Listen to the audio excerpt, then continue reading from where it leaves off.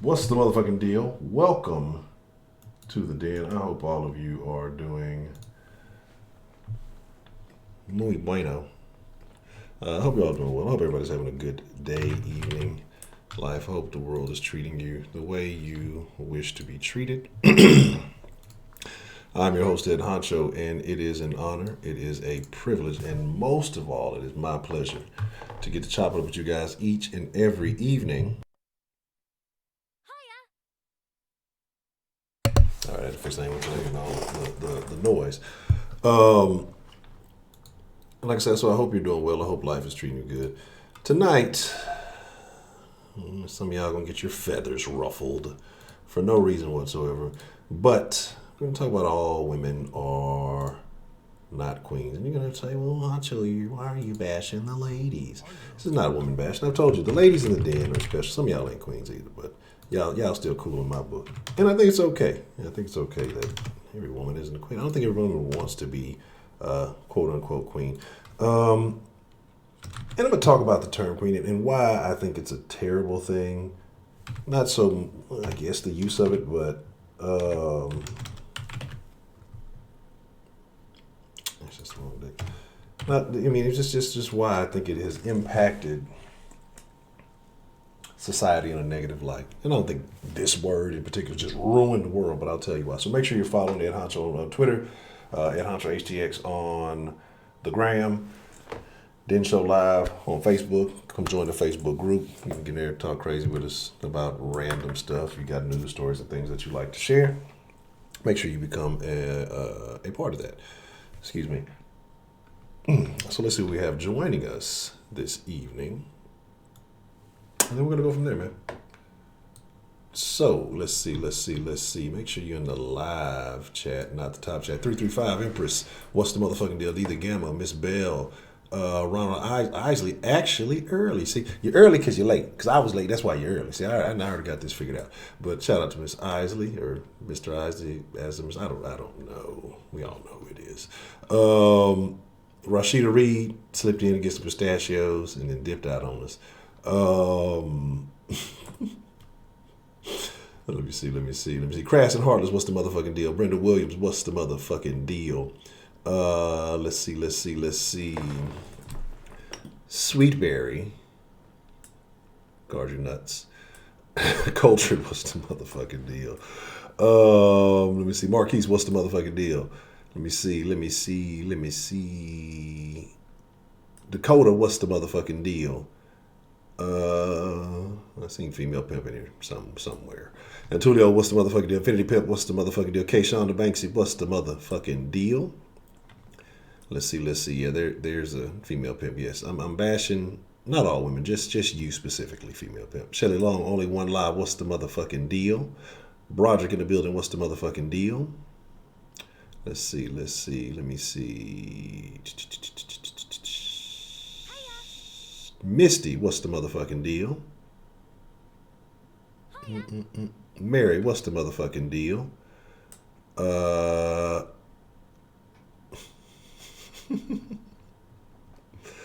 Mary, let me see. Marcus, what's the motherfucking deal? Shay B, what's the motherfucking deal? Uh, congratulations to Chance, man.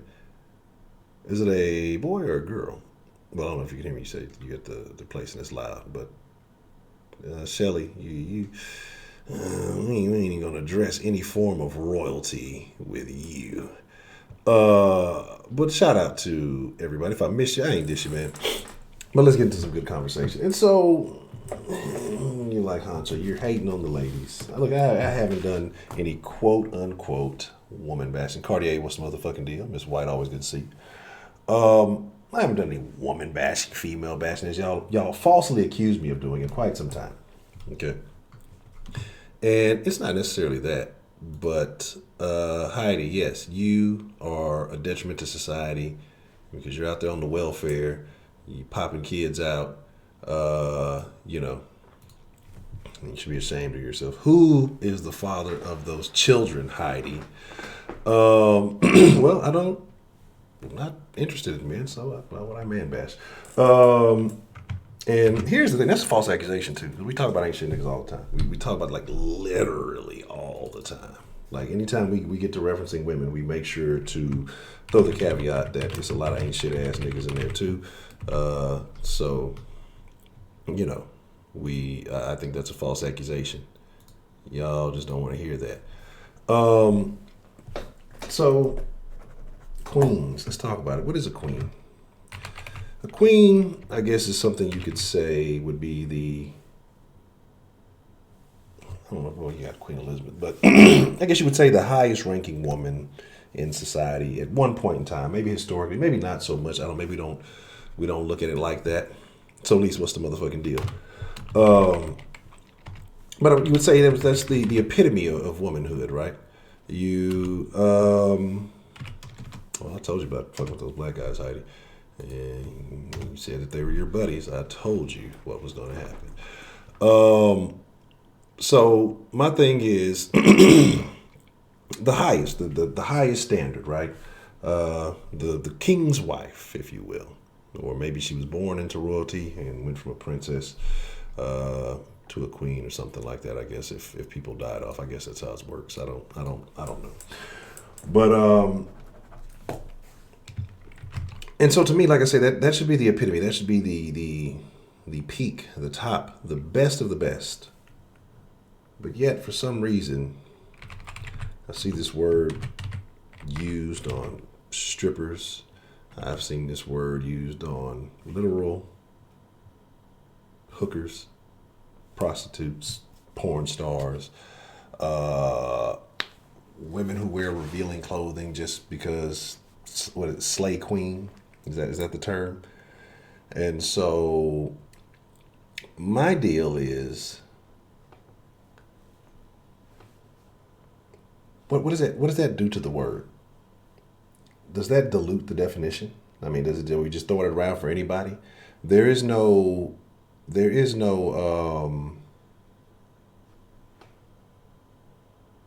standard anymore, right? There is no standard. And that's the problem. Everything is everything these days. Everybody gets a turn.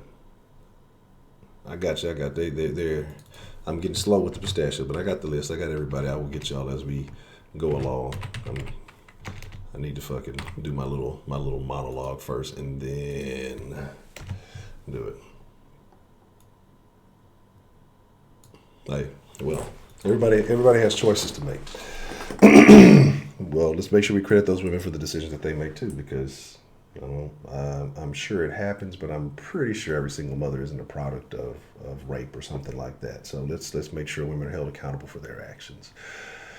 But and this isn't even about single moms. So you're trying to change the narrative here, Heidi. Shame on you. Well, my mother was married when she had me. Pops might not have been the most solid guy, but I think there's different situations. So I was raised, I guess you could say, by a single mom, but you know, at least he secured the bag. Not really. Anyway, but here's the deal, right? So my thing is this. And the same thing with the term king. I hate that shit. Don't ever call me don't call me king. I ain't fucking, unless y'all have some land, a kingdom, and some people to rule over. Like I don't. The term is so stupid, and I guess like I get it. You know, it's a reinforcement of positivity. But again, what does it mean if you're using it for everybody? What does it mean if you're telling any and everybody? Like I say, a motherfucker just ass hanging out, titties hanging out. Oh, you slay queen. You're killing it, queen. No, you got since we've been using uniforms, like you got the hooker uniform on. So why is that? Why would we call that a queen? Like we've gotten things so confused and so misguided these days. Now, are there women who are doing excellent things in the world? Yes, there are women who are doing magnificent things. There are magnificent mothers out there. There are working women who are holding it down. And I don't even think it has to be about motherhood or anything like that. We're just talking about women, exactly, and men too. But I don't think the term king, like, I don't think men use that term with each other the way I see women do it. And it's like a nigga putting on some Jordans. Oh, king, you a king with them Jordans on. Like, stop the nonsense. Like, that's kind of how loosely it gets thrown about, and to me that's bothersome. You're just a nigga that bought some shoes. But my thing is that there should be a standard. If you're doing things above and beyond on a level that the majority of people are not doing, I have no issue with that being used. I guess, hey, you're if you're on top of your profession, if you are, handling your business in a fashion that the average person doesn't, cool, use it. So let it represent something of a higher standard. But because the motherfucker threw some clothes on, because the motherfucker did a dance, like I say, it's little things. Like I say, and then you there's a better word. I had the word in mind before the stream, and then I completely forgot it. But basically, like I say, you dilute the meaning, you make it worthwhile, you lower the bar. Motherfuckers out here leaving their kids at their grandma's house, and you call them a queen. Motherfuckers out here, doing the least, not doing the most, doing the least. But because of some basic action, we call them queen. Same thing with some of these niggas too. So let's not be honest, because I think women use the word queen more than anything. I don't really. I guess dudes use it, but and when I say not every woman is a queen, that is not to discount the women who deserve a title of praise, who do what. Tell me what they're supposed to. Because let's be honest, man. A lot of times niggas want credit. Niggas, black, white, whatever, anybody. People want credit for just doing basic adult shit. Like, shit you're supposed to do. And people want credit and want to be rewarded for that. Like, that's how life works. You're supposed to do these things. So there's no bonus for that. I got a joke for that, but I'm gonna let it ride, Heidi.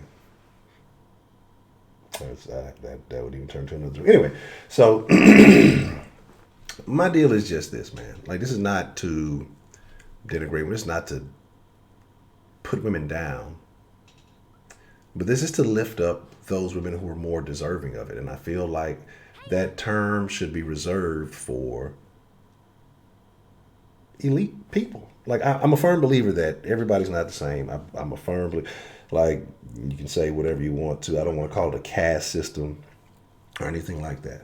Because I don't think you should be born into a situation where you can only remain on that level. I think if you, meritocracy is a better word. If you earn it, you deserve it. But I don't think that everybody is on the same level. Some people grind 1,000 times harder than other people. And then the thing is, like, especially in this society, this modern day society, people shame the people who put in the work. Saw a thing a few months back. It was like, it happened like 2 or 3 of them happened around at one time. A chick, she was like a fitness chick or whatever. Basically, stayed relatively slim throughout her entire pregnancy. And then, like, I think like 2 or 3 weeks, like, after being pregnant, she had a 6-pack again. And, she was just showing, hey, I just had some kids. And women all over America, because this is the only place that does that, started attacking her. If anything, that's the motherfucker you should be calling queen. Like, that's amazing. That's amazing. Motherfuckers I see 10 years later, kid, a whole teenager or whatever. Oh, it's that baby fat. You know what I'm saying? Like, the amazing things are the things that we should be appreciating. But instead, people, well, that's not normal. And, everybody can. Okay, that's why I should be treated special, right? I mean, the amazing things are what we should be giving this higher level of praise to. Not the generic, not the everyday shit. And I guess because there's some stuff I saw today, it just annoyed me and I was frustrated about it. So this is more of me maybe having a vent or whatever. But, and I'm saying all this to say, I guess, and maybe it's not even just about women. It's just about standards as a whole. Because it's not just the women. It's a lot of other shit I see. That the standards have dropped. The standards have declined. Like, and that's why I say, kids, if you have kids now and they're young, man, push them to the max. Because they will fucking win. Because this generation the generation now is terrible. Like, whatever you did, the early 20s, 2025 is right now. The teenagers are terrible. And this next generation coming up under them, your kids will have to do very minimal to succeed, because it's just like people push mediocrity. People try to insult people for going above and beyond and doing more for maximizing their output and potential. And well, everybody's not able. You're privileged and you got this. But like, no, the fuck is not, man. Some people just want it more. Some people just fucking want it more. And that's it. You're mad at people who sacrifice. These people aren't, watching the Netflix, or they're not eating the things that are terrible, or they're not doing all the bad stuff. And I'm saying this, I do this. I don't really watch the TV too much. Like I said, the Texans game, I ain't gonna lie, I do. But just like a lot of these things that, because they choose to invest their time, their mind, their energy into things that get them ahead. I mean, it's a simple process. If you focus on better things, eventually you get better things. You put the work in and you exercise the discipline, you get the reward. I mean, that's the only way it works. It's a super simple formula. But people get mad because that people show benefits from, again, not going out. They stayed in studying. They stayed in learning or putting in the work. They took risk with their money. They just grinded. They put in the hours in the gym instead of, eating the fucking bonbons on the couch watching Oprah. I don't even know if that's a thing. I just thought about Peggy Bundy. And they'd rather get mad and complain about it. And those people get attacked. Those people get insulted. Those people get belittled because they're privileged, because they're special.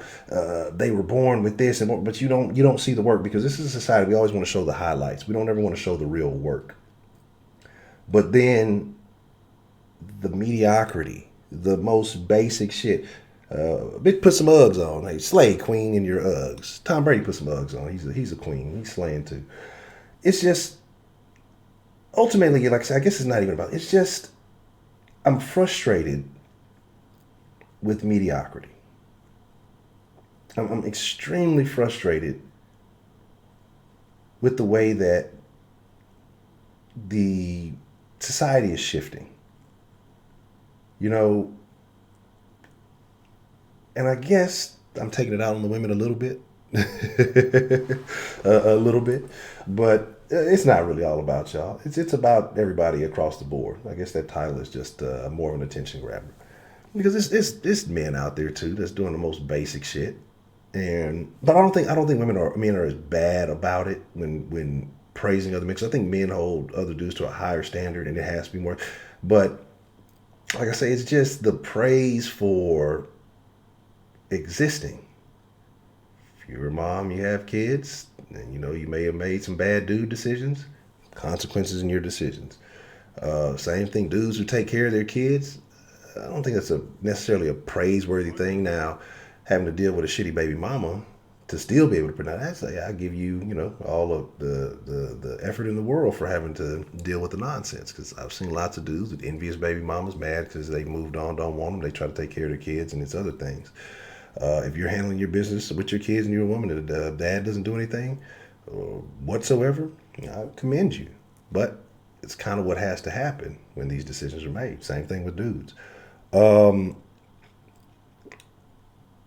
People getting upset about people having success. And again, like I say, it's instead of the praise, it's insults that are levied at them. We dismiss the work, the effort, the sacrifice, and call it privilege, because that way we don't have to deal with our lack of effort. We don't have to deal with our lack of discipline. We can just write it off. Then we don't feel so bad about ourselves because, they were born and they were lucky. And I told y'all that phrase about luck. Luck is like a bus. It comes around often, but do you have the fare to catch a ride? And a lot of people don't have the fare to catch that bus. So we blame everybody else. We blame, they got fortunate. They just got lucky. You've had lots of opportunities in your life that, because you didn't see it as an opportunity, because you didn't have the will or the effort, or you didn't want to get out of your comfort zone, that you could not pay the fare to ride the lucky bus. And so you insult other people because you're mad, you're envious, you're jealous, or whatever it may be. But again, like I say, we'll praise the mediocrity because it's attainable So it's an attainable goal. So we will, we'll give credit to that. I could do that. Yeah, I'd look good in that. I could wear that. I could do these basic things. I don't know, man. I guess I get frustrated sometimes, and I get annoyed at myself but with me, it's like I put my frustrations on myself for making bad decisions, and I accept responsibility for the bad decisions that I make. Now, can I improve on my discipline significantly? Sometimes I have discipline in the wrong areas, maybe, or sometimes I focus on the wrong things, but it's nobody's fault but my own. But I'm not going to insult anybody who is achieving great things, come from nothing, you know. Other people, well, I didn't have that. Yeah, yes, the fuck you did. You had every opportunity everybody else had, but you just chose not to. But enough of my mini rant. Enough of my insult. No, I'm not looking at the chat yet. I'm gonna get in here in just a second. But you know what I mean? No such thing as a lucky bus. What do you mean there's no lucky bus? There's a super lucky bus. So we need mediocre, captive customers, cheap labor, and competition. But I've learned something. I've learned something about Holly S. What's the motherfucking deal? Professor Trill, what's the motherfucking deal? I've learned something about mediocrity. I've learned something about consumers, and a lot, Kenneth. No, Kenneth, my generation is way better than yours.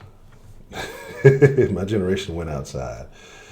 Your generation has had another losing season in football. And so my thing is, I guess here's the question. Here's my thought. Here's the parlay of the day. What do we do? How do you change this? Is the momentum too great? Is it over with? I mean, is it all downhill from here until society just crumbles, or everybody wants assistance or some type of credit for existing, and they blame all the when do we start eating the rich, right? When do we start doing that because we're mad and envious at the opportunity? Like, and again, I used to have that same mindset. Oh, America's a terrible place. Oh, I was hoping when I thought foolishly. But then when you start opening your eyes and you see all the opportunity, and especially with the advent of the internet, I talk about this often, all of the opportunity that is accessible, that is available, you just don't want to take it. You just don't want to get out of your comfort zone, right? You just don't want to take that step to do something different. I don't know. Like I said, I want to know your thoughts. Give me a second. Let me open up the line here, and because I've been on a rant for a little minute now. But I still do think that the term queen is overused. I think that praises should be given for great things. Dancing is not a great thing. It's entertainment, yes, but I don't think it makes you a queen or a king because you can dance. Wearing clothes, they may look nice. That doesn't make you a queen or a queen. You're just stylish, and I can respect that. When you come from nothing and you find success, that should be the queens. We should be giving praise to those who have done or have gone against the odds and found success. But and that means you look at yourself. Well, I didn't do it, and so I don't. I think a lot more people are haters than they realize. I think a lot of people just have a lot of hate inside of them.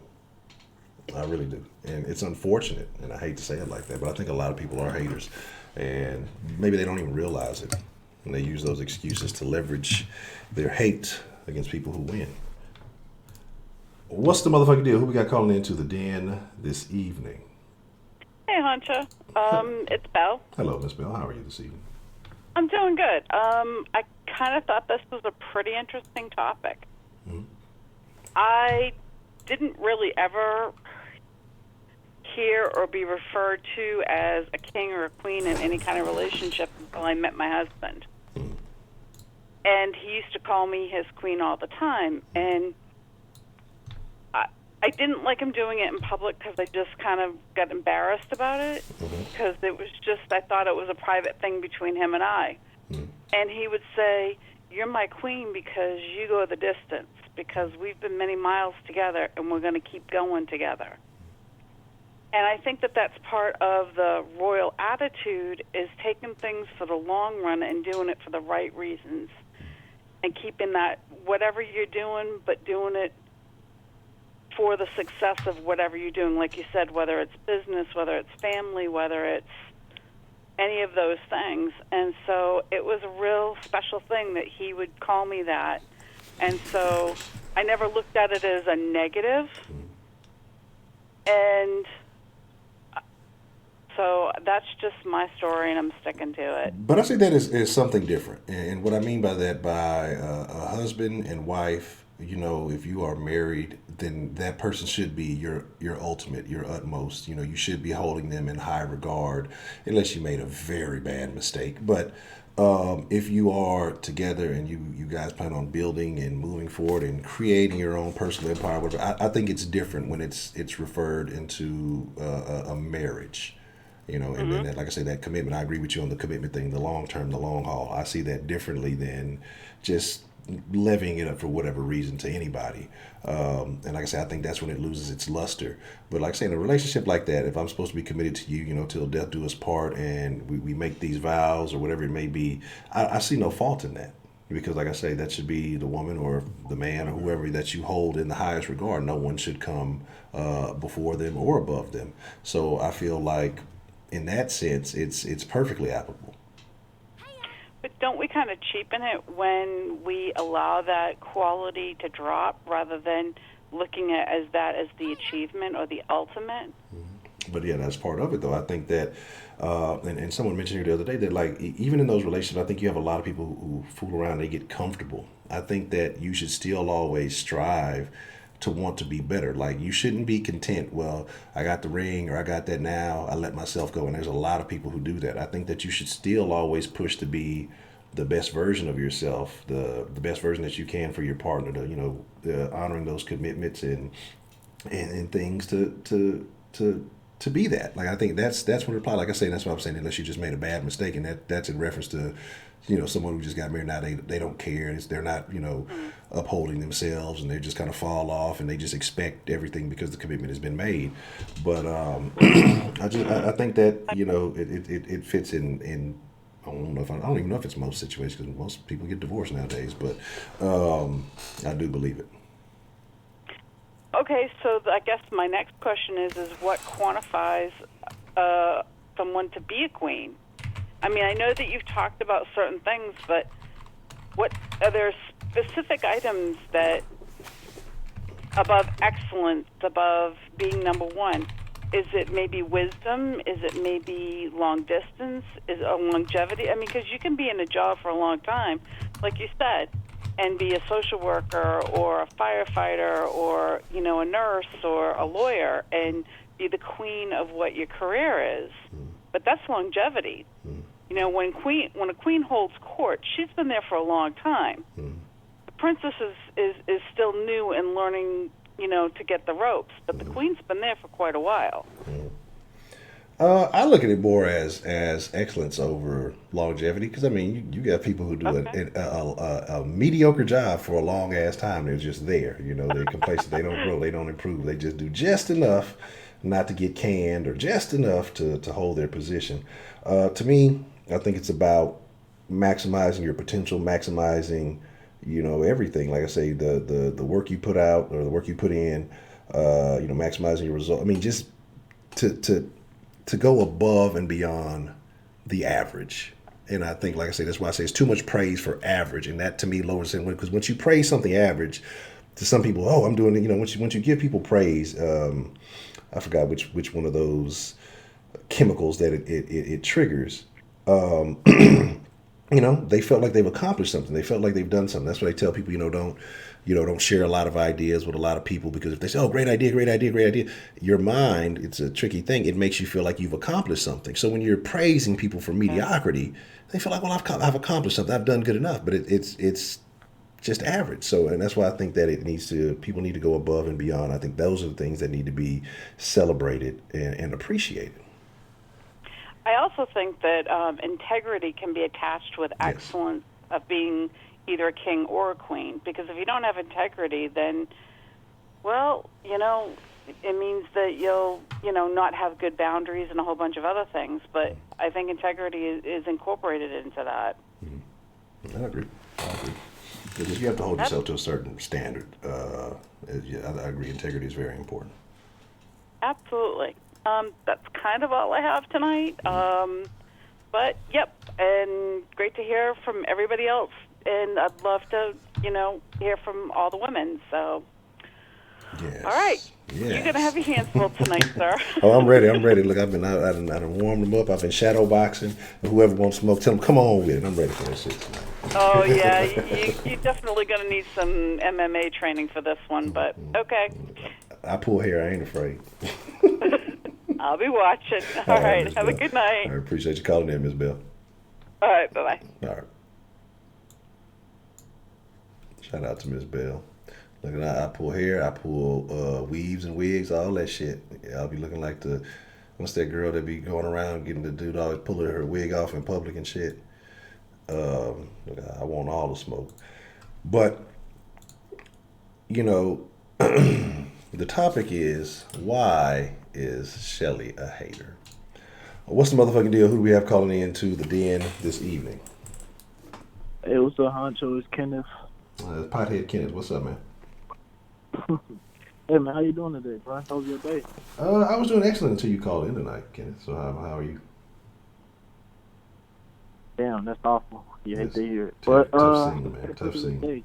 It's a pretty good day, you know what I'm saying? Mm-hmm. Got some work done. Still doing a little something on the side, but, can't complain. Hope everyone in the den having a good day. Love all of y'all. You know what I'm saying? Shout out to y'all. Shout out to Ms. Bell. She the GOAT. But, you started touching on the topic of, people praising average. Mm-hmm. And thing about that to me is I actually got pulled into my counselor one day, and she called me in and she told me that that I had good grades or whatever, that my grades were excellent or whatever, and I told her like, no, they're not.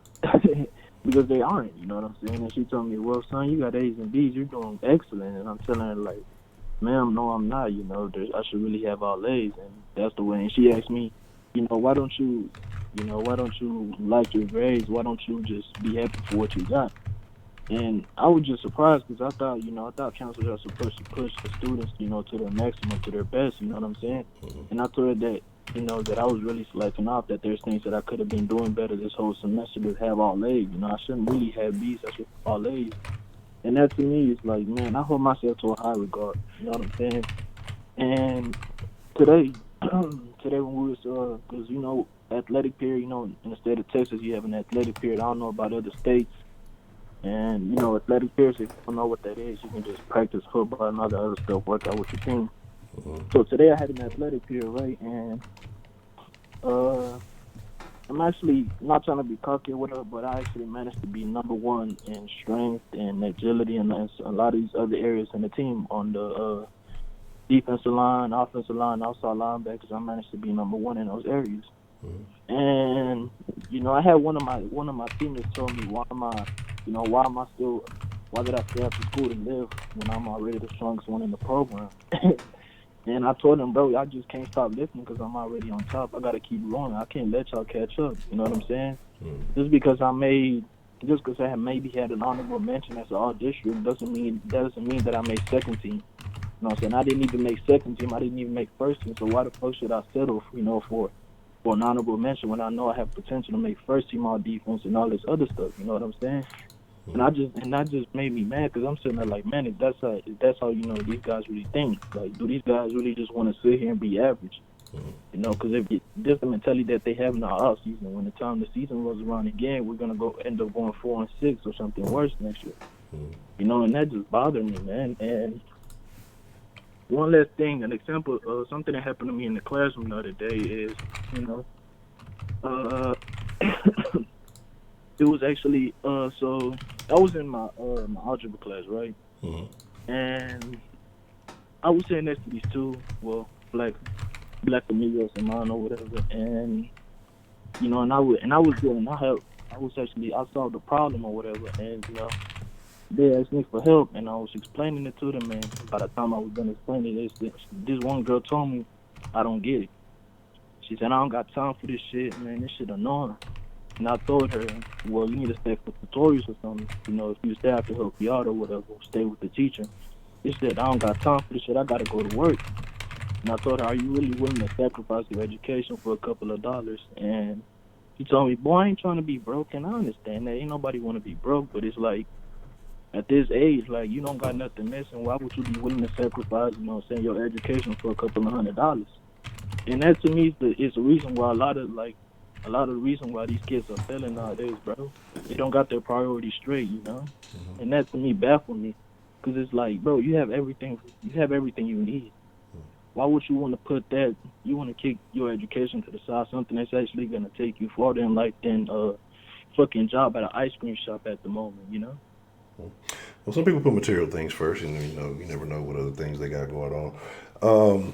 But this whole story that you shared, it's very interesting, and it points out a lot of things. And one of those things being that is you're a fucking liar, Kenneth. I don't know why you call up in here lying, saying all this bullshit. Don't nobody believe none of this shit you talk about. You failed in all your classes. You was last place in all of the damn drills. I'm disappointed. All district, what district? District 1A. I don't want to hear none of this nonsense. You just, you just coming in here filling the dens with. This is not a den of lies, okay? Cologne. So I don't want to hear the shenanigans and this bullshit that you're trying to push forth, that you're trying to lay upon us, and I'm disgusted that you would even think that we would fall for this. This is intolerable. Not fucking with you, man. But these things are good. But you gotta understand too. It's like, with your generation, the majority of them are so bitch made. That's probably why your counselor reacted that way, because you have kids who were frustrated and stressing out over C's and D's, when it's not that that they're not intelligent or that they don't have the capability. They're just not putting in the work. Yeah. And so, to them, and they'll tell me, "Oh, it's good. Everything is good enough." And that's what I say. We push this belief in mediocrity. Again, we make these excuses for a lack of success. And like we talked about it a few weeks back. Some of the most disappointing things that I've ever seen are these people were pushing this idea like, math and science are racist. And that's supposed to be the excuse for the lack of, like blacks getting into these fields. Like it's the same. You learn the same fucking science I am. You learn the same fucking math I am. We can talk about history being taught differently. We can talk about the way textbooks have changed. We can talk about all those things. That's fine and dandy. That's a different course. But math and science is math and science. The same math and science that works for me works for you and whomever else. But because they are, performing at a low level in some of these areas, well, it's the problem isn't the people who aren't putting forth there. It must be what's being taught. And again, and that's kind of the situation then with that teacher. Well, hey, it's good enough. It's pretty good. No, you can always do better. And that's actually kind of disappointing that she's not encouraging you to do better. Hey, that you can push forth. The mentality about the workouts and all that's pretty good. Yeah, because being the best in your school doesn't mean much, because there's a lot of schools, there's a lot of competition, and especially if you're trying to go to the next level, you're competing with the whole nation. So you're not competing just with your school, not just the Houston area. You're competing with the whole United States. So you got to keep grinding on that. Yeah. And the crazy thing is about the school stuff is that a lot of these teachers try and go above and beyond for some of these kids. Like, they'll offer so much extra credit. They'll tell you, "Hey, the report cards are coming out in 3 weeks, I'm got extra credit on Monday for this. I got extra credit on Thursday for this. I'm doing test corrections." Back in the day, I don't think a lot of teachers did test corrections. You know what I'm saying? You could literally fail a test with a 40 and you could get your grade up to a 75. And these niggas will still sit here and say that, "Nah, I don't want to do it, man. This shit gay. I'm not going to do the corrections." But when the time comes around and they fail, they want to ask questions like, "Why am I failing?" And that to me just fucking baffles me, dog. That's tough. Like I say, it's effort is generally the biggest thing. If you put forth effort in everything you do, you're generally going to see a positive outcome.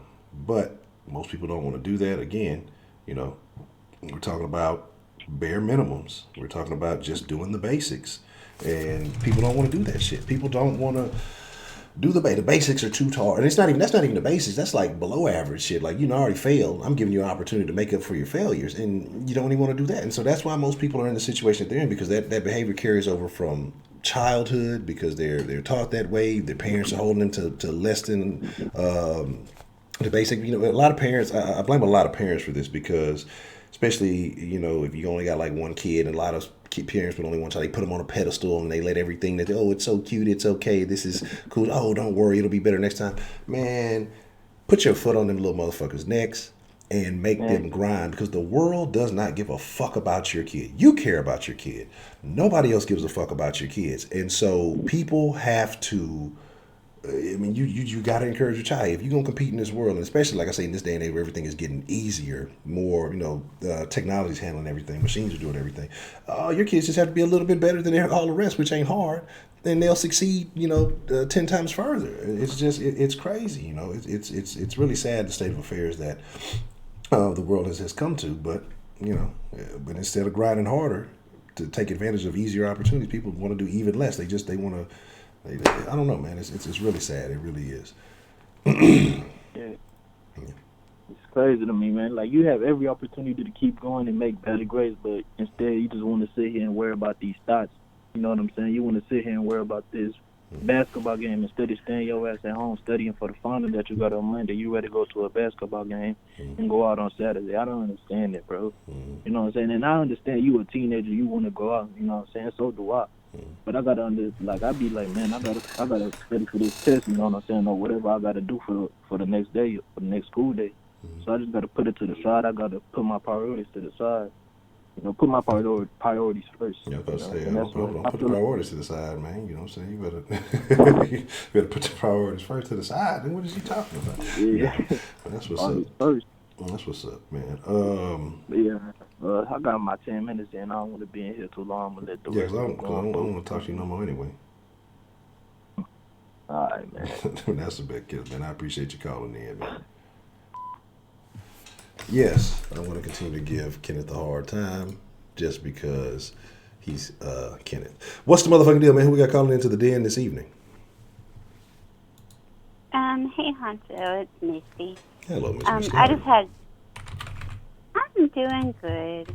I really am. I'm doing a lot better. I had a couple of things to say. I agree with Miss Bell on what she was saying about the relationship status, as far as being married or, or in a deep relationship or, different people have different ways of, like if they're together in a committed relationship, marriage, et cetera, that type of situation, you may, in your household, you may feel that your husband or your partner, however, is the king, the king of your house. And, I'll just use me and Richard, for example. Like, I may say, that he's the king of the house here, and he may say that I'm the queen of the house here because, we're working together and we've, worked out things to be together for a long time and hopefully till death do us part and, all that stuff. But anyway, and then the second thing is,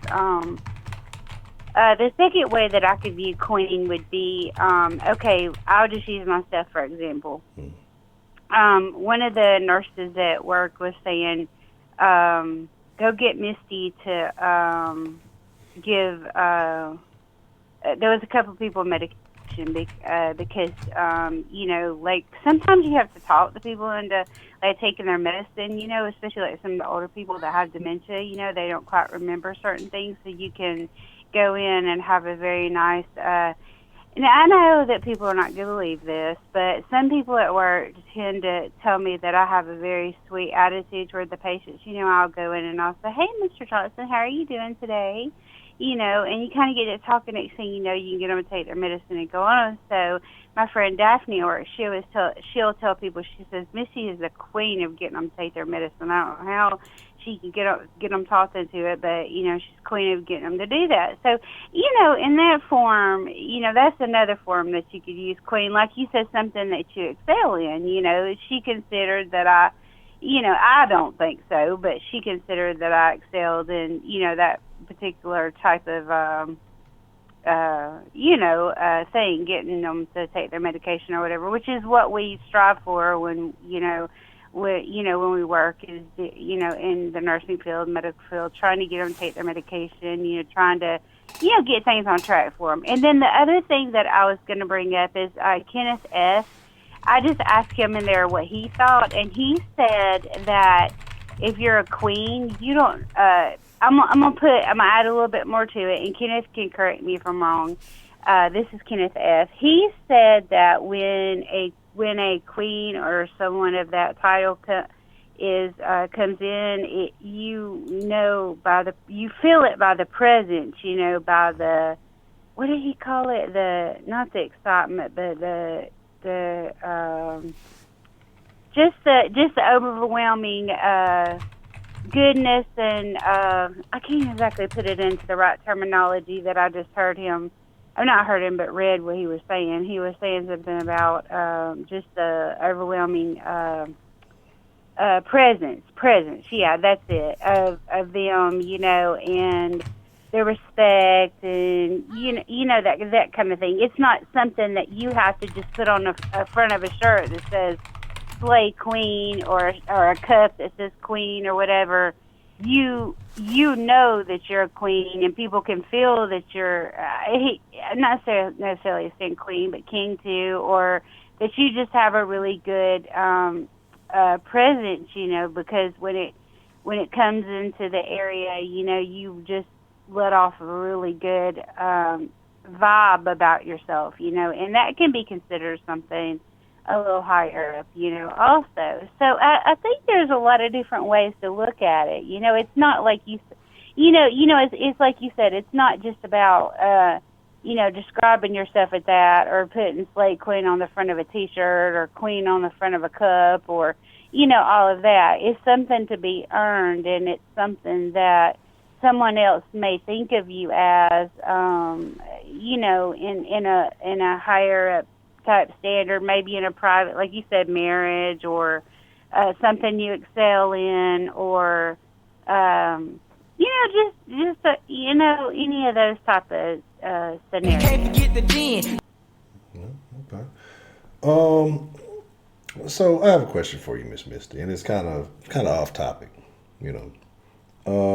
Okay. And you said that you went through a big transition. You talked about the other day how you had lost a lot of weight. What was the program? What was the mentality that you had that made you determined to do that? Because some people, get on the program, they'll do things and they stray easily. So what motivated you, one, and what was the program, two, that you stuck to be able to accomplish that? You mean like being faithful for all the time in my marriage? Is that what you're talking about? No. I'm talking about you said you lost 100 pounds recently, right? Oh, yes. Well, what made me stick to that was, first of all, I could feel, health-wise, I could feel like when I was at work on my feet were constantly hurting, things like that. I had to get to the point where I was like, hey, I got to do this for my health. I just can't, take it anymore. It's just, it's too much, I went and had a sleep study done. I ended up having sleep apnea. My blood pressure was going up. All those things, it was crazy. And I was like, oh my God, I just cannot, I can't do that, And so, and then of course, I didn't want to not live up to the same standard that I had in the beginning of my marriage, so I wanted to, I know them folks in there making you laugh because they saying all kinds of crazy stuff about me. I could just imagine. But anyway, I'm just telling you how it is on this aspect of what you're talking about. And, of course, in my marriage, I wanted to reserve all that. And I wanted to be able to go in a store and buy clothes that I could wear that, that I felt comfortable in, that didn't just always look, crazy, because, some of the plus size clothes that are in certain stores, they're not always up to standard, up to like certain things that you can wear when you're of a different size, that. But let me tell you what really made me stick with it most of all was the health thing. A couple of years ago, back in 2012, I had a hernia that got incarcerated. no, it's not a hernia that went to jail. It's a hernia that actually in my abdomen. I had a hernia that actually, you know what a hernia is, right? Where it Yes. comes out through the. Yeah. Okay. Well, I was just making. No, I wasn't putting you down because you are King Honcho. I was just trying to make sure you could hear me right. And so anyway, it got incarcerated, meaning it got stuck. And I mean, that motherfucker hurt like I don't know what. It was worse than having a baby. And I had to go in, have emergency surgery and all that stuff. And the doctor told me, he said, if you don't get this weight off of your stomach, he said, you are going to have more and more of these. And they had to remove about 5 foot of intestines, I think it was. We have a lot of intestines. So, I mean, I'm straight on intestines still.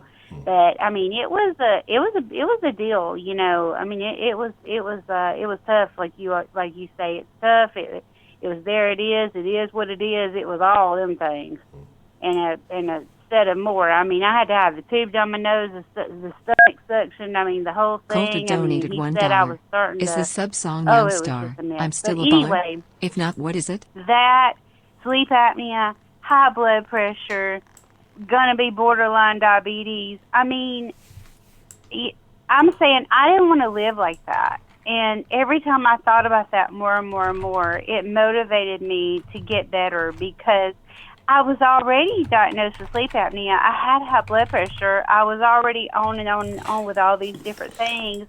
So it motivated me to get. I was able to get down to 175. So, but was it like it was mainly exercise? Was it diet? Like what would you credit mainly for? The success.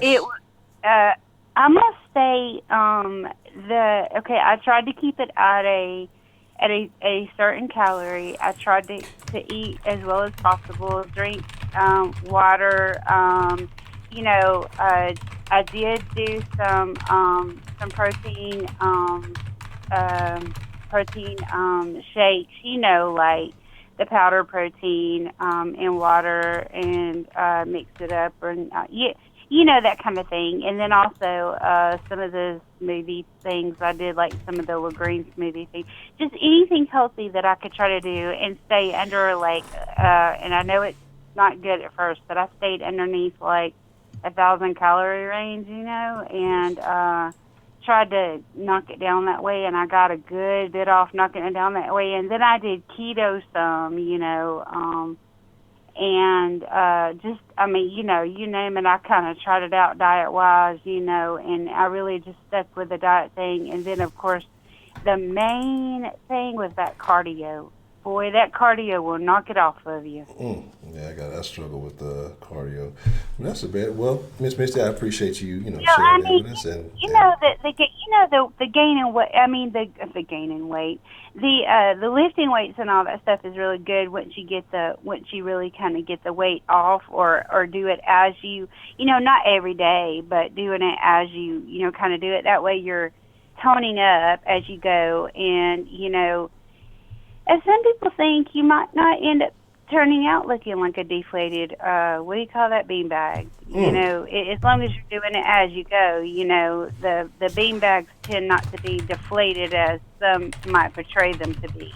So on that note, I will let you go, and I hope that helps. And, and then maintaining it at the rate that I'm maintaining it now is just simply trying to continue doing what you're doing. You're gonna lax off, and then also not cheating yourself. I mean, having those days where you can kind of have a cheat day, but then you hop right back to it. You know what I mean? You don't you do your little cheat thing, and then you hop right back to it, and you stay on it. Okay.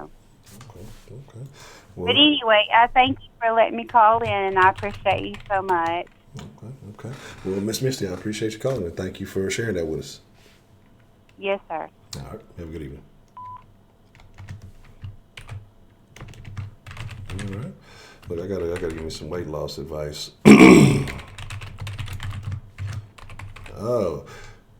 You one of those kind of simmers, Miss Juicy? I be seeing some of them sims. They be wilding out, stripper sims and all that shit. Send me your Twitch name. I'll definitely check you out sometime. What's the motherfucking deal, man? Who we got calling in to the den this evening? Yo, this is Kenneth Fitzgerald on the ones and twos. One den, two Kenneths. What a day. New Kenneth and then honorable mention Kenneth called in earlier. What's on your mind, man? Kenneth, how you feeling this evening? Yeah, I'm doing excellent, man. How are you doing on this Thursday? No complaints, man. I'm alive, and all the options in the world are available, so I'm not upset. Right. Things can definitely be worse. Yes. So look, on this Queen shit, right? Mm-hmm. You know, Nicki Minaj named her album Queen and it flopped.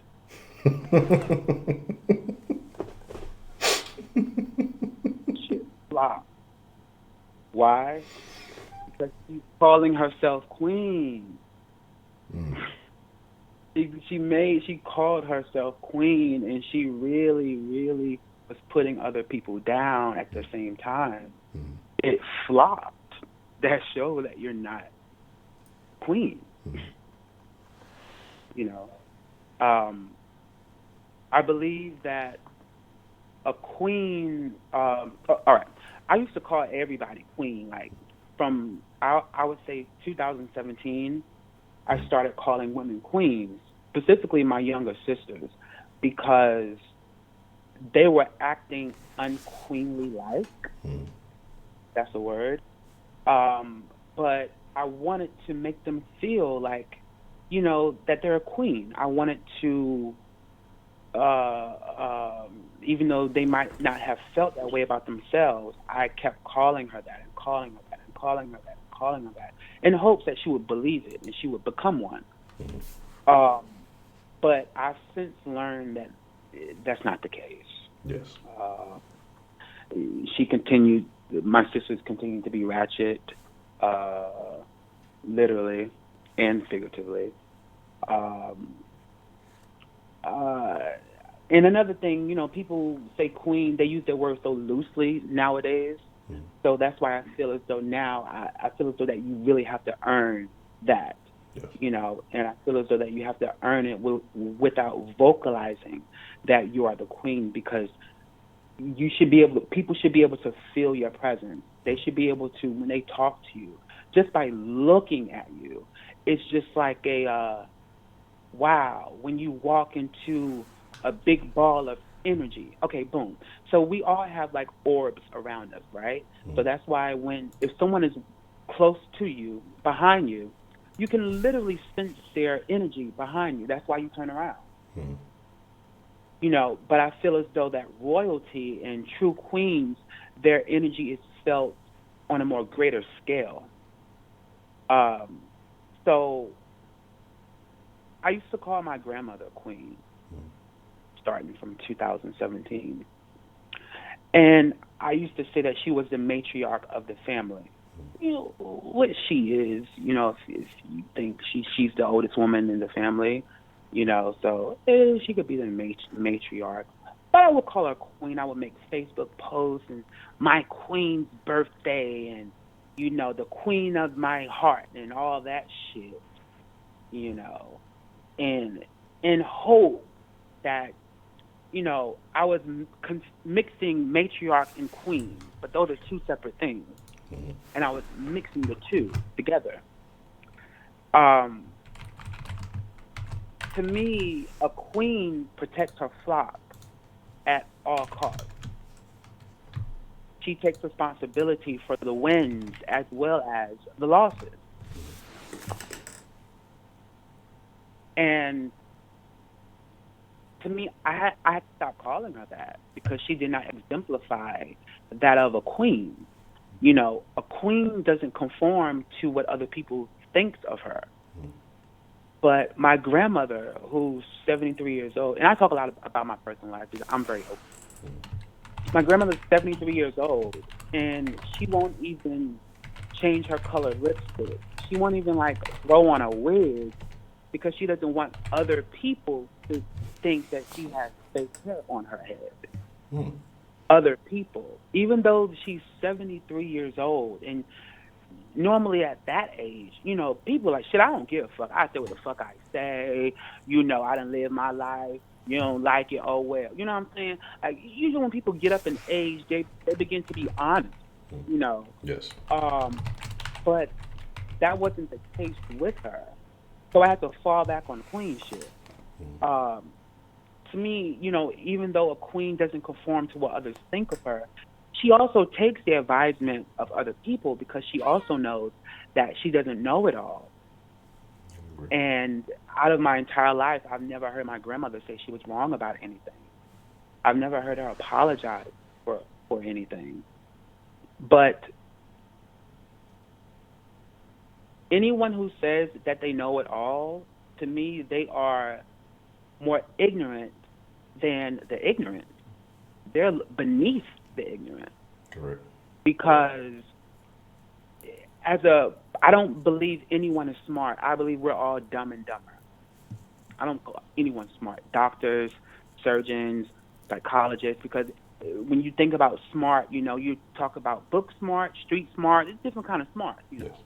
But going into education, book smart, I've never seen anyone read the whole textbook in class. Undergrad, graduate school, K through 12, I've never seen or heard of anyone reading their whole textbook in their class. They always read what they need to know to pass the test. Mm-hmm. So as far as education-wise or book-wise, how much do you really know?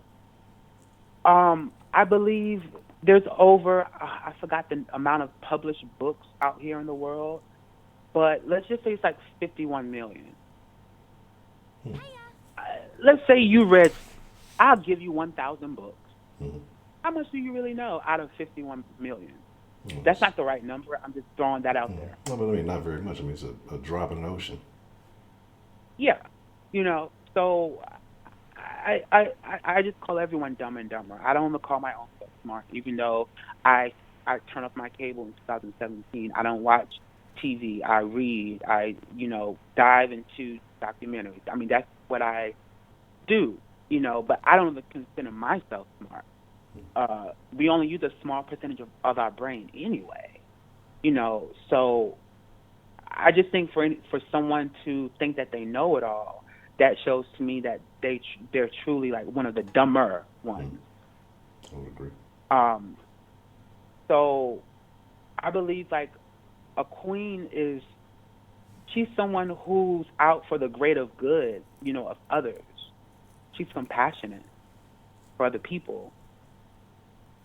She's a warrior and a fighter, not just for herself, but for the justice of her people. She is the leader. When the team loses, she loses. When they win, she wins. And I just believe that it just gets kind of misconstrued. A queen, she knows when to hold them and when to fold them. She doesn't react or respond to everything. She plays her cards. She's just not going to throw the whole hand out there. I believe a queen, she constantly seeks, ways of self-improvement, all the time. She's constantly trying to learn new things and ways of which she can improve herself. Because your work is never done until it's done. I agree with that. And I don't know. I just believe a queen leads by example. And I've heard so many queens tell their children, do as I say, not as I do. And it's like, no, you have to lead by example. Kids, you can tell a kid X, Y, and Z, they're going to look at you to see what you're doing, to justify that, to see if that's right or if it's wrong. If you're doing the opposite of what you're saying, they probably aren't going to have that much respect for you. Correct. They might have it face to face, but when they behind closed doors, they're like, man, this motherfucking bitch, I can't stand her ass. She ain't about shit. She telling me what to do. She telling me that my friends ain't shit. Meanwhile, she bringing Tyrone to the fucking crib, beating her guts out, and beating her ass the next day, and then she cooked him a whole dinner. That says to me, what the fuck is a queen? And I just fall back with the queen shit because it's just like wolves howling at the moon. It's a lot of wolves howling at the moon nowadays. The moon does not holler back. The moon knows its place and it exists. It says nothing. Its mere existence, is its existence, I believe. So, yeah, that's pretty much what I think of a queen. And I think that, like I said, I can only talk from experience and from what I see. And from what I see, especially here in New York, like with these queens, many people, what I see, people that look like me, women, that not like me as a man, but look like me as in black folk. I see them on the phone cursing motherfuckers out. Like, don't care who's listening. They're just ranting and raving out in public. Everyone's in their conversation. You could be on the train and everyone is in this girl's conversation. Just like no sense of privacy. No, especially like the way women dress now, like it leaves nothing to the imagination. Like everything is out. Motherfuckers is wearing lingerie as like outfits. Yeah. Like straight up lingerie. Yeah. It's like out. Yeah. And that's kind of the thing, because I saw someone wearing basically like this shit looked like a fucking raincoat. I don't know if it was out to a club or whatever, and it was a chick. She had a little blue, but it was like clear. It was basically see through and didn't have anything on really underneath it. It looked like a fucking raincoat, and that's why I saw people talking about yes queen and oh slave. It's just like, how is that? You're naked. I mean, you're walking in public basically naked with a fucking clear raincoat. You can call it a dress or whatever the fuck it is. To me, again, that's attention-seeking behavior, and to me, that's not queen-like behavior, because I don't think the queen is letting all of the kingdom have access to what should be reserved for one or a select few, depending on what happens to the king or however you want to look at it. But when you're giving it to everybody in the kingdom, the paupers and the common folk, then that's not queen-like behavior. So that's just kind of right. My thing with that. Right, like every photo that I see with women, it's like it's showcasing their ass. Mm-hmm. Like literally, almost every photo that I see a girl post on Instagram, it's a side pose. Mm-hmm. She's sticking her ass out. Yes. She's sucking in her gut. Yes. And it's an ass shot. And the little girls are posing the exact same way, with their tongue out and their mouth pushed up. Oh man, look check out. Little girl emulating you. I don't even want to get But here's the deal, Mr. Ken. We got the 10-minute rule on tonight, but I definitely agree with what you're talking about, man. And trust me, there's much more to dive into this conversation. But I appreciate you calling in. Sure. Thanks for having me. All right, you have a good evening. Take care. All right. Bye. We have to come up with a nickname for the two Kenneths, right?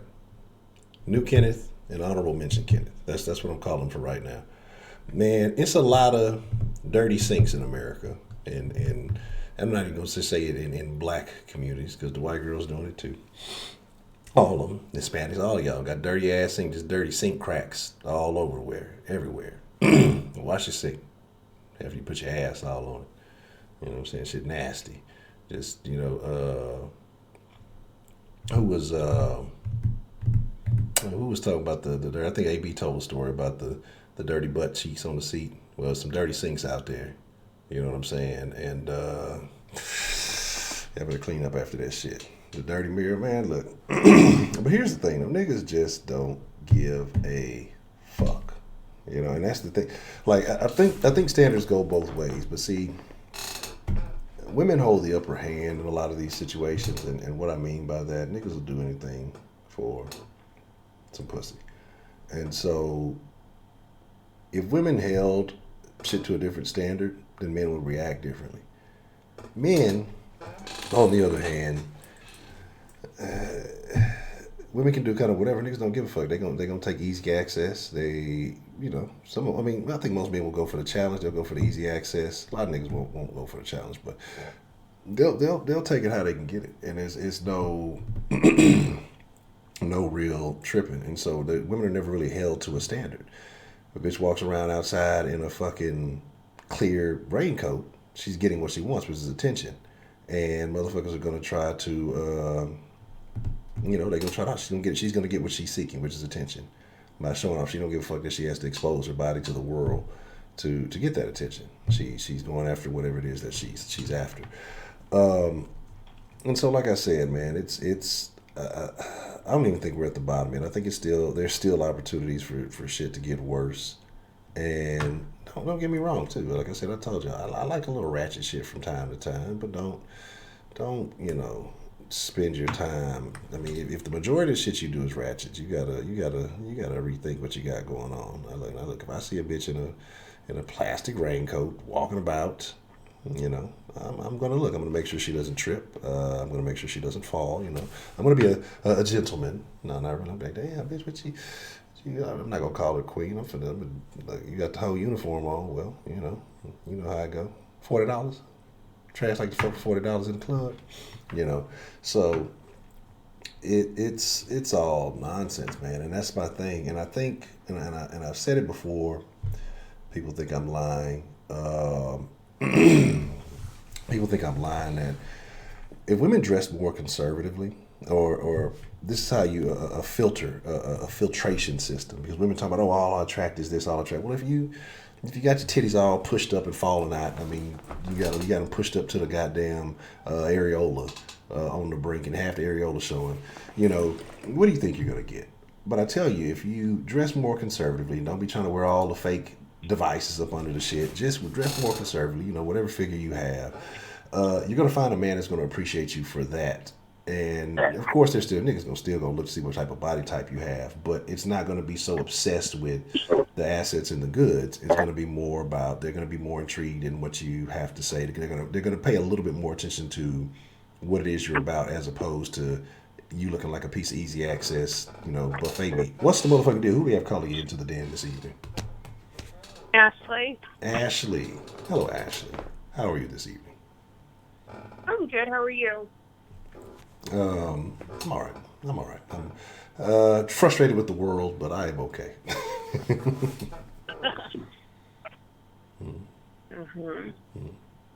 What about you, Miss Ashley? What's going on in Ashley's world this evening? Pretty much nothing right now. Listening to the den. Okay. And so, has anything been said in the den that has piqued your interest? So far, no. Really. Tough. Well, how do you feel about the term queen and how it's used in modern society? I mean, since none of these people are actual royalty, I don't see the harm in it, really. But what is if there may be no harm, but what is the benefit? What is the what? The benefit. I mean, what's the benefit of calling somebody sister and you're not related to them? Just something to say, or oh, what's up, brother? No, you're not my damn brother. I just don't see the harm in it, because it's not I don't know. It's just a familiar term. I think it's different, because I think a sister of her brother implies, a close relation, to someone else. If family is about as close of a bond, well, it should be as close of a bond as you can get. But some families, they say blood is thicker than water. Well, how thick is your blood?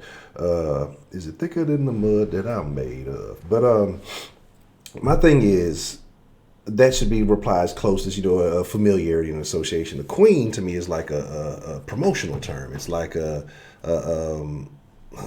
praise. It's a compliment of sorts. Hey, you're doing something above and beyond. But I think that is different than just using bro or sis or brother.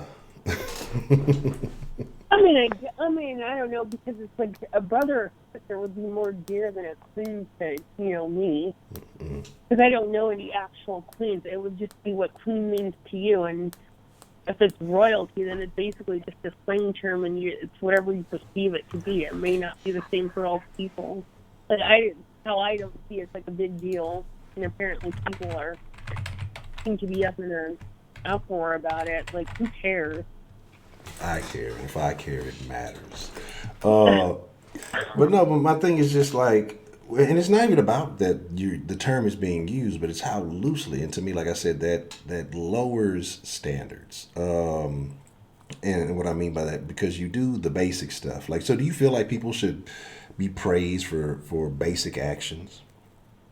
No, I don't. Hmm. Mm-mm. And that's kind of where I'm going with it, because I think you have a lot of people who promote. They use this term, like I said, it's some of the craziest stuff. You know, and sometimes I venture into certain parts of certain places, and I'm not going to give y'all all the juice, but I've said it before. But like I said, I've seen literal porn stars, literal people getting promoted who are promoting prostitution. I've seen all kind of different off the wall shit, like we just talked about dirty booty sink pics and things like that. And it'll be women calling other What women does queens. that And mean? what happened? That piques my interest tonight. What does that mean? Dirty booty sink pics? Yeah. You've never seen the sink picture? Actually, you've taken a sink picture. I'm taking a picture in front of the sink. So you're telling me that you've never turned to the side and just propped your ass up a little bit and just plopped it on the sink and just, just to give it a little bit more oomph, to give it just a little lift, and No, turn. I'm taking a picture.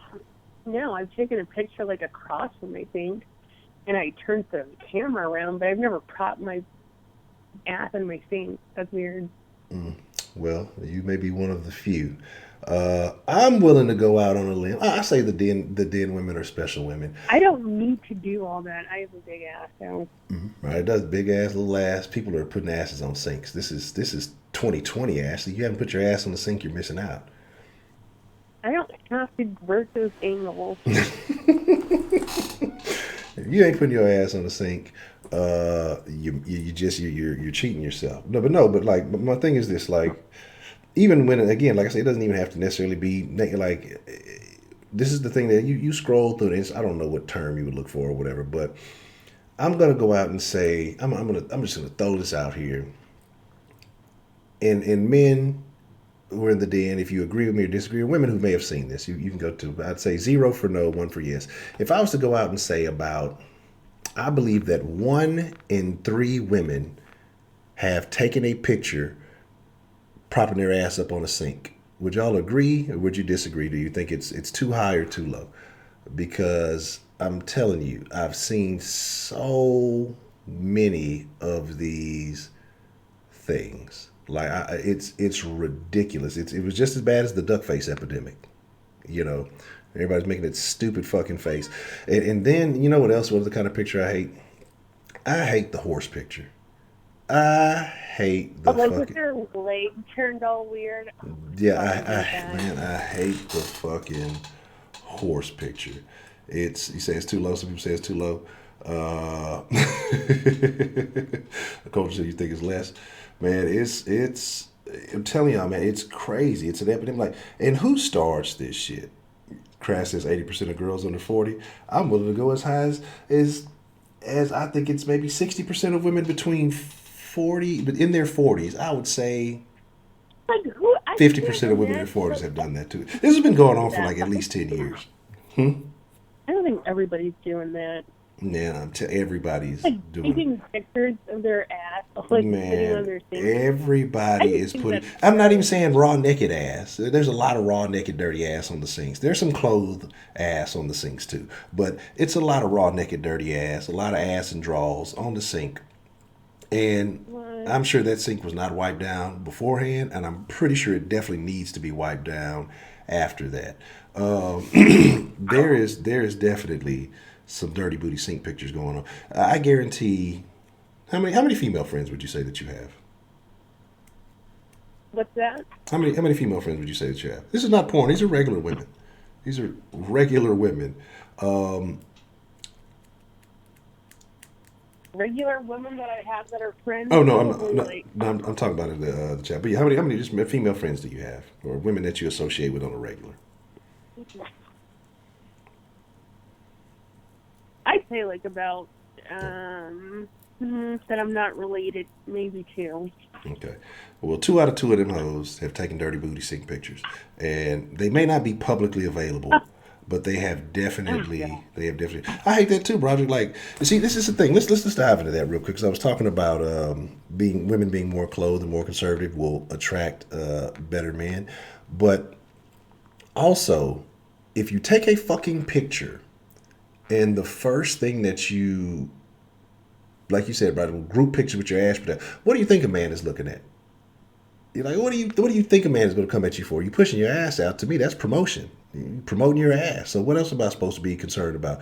I'm supposed to say, wow, she looks so educated with her ass poking out. I can barely see her face. But that ass, it's an educated looking ass. I like, so my thing is, exactly, that's how I look at it. I mean, that's how men look at it. And this is the way women promote themselves. And again, I get it. It gets attention. But the funny thing about it is women see other women do these things.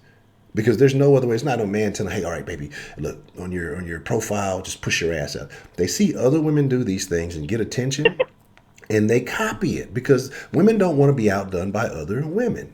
You know what I'm saying? Like, It must make your butt look bigger. Man, but why? Why do you want your butt to look bigger? Because you're trying to get some attention on your ass attention.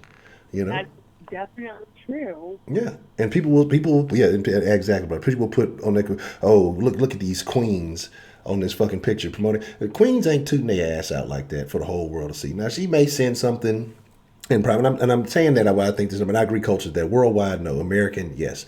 That, you know, if you send in whoever you fucking with something, or, you know, whatever, but a lot of this is promoted for the entire world to see, here, look at me.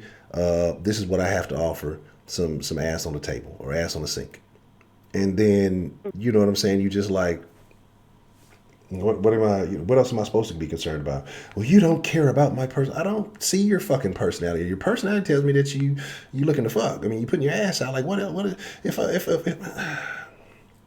don't know. Like, if I was walking, What, saying don't respect these hoes? No, don't respect these hoes. Okay, I like these hoes. That's what I say. I like these hoes. I don't love these hoes. I love ladies. I like hoes. I hate bitches. I like these hoes. They serve a purpose. They have a purpose in society. But you can't love them, because these hoes, like the wise philosopher Juvenile said, these hoes is for everybody. So, you know, they cool. They can be interesting conversation. Hoes are generally very honest, and they'll satisfy your needs when necessary. But these hoes are for everybody. If you start thinking that that's your hoe, unless you a certified pimp, you are mistaken, my friend. So, you know, it is what it is, man. So, I don't know. Yeah. It's crazy. Tricks and flesh. I was in the mirror closing them and making them easy to hit. Yes, I agree. And then, like I say, the thing about it though is, there's this one, and it made me really sad. I wish I could find the video. I'm gonna try to find it and post it in the Facebook group. There was this chick, and it was super funny, because she's like, oh, look, when I take this picture, I look so thick. And then so she was like on the sink, and she was doing some other stuff, and she looked like damn, that bitch thick. And then when she stood up straight, it looked like a fucking magic act. Like, all the ass disappeared, all the thickness disappeared, and it was just like she was a very slim woman. We'll put it like that. And I was just like, how is that a thing? Like, how did that happen? Like, so women, y'all are the work of the devil, between hair accessories, makeup, questionable poses. You know, men don't know what they're getting into. They're deceived. Y'all deceive men. I blame all women for the problems that are happening in America, because y'all come out here and deceive men. Guys wear Beijing. The what? I said guys wear Beijing. That's really deceiving. What the fuck is Beijing? You don't know what that is? Like, where they draw on the hairline? That's what that's called? But you know what? But you know where they got that? You know where they got that from, right? Because they figured, fuck it. They figured, fuck it. If the women are going to deceive us, and it's okay for them to do all that, it made it socially acceptable for men to do all the weird stuff. You know what I'm saying? So it made it acceptable for them to do it. They're like, well, shit, if the women are doing it and they're deceiving us, well, why can't we deceive them back? So I blame women again. Women? It's women's fault again. Yes, I'm always find a way to blame it on women. Yeah, like these niggas out here wearing hair units and all this weird shit. You know what I'm saying? Oh my God, have you seen those? Yeah, but that's what I'm saying. So what? But what is the difference between a man doing that and a woman wearing weave in her hair? What's the difference? Because if a man gets in a fight and the shit falls off, that will be way more embarrassing. I don't Like, know. I would be more for him. I don't know because look, what's the first thing that happens when a woman has a wig or a weave on? We've all seen the World Stars. We've all seen the videos that circulate Right. the internet. A fight is immediately over if a wig comes off or the weave comes out. If I've seen a million of them. You want to win the fight, like it's kind of like flag football. You pull the weave off, fight over with. You know what I'm saying? If you pull the wig out, fight over with. They picking the wig up off the ground, they're picking the weave up off the ground, and they're running to the nearest safest place to reattach it. I remember seeing the video of two women dancing in a club or something, and they had like long dresses on, and one chick, she was trying to get all low and doing all this other stuff, and her fucking wig fell off. Immediately took off running to the bathroom, and the other woman continues to dance over the wig to try to look like to not look suspect, to pick it up and then go take her wig to her friend. I remember watching this video with it was like one of them Jamaican dance halls. You know, Jamaican dance halls, those are like fucking Royal Rumbles. The dude was dancing with the chick. He was finessing her. He was doing all this stuff. She was getting all into it and all this good stuff. And then at the very end, this dude snatches the wig off her head and she takes off fucking running. Her friend tries to fight him to get the wig back. Like he holds it up like a fucking trophy, like in the air. And the friend tries to fight him to get it. Like, so if you, so I mean, to me, it's already a stigma. And that's why, again, that's why I say the things that I say about why I'm attracted to natural. I think that there are stigmas and there are things that go along with wearing weave. But if you like it, I love it. Who am I to judge? You know, everybody ain't for everybody. Everything ain't for everybody. I'm a firm believer in that.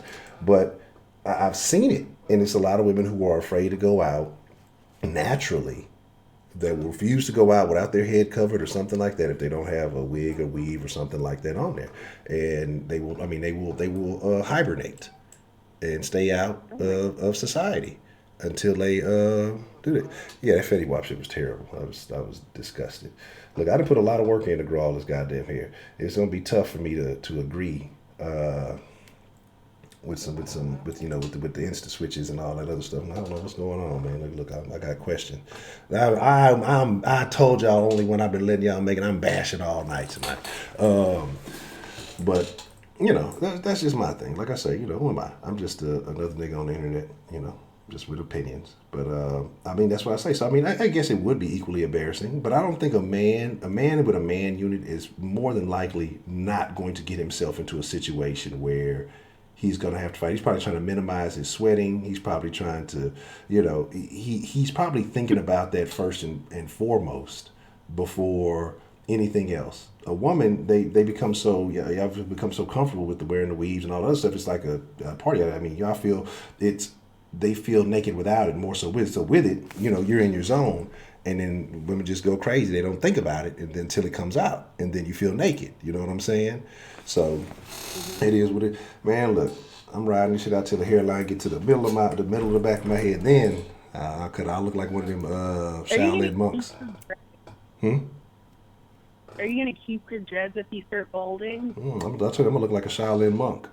I'm gonna have the little one dread in the middle of the head, real long, looking crazy and shit. You know what I'm saying? So I'm gonna keep something. I'm gonna find a way to make it look like one of these new styles. These young niggas with the dread fades. I'll figure something out. But nah, I mean, eventually when it's time to go, it's time to go. Just glue some extensions to a fitted cap. Wear it like that. That's tough. That's tough. Let me get some. What's that? That rice cake. You know what I'm saying? Exactly. Stevie Wonder style. That's how I'm going out. Look, if Stevie Wonder can do it, I can do it too. Even though he can't see this shit. They be doing Stevie bad. They be doing Stevie super bad. Oh, Stevie Wonder. I think he is so overrated. Ashley? And this is just this is an unpopular opinion, but I really think Stevie Wonder is so overrated. I can't believe what I'm hearing right now. And people say this all the time, but I really, yeah. Come on. I'm offended. You're offended? I feel Why? I feel attacked right now. I feel so Okay, attacked right now. okay, no, but like he's, I don't know. I just, maybe because I didn't grow up in that generation. But even like that happy birthday song, I don't think it's so hot. Like I don't know. Anyways. Ribbons in the sky. So here's my deal. But DeMarkey, you a certified weirdo, DeMarkey. We already know you questionable in all your actions. See, Professor Trill, this is the nigga you agree with, DeMarkey. This is the nigga you agree with, Professor Trill. This is the guy you siding with. Here's my deal, man. Here's my deal. It's like it's tough. So what do you think about like Ray Charles? Do you think Ray Charles is overrated? I love Ray Charles. Okay. Because I don't like a whole lot of singing or like a whole lot of tone or like changes in tone. Like Jennifer Hudson, I hate her. Wow. I think she can sing very well, but I just don't like that style of singing. That's too much for me. See, I tell y'all every time Ashley get on the phone, you just give it some time. She's gonna say something that's gonna shock the world.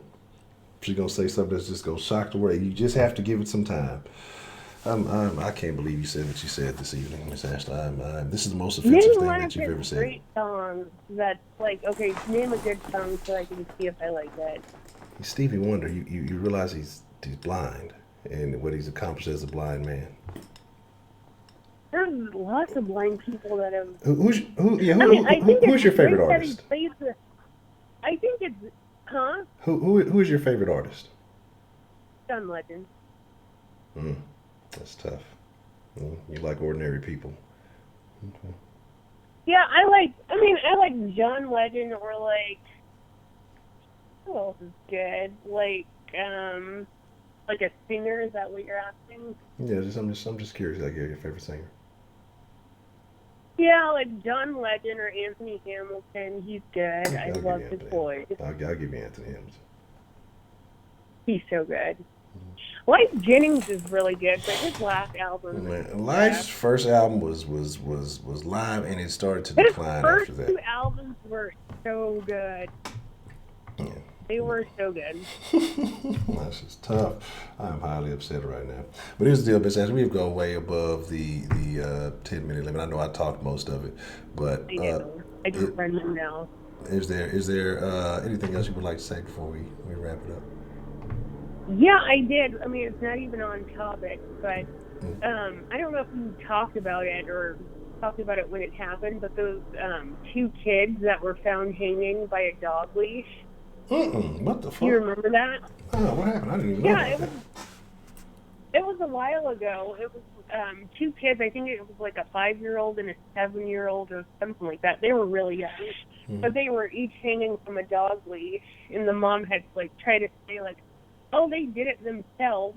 But anyways, it turns out the mom killed them, and then I guess she like got arrested for killing them in bestiality. Isn't that crazy? That's why I say I don't trust women. I don't trust single women with big dogs. I do not trust single women with big dogs. So y'all can say what y'all want to say about me. If you're a single woman with a big dog, well, hey, you know. But it's just certain things are yellow and red flags to me.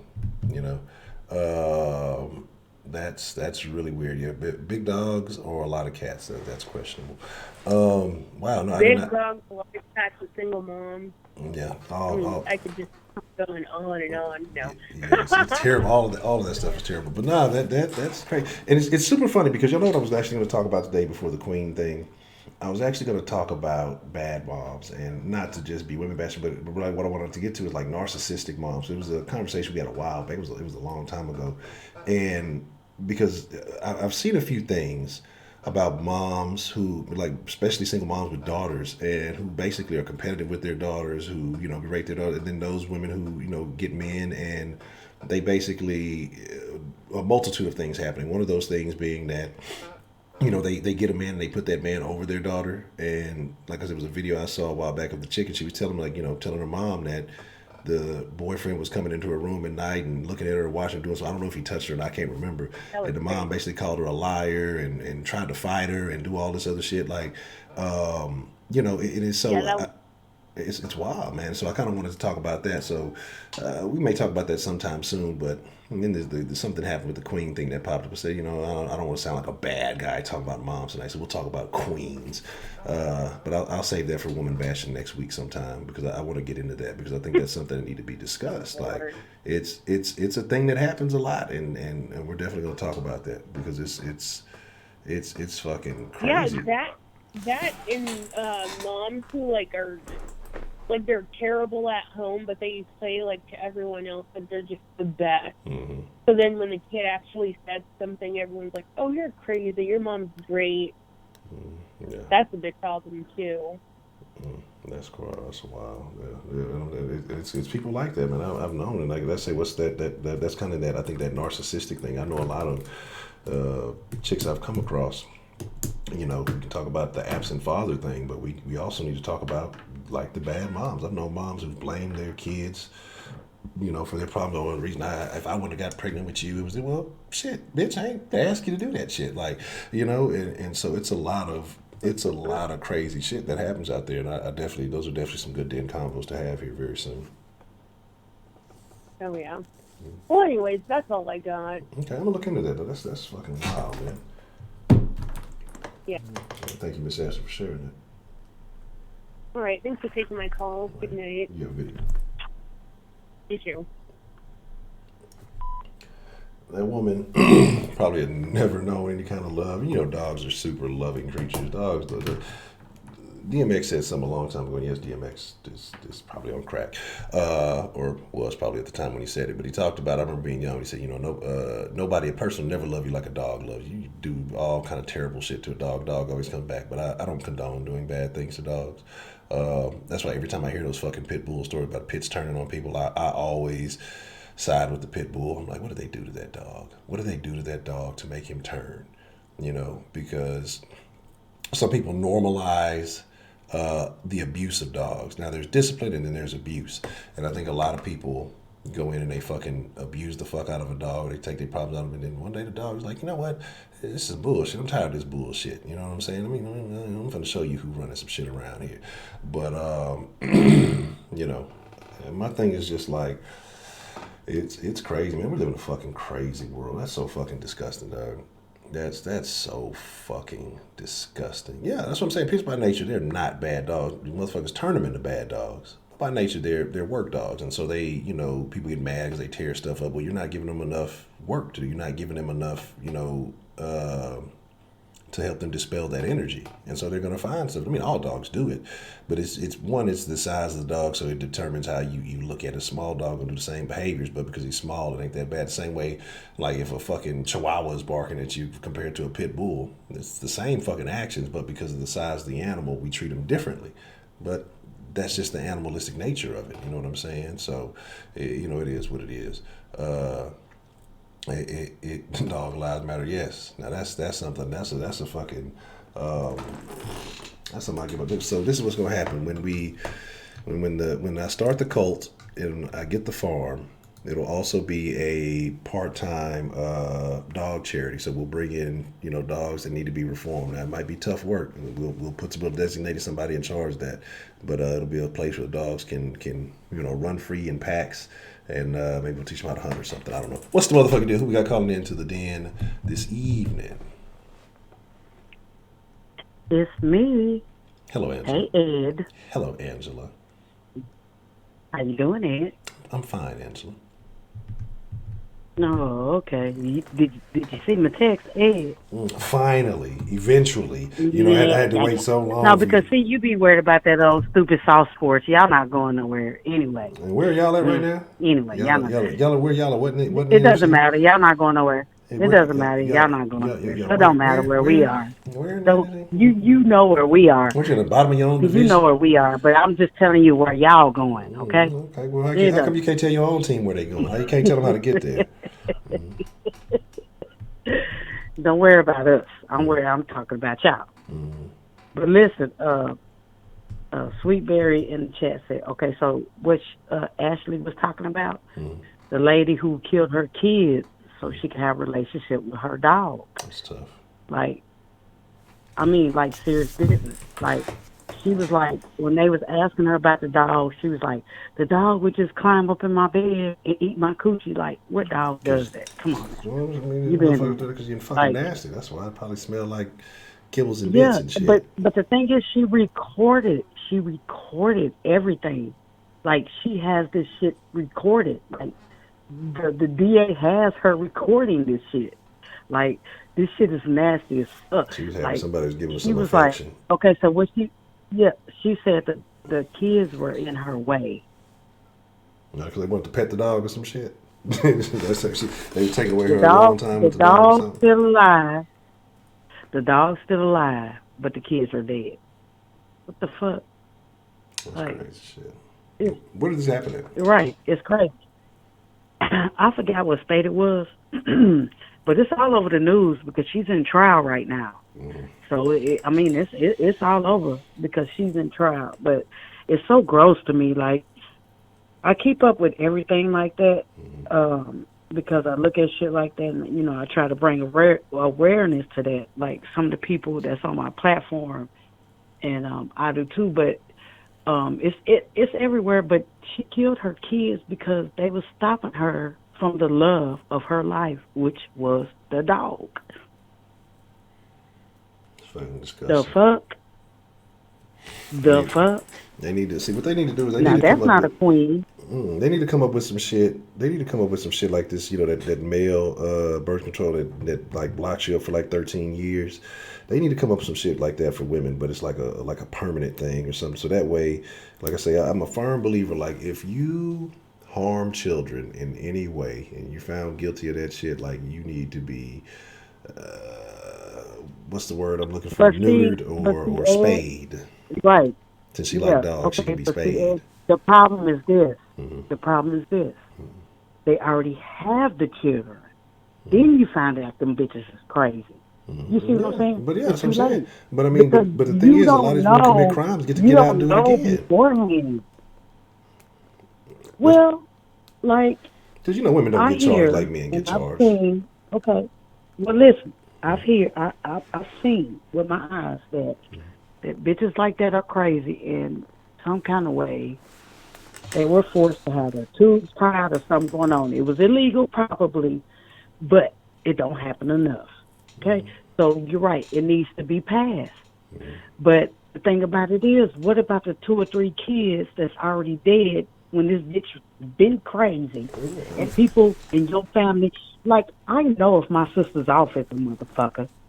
You see what I'm saying? Like, you don't say nothing. You just like, she off. Nobody wants to take that responsibility on. Don't do nothing about it. Who wants to take on that responsibility? Because they didn't ask to have them kids, and that's the thing. And then I think, you can't go ahead beforehand and say, well, this bitch crazy. She could potentially kill her kids, so let's go ahead and the hysterectomy or spay them or anything like that. So you can't. So I mean, it's like it's such a slim place. I mean, the action has to occur, unfortunately. But I think you need to take preventative measures from it ever happening again. Like if you've done something to kill or harm children, you should not be able to engage. You should not be like if it's found out you pregnant. It's too late. You did. You mean they need to pry it out? I mean, yeah, but that's what I'm saying though. And it's just like it needs to be prevented. Like that needs to be part of a case like that. I don't care what people feel. They need to throw that shit on the books. Like fuck your rights and all that other shit. Once you've killed a child, male, female, whatever, you violated a child, male, female, whatever, and it's been proven guilty. There's a certain window, for appeal and all that other shit. Just in case mistakes happen, whatever. But once it's been certified and it's been found that you did that shit and you are guilty. Let's get the scissors and let's start figuring some things out. Like, because you should not be able to put in that situation again. Because, like I say, women, they get lesser charges for a lot of these crimes. So, depending on when these things happen, they can get out, or if they get on probation, parole, or get paroled or something, and get out and go do it again. Then what happens? They have the kids, and then what are you going to take them and put them in the system or what? So let me tell you what's happening. Right, but let me tell you a real life story. So my sister, right? Mm-hmm. I think I've discussed her in her bipolarism and everything. Mm-hmm. So she had one son, which I have custody of still to today. Mm-hmm. You know, so she got pregnant again. Mm-hmm. And she wasn't nowhere near us, but I've always kept up with her, no matter what I had to do. Mm-hmm. So I brought her in and made sure that pregnancy was good and everything. So I talked her into giving her child to my other sister because I couldn't raise anymore. Mm-hmm. So she did that. But luckily, I was that lucky to be that forceful that I knew that this girl could not raise kids. You see what I'm saying? Mm-hmm. But she happened to get pregnant, so we have both of her kids. You see what I mean? But every family is not like that. Correct. And women need to pay more attention. I understand, like, your topic is about queens, and everybody don't need to be called queens and this and that. Some of us are queens, okay? And my opinion, it may not be everybody, my opinion of a queen, no matter what color this queen is, my opinion of a queen is a person who watches out, takes action, not just look and say, and talk behind your back, well, she should have did this, and no, a queen is a person that takes action in things that she see in her community, no matter what community it is, and takes action. Now, sometimes it doesn't help. In my case, I refuse to not take action, not let it work. You see what I mean? So both of those kids are good. Like, they're straight right now. And just think if we would have been like, well, fuck it, and just left it alone. That's not what queens do. I don't know, Miss B. That sounds like a security guard to me. It sounds like a what? That sounds like a security guard to me. Lord help. No, you just got to take action as a woman. I can't see any woman around me doing anything like that woman did with that dog and hanging her kids. Like, somebody knew that bitch was off. Mm-hmm. Somebody knew in her family that bitch was off. Somebody knew. And y'all just like, fuck it, I'm gonna leave her alone. Mm-hmm. And she got kids. Come on now. But I mean, what can you do what can you do until it happens? Like, what can you really do until it happens? I mean, you could suggest, hey, let me take these kids off of your hands. That's what I'm saying. What if they don't have the resources to? But what I'm saying, like, what if they don't have the resources to do so? What if it's it ain't no resources. You don't need resources if you're strong enough as a woman to go to that other woman in your family and say, bitch, fuck you. You're not finna do this to this child. Like, but you can't just take the kid. This nothing happen to these kids in our family. But what I'm saying is, she has to agree with it. Because if you just say, well, this woman's crazy, I'm finna go over there and take her kids. No, there was no agreeing with shit. Kidnapping. Because we ran across that. Mm-hmm. But let's be honest. I didn't go to jail. But what I'm saying is that's because she didn't report you. She didn't file charges on you. And that probably made it easier on her. Did. She filed charges on you for taking the kids? She filed charges on you for taking the kids? Yes, you didn't go to jail. She did. Me and my husband. Yes, she did. They came up to my job. Mm-hmm. They came to my job. Were you arrested? Yes, she did. Were you arrested? Nope. And neither was he. You know why? Because I covered my bases. You don't just go take the child and say, I'm taking them and I'm going to go. No, it's other shit to it. But basically, that's what I did. And I took them across state lines. Oh, yeah, you're a kid. I took them across state lines. I took it from Florida to Georgia. That's fair time for your ass. And he's still here in Georgia. What's up, man? No, I didn't go to jail. They came to my job, though. Okay, and what did they say when they came to your job? Do you have... I'm not going to name my nephew's name. I said, yes, I do. Mm-hmm. They say, we need you to come with us. I said, come with you where? Mm-hmm. To the police station. I said, am I under arrest? They said, well, you took a child across state lines. I said, am I under arrest? They said, well, you took a child across state lines. I said, am I under arrest? No, we're asking you to come down. I said, okay, I'll be down with the attorney. And that's what I did. I went with my attorney. My attorney said this what was happening. I'm not going to say what was happening because there's too much information for the internet. But I told them what was happening, and my attorney and my nephew is still here. And this is 9.5 years later. But see, so then she got pregnant. She got pregnant again in Florida. Okay? She got pregnant again. I said, oh, my God. Because it's still my sister, and I still love her, so I'm still keep up with her.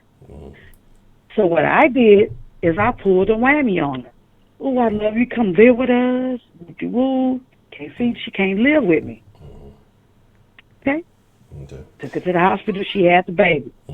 We was at the hospital, had the police there, and everything ready. It's just about like it's not like but those I'm not telling y'all. But what I'm saying, but you realize that you use resources to have an attorney, especially on retainer or whatever it is, even a hire attorney. So those are resources that you have to use. You had to use your resources to raise that child, is what I'm saying. What if other people in this family, what if they're down bad and they can't afford that, and the only other option for them would be to put that child into the system? I couldn't afford it. But that's what I'm telling you, Ed. I couldn't afford it. Mind you, my daughter was dying. Like, my daughter was sick at this time, too. Like, I was paying out a whole lot of money for medicine and doctor's bills. I didn't have them. I just happened to have a job that supplied an attorney. So it wasn't about the money because I didn't have the money. I absolutely didn't have the money. I had the resources because my job supplied me an attorney, but I didn't have the money. But I just refused to give up.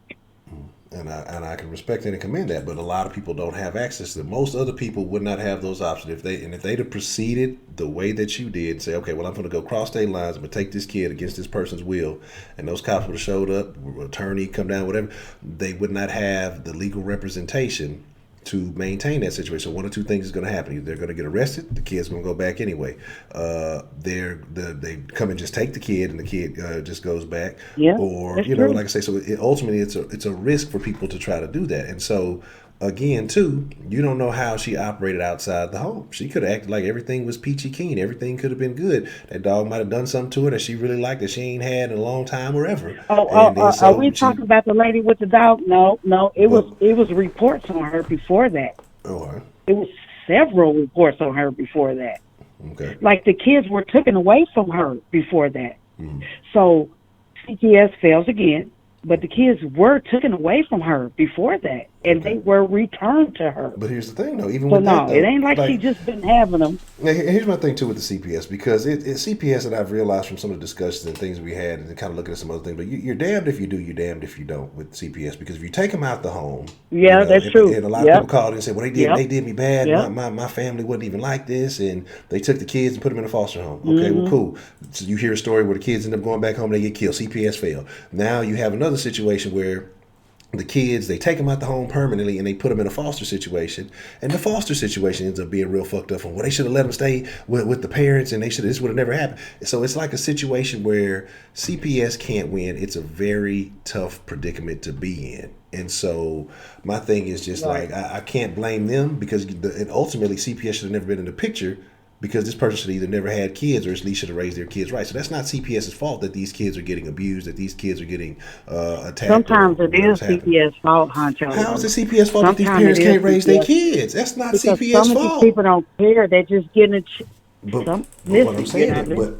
what I'm saying is CPS ain't having the kids. Working to get a check. I get it. You're not listening. But I'm not blaming CPS all the way. But some of these CPS workers don't care. They see it, and they don't report it, and they don't do shit about it. I see this firsthand. Like, CPS jobs are the easiest jobs to get. So I have a lot of friends that do it. And you have a lot of friends that don't care. You got a lot of people that do care. You got terrible friends. Some of them, just like some of these police need to be held accountable for what they do, and some don't. It's like that in any profession. some people don't give a fuck, and some people do. Well, okay, well, here's my thing though. So you just admitted that you got some bad friends. They just doing some shit because they don't give a fuck. So Yes, I do. that's Yep. terrible. You need to stop. Yep. You need to stop being friends with them. That is terrible. That's terrible. And they really don't talk to me because I tell them what the fuck I feel. But I'm telling you, there's bad people in everywhere and everything, in every profession, in your life. You can't tell me you don't have no bad person in your life that's your family that you can't fucking get rid of. You can't tell me that. I don't. That's your family. They're bad. What the fuck you gonna do? I ain't It's got your no bad people family. in my life. They annoying, but they ain't too many bad. Oh, okay. The ones that I can't get Sure rid of, they is. locked up.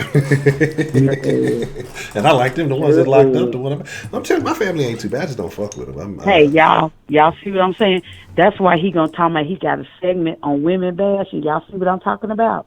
Do y'all see what I'm talking about with Ed? What does that have to do with Go anything? ahead, Ed. But here's my thing, though. Here's my thing. It has everything to do with how you respond to women, Ed. Here's the thing. But here's the thing. But let me tell you something. If I was a man and said that, you'd be like, No, absolutely not. Absolutely not. Let me explain why. Let me explain why I say what I say about women, and it's super funny because the reason why I say a lot of shit that I say is because, fortunately, on my mother's side of the family, my pop's side, they a little different breed.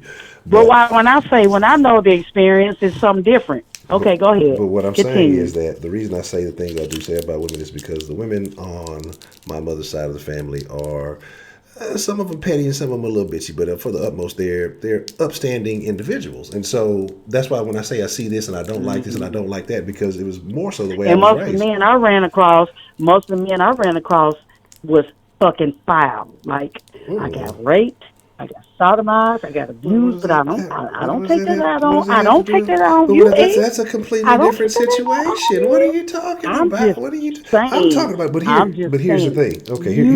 Okay, well, those individuals that you came across like that, would you say that they from the experience? You don't know me personally. We've had conversations. We've chatted back and forth. Would you say that they have similar characteristics that I've displayed? Those men that you've encountered, would you say that the characteristics, the behaviors that I display and those men have displayed are the same? No. Exactly. But now let me finish. Nope.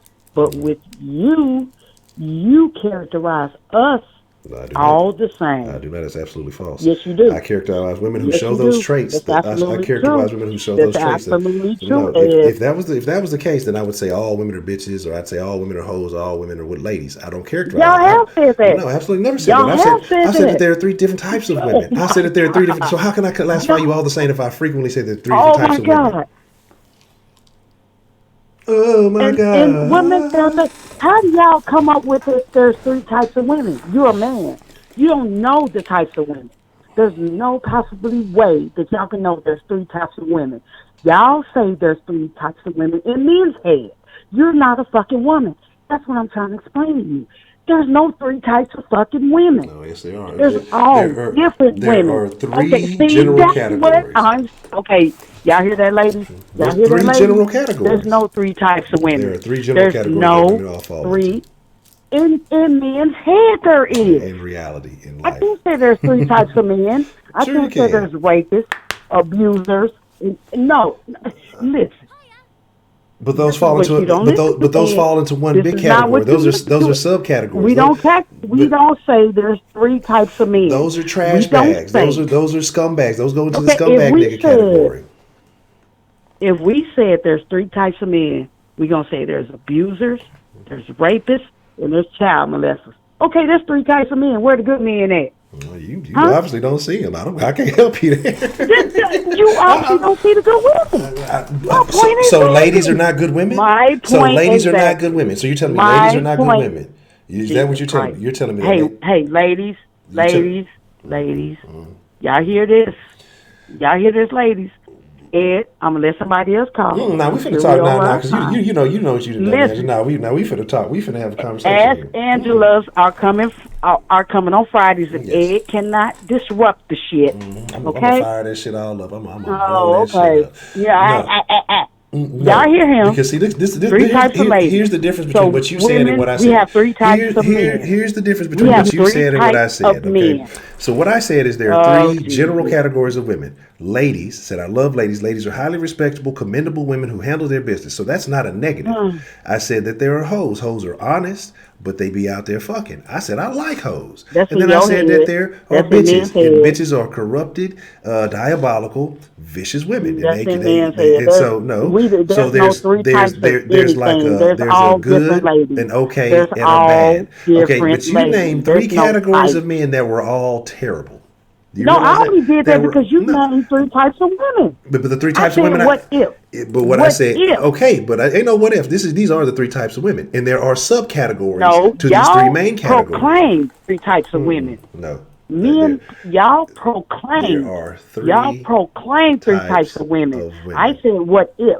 We don't have no 3 types of men because a man is a man, a different man is a man. There's no 3 types of men. There are 3 types. Y'all proclaimed 3 types of women. Okay. Well, maybe women are simpler then. Okay. Maybe women are simpler. And they just fit in those 3 categories. Blah blah blah. Ed, Angela, y'all are womanizers. Y'all are womanizers in here. Okay.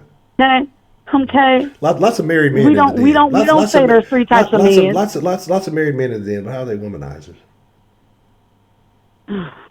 Most of them are. Tough. Tough. I'm just saying. Tough. I'm just saying. Tough. Hey. Okay, y'all. I've been falsely I'm accused. gonna let somebody else call in. Again. So I've been falsely accused. you always falsely accused. But you said it. But you What did I said say? you said. So how can I falsely accuse? I said that I said? gauge the women that I've God. seen and deal with by certain characteristics. My God. I never said that all women were the same. I'm just going off what you said. You know, that's absolutely not what I You said there's said. 3 types of women. You said there are only 3 types of women. There are 3 main types There's of women. no But yes, woman people who have said there different are only habits and 3 behaviors. types of men. No. Don't be trying to change it. It's not changing anything. No behavior. A hoe could be a working hoe. She could have a a whole job. She could be a whole corporate hoe.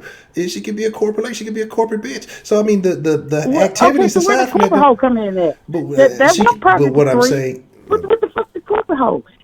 That ain't part of the 3. What are you talking Y'all about? said there are only 3 major 3 categories. There's types of thousands of women. subcategories. Okay, so what I'm saying, there are 3 main categories of women. There are hundreds, if not thousands, of subcategories. Saying it again. There's no 3 categories of men with us. Well, I mean, maybe they're not. Maybe men fit in a different group. I don't know. I can't. I'm not checking because for me, so I everybody's can't tell different. you. I can't tell you what No, they. because what they y'all do. are womanizers. What I tell y'all is stand up dudes and his whole ass niggas. So that's your 2. It's 2 categories of men. There you go. You cannot speak for us. You can't speak for us. So now when I suggest You're something, not now I a can't girl. speak for you. So that's what I'm saying. But So you can't speak for us. y'all need You're to not make a your own girl. category. They make y'all own categories. Damn it. We don't need to because there's no categories. You said it was 3 categories. You said it was rapists, child molesters, and something else. I said if. No, I said if. But you know the difference between your 3 categories and my 3 categories. You immediately That's what went to I the would three negative the 3 negative worst things that you could think of. That's what y'all do? Absolutely That's not. what y'all That's do? false. That's a false accusation. That's a false Actually, yes. accusation. Actually, yes. I said ladies, hoes, and bitches. Ladies is a bad thing now? So you're telling me that ladies is a bad thing now? Being a lady y'all is a bad really thing? believe that shit. You telling me that ladies is a Y'all bad really thing? believe that But shit. you're telling me that. Tell me But that. y'all really So believe that, answer though. my That's the question. thing. Answer my question. So being a lady is a bad thing. That's what you're telling me. I'm saying categorizing us into 3 Being a categories. lady is a bad thing, is what you're saying. That's not the point. You're not Being listening to a my point. lady, but I'm talking y'all about. are I'm talking about whether these categorizing categories are positive or negative. There's 3 categories. That's my 3 categories. I'm sticking to it. I'm not going to change that. Go ahead. Is being a lady what you a say bad thing? That's what I want to know. No. Okay. No. So you sat here and acted like the 3 categories I gave you were telling you. Just said when I talked about your 3 categories you gave me, they were all bad. You said that's what I did. I did not give you 3 bad categories. What's the second one, Ed? The second so one I can answer. Or hoe is a bad thing. No. Okay. Or bitch is a bad thing. No. Okay, so now you just said 3 things are good. So you said none of the stuff I said was bad. So you gave me 3 bad ones for 3 good ones. So how does that work? They were good. Did I say they were They're good? not bad. A I child said in my molester, opinion. a child molester is not bad. A rapist ain't. I mean, a child molester is bad. A rapist Yes, is they bad. are. They're And despicable. well, exactly, all that stuff is exactly. I Despicable. misspoke, but they're all terrible. Exactly. But you just said, in your opinion, the three things I said are not bad, but the three things you just said were terrible by But your I own I admission. just made an But example no, of ain't no my examples. of I my want. three. I want. I I don't made an want. example. I don't want Y'all this. say this all the time. This ain't no example. It's the real deal. There's three. It's three categories of women. I'm sticking to it. Okay, okay. So since we're talking the real deal, we don't have three Okay. Well, how many you got? for men. We don't have it. How many you got? None. Oh, okay. Every man is different. Okay, well then that works. That works too. A lot of I'm women going ain't. by what y'all been saying in here. Okay, that's fine. But a lot of women ain't that different, and I'm being straight up with you. A lot of them, they may have different small characteristics, but for the most part, women fit in one of three main categories. Some of them overlap in those categories. Some of them may be early. And that's the problem. And that's that is the problem. Women need to start differentiating. So that is the problem. Yes. Because men have three different y'all so small minded. Y'all have three different categories for women. What else you want to make? If that's all they fit, it ain't no in between. It ain't no in between. Okay. It ain't no in between. It's just three. You either gonna be a lady, a hoe, or a what? A bitch. Yes. Wow. Yeah. What else is there? What else is there to be? What else is there? And you're dead ass serious. I mean, what else is there to be? Like, what I'm saying is, like, look, you look. Whoa. What else is there to be? Whoa. Ladies encompass a wide variety of women. Hoes encompass a wide variety of women. Bitches encompass a wide variety of women. These are three main categories. Like I said, there are hundreds of subcategories. There's no, me talking about it is no change in y'all's mind. No, absolutely not. We're not in a category. We are not in one specific category. Like, how can y'all characterize us in one specific? Okay, either you're this, either you're that, or you're that. Yeah. No, man, go ahead. You may be different things at different times in your life. Y'all full of shit. Y'all full of shit. For real, y'all full of shit. Like, y'all full of shit. Like, don't categorize one woman. So that's why some of y'all can't get a woman.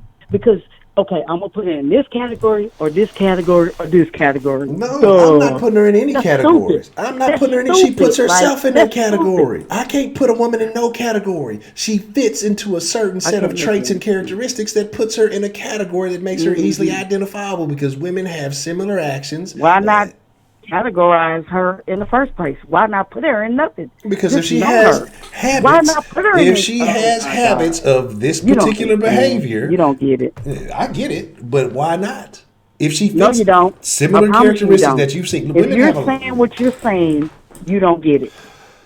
If you're saying what you're saying, you don't get it. I can promise you. I absolutely get it. There's a reason why there's a science. You absolutely don't there's a science behind this. This is just my own twist on that science. Okay. There's science behind this. I'm glad y'all know. I'm glad y'all in woman body. And y'all know a woman. It don't matter what's going on in her body. There is a science behind it. I mean, there are people who make a lot of money breaking this kind of stuff down, and it's almost to a T that this stuff works. A lot of men breaking this down, what they think they know about a woman. Criminal. Is that what it is? Yes, I agree. Dog, okay. Well, you go run with it. Listen, run with it. Okay. Run with it. Take off, Sean. But here's the thing, though.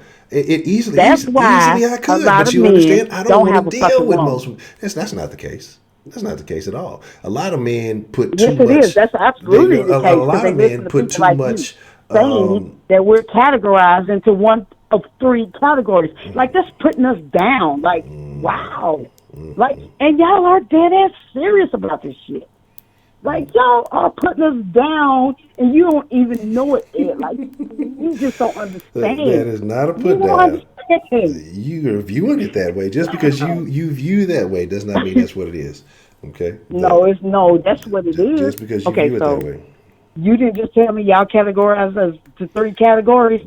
Miss Me, do you have some friends or family that are hoes? Three now. Do you have some friends or family that are hoes? Either you a bitch or a hoe.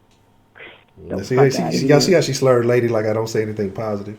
Like I did not give praise that women who are ladies deserve a lot of respect and they're held to a higher platform. You try to make it seem like I'm insulting women when I'm not. A woman chooses her behavior, just like you mentioned molester and all. No, I'm not. No, I'm absolutely not. A person chooses their actions. They choose their own course in life. So if you're doing and delving into devious behavior, your actions categorize you. I cannot categorize anybody as anything. When you engage in certain behaviors, if you engage in upstanding behaviors, you're going to be an upstanding person. If you're going to engage in devious behaviors, you're going to be a devious person. So all I'm saying is this.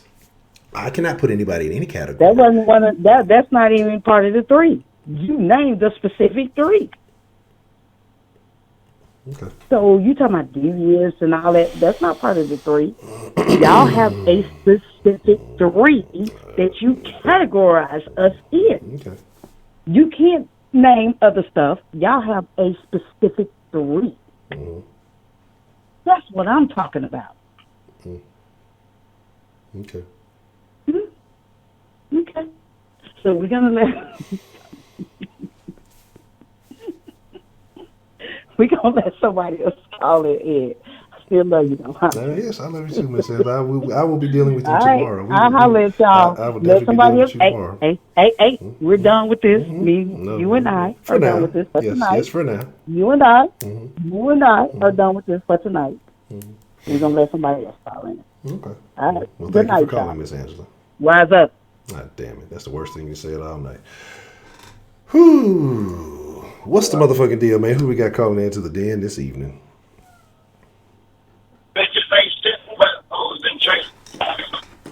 Now, hold up.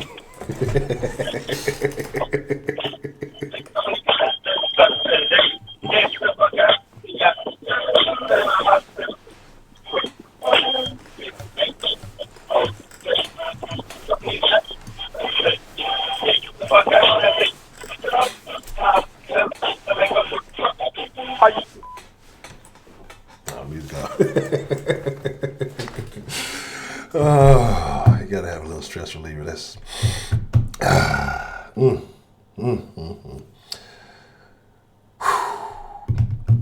tough, man. Tough. So, how y'all doing, den folk? How are y'all doing, den folk? Y'all are wonderful people. I agree. Men, dogs, criminals, and something else. And just like, look, some of them categories overlap, goddamn. And I'd have been in a couple of those categories myself. All I'm saying is, there's nothing wrong with having categories. If people engage in similar behaviors, it makes sense to categorize these behaviors. It's not the people who are being categorized. It is the behaviors that are being categorized. What's the motherfucking deal? Who we got calling into the den this evening? What you got around now? You can call back in or you can put it in the chat or send a text message. What's the motherfucking deal? Who we got calling into the den this evening? God damn it. How you feeling this evening? Is it Jay Dizzle or Trio? We got to know first before we get going. Excuse me. I don't even know this. I don't even know where to begin. Here's the question I have. Okay. This goes to every lady that can hear my voice. Why does every time a man voice a complaint about a certain type of female, y'all always choose to throw rape back at a nigga? Like, how did it come to that? How did it come to molestation? How did it get there? I have no idea. Dollar bills, y'all. She gonna say there's three types of men. She picked the three types of worst possible human being you can be. Yes. But then gets mad at you for saying that you putting women down by naming one type of woman that has and deserves the utmost respect. Yes. The second one that is what she is. You know what I'm saying? She cool with it. She know what she is. We get along. Yes. The third one is a despicable woman. Correct. But in her own opinions, admittedly so, she didn't find any of the three to be bad. Which also doesn't make sense. I think she was just doing that to be sarcastic. Mm-hmm. Look here, Miss Me. Everything is categorized. Everything has a label to it. That's why I don't like labels. Everything is fucking labeled. Don't you have a fucking name? A name is a label. Everything has a place. It has an order. That's what develops structure. Y'all trying to fuck the structure up. Oh, Jesus Christ. I don't even know where to begin with Miss B. She's just, whoo, and she was really offended. Yes. I don't think that was an act. I think that was genuine. I don't know. Anyway. So how about them Cowboys, Honcho? Oh man, it must be terrible to be a Cowboys fan right about now. They already posting potential head coaches talking about Urban Meyer and Lincoln Riley, and look, Texas might as well boot Bill while they can for all the good coaches get going no matter what he do. If you don't win the Super Bowl, get rid of him, get a good coach. So we're gonna end up keeping that bastard. You already know that. Once they said they wasn't going for a GM next year, then you already know we keeping him. They already confirmed that. All right, Miss Grace, thank you for coming through. Of course, Dallas lost. Dallas got blasted, but you can't talk about nobody, Shelly, because your team ain't got no head coach. You're gonna be coached for somebody else. You ain't got no quarterback either. Cam gonna be somewhere else, so you can't talk about nobody's team. Keep pounding. Yeah, it's tough, everybody man. talking about Chicago. I think Cam should go to Pittsburgh. Facts. I think he'd be way better off in Pittsburgh. And for those of you in the chat who's evidently finna to talk about, well, this ain't soft sports, but look here. I done said what I needed to say about the ladies. Y'all already know. I don't feel like I have to repeat myself. My feelings still haven't changed. My thoughts and opinions haven't changed either. So since he had a little space, I figured I'd call in and shoot the shit with my nigga. If you don't like it, you got something to say, you're more than welcome to call in and add to the conversation. If not, this conversation is going to continue until otherwise.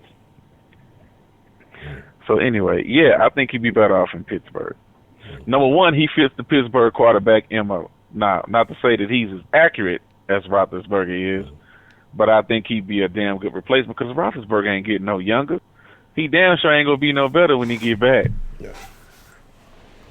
His ass already was getting hurt a lot, so why not? And you know, the structure of that franchise would be real good for Cam. You know what I'm saying? And it's primarily a young team now. It's not a team full of old veterans like it used to be. He got some damn good receivers to throw the ball to, a good offensive line, and an up-and-coming defense. I don't see how he could lose with that. Now, they don't like to pay motherfuckers that much, but I mean, shit. I'm sure he'll get a good deal because he's a quarterback. No, he's gonna be all right. And somebody was trying to talk about like he bring him his backup. Like y'all don't realize how this thing works. Cam's not finna be a backup on anybody's team. Hell no. Nah, that's not happening. No, Shelly, look, the coach gone, Cam gone. I might as well go ahead and you know, put your jerseys up, fold them up nice. Don't be like certain stupid fan bases and burn them. You know, he's out of there. Nah. I do agree with what the owner's trying to do. A lot of people talking about, no, he just need to go ahead and trade Cam and let the new coach start. Look here, why don't you give the coach the option of whether do you want to go the Cam route or do you want to go somewhere else? Let him make the decision. Yeah. You know what I'm saying? So he didn't pick Cam in the first place, so if you want to get rid of him, what's the big fucking deal? Correct. Let the coach, depending on what coach you get, he might be able to use Cam to his full advantage, or maybe not. What if you trade him away? Then he end up going and getting another quarterback that's got similar attributes as Cam. Correct. What the fuck did you get rid of him for? It don't make sense. So I agree with the owner. Until you know who your coach is and what kind of scheme he gonna run, then you make those decisions. It don't make sense to jump the gun. Ron, you don't even know who you cheering for. You repeating after Miss Meat. Stop that. Don't do it. Don't do it to yourself. Don't do it. Yeah, that's what I say, man. It's that time of the season where things get crazy. I want to see if Dallas gonna go ahead and ride it out because you know they was talking all that shit about the Eagles and everything else. You know, losing Miami, but I mean, y'all. Yeah, I mean, I'm not a. now it's okay for Texas fans to make fun of the Cowboys, but at certain points in the season when your records be better, whenever you got stuff like that, I'm not a proponent of like clouding teams who are just a game or so off from you, or you basically in the same position. Nah, it's all free range. These motherfuckers get blown out by Trubisky in the game, and I don't know, but Trubisky, something wrong. Trubisky might be solidified his. I feel the worst for it though. Like I don't give a shit about the nigga, but Dak, that nigga pockets get lighter by the hour. And fucking I Zeke, agree. Zeke got paid, and Zeke is looking trash. Dak balling out really this year because he's like, I don't know if he's still leading in pass yards, but he was doing relatively decent. Zeke ain't done shit, and he got paid, and now they playing with your money. So it's just like, man, that's extremely but see, unfortunate. all of Dak's statistics are coming late in the game when they trying to make a comeback. But what the fuck has he been doing the whole part of the game where they started losing? No, he mad shopping. Like you know what I'm saying, bossing up in the fourth quarter. What about quarters 1 through 3? He wasn't ready. Like, that shit matters, bro. See, nigga, you partly at fault, too. The hip twist take 3 quarters to really activate. You know what I'm saying? This nigga is stupid. It's science. You know what I'm saying? You got to get the right twist, and it starts getting the blood flowing in the fourth quarter, and that's when he get going.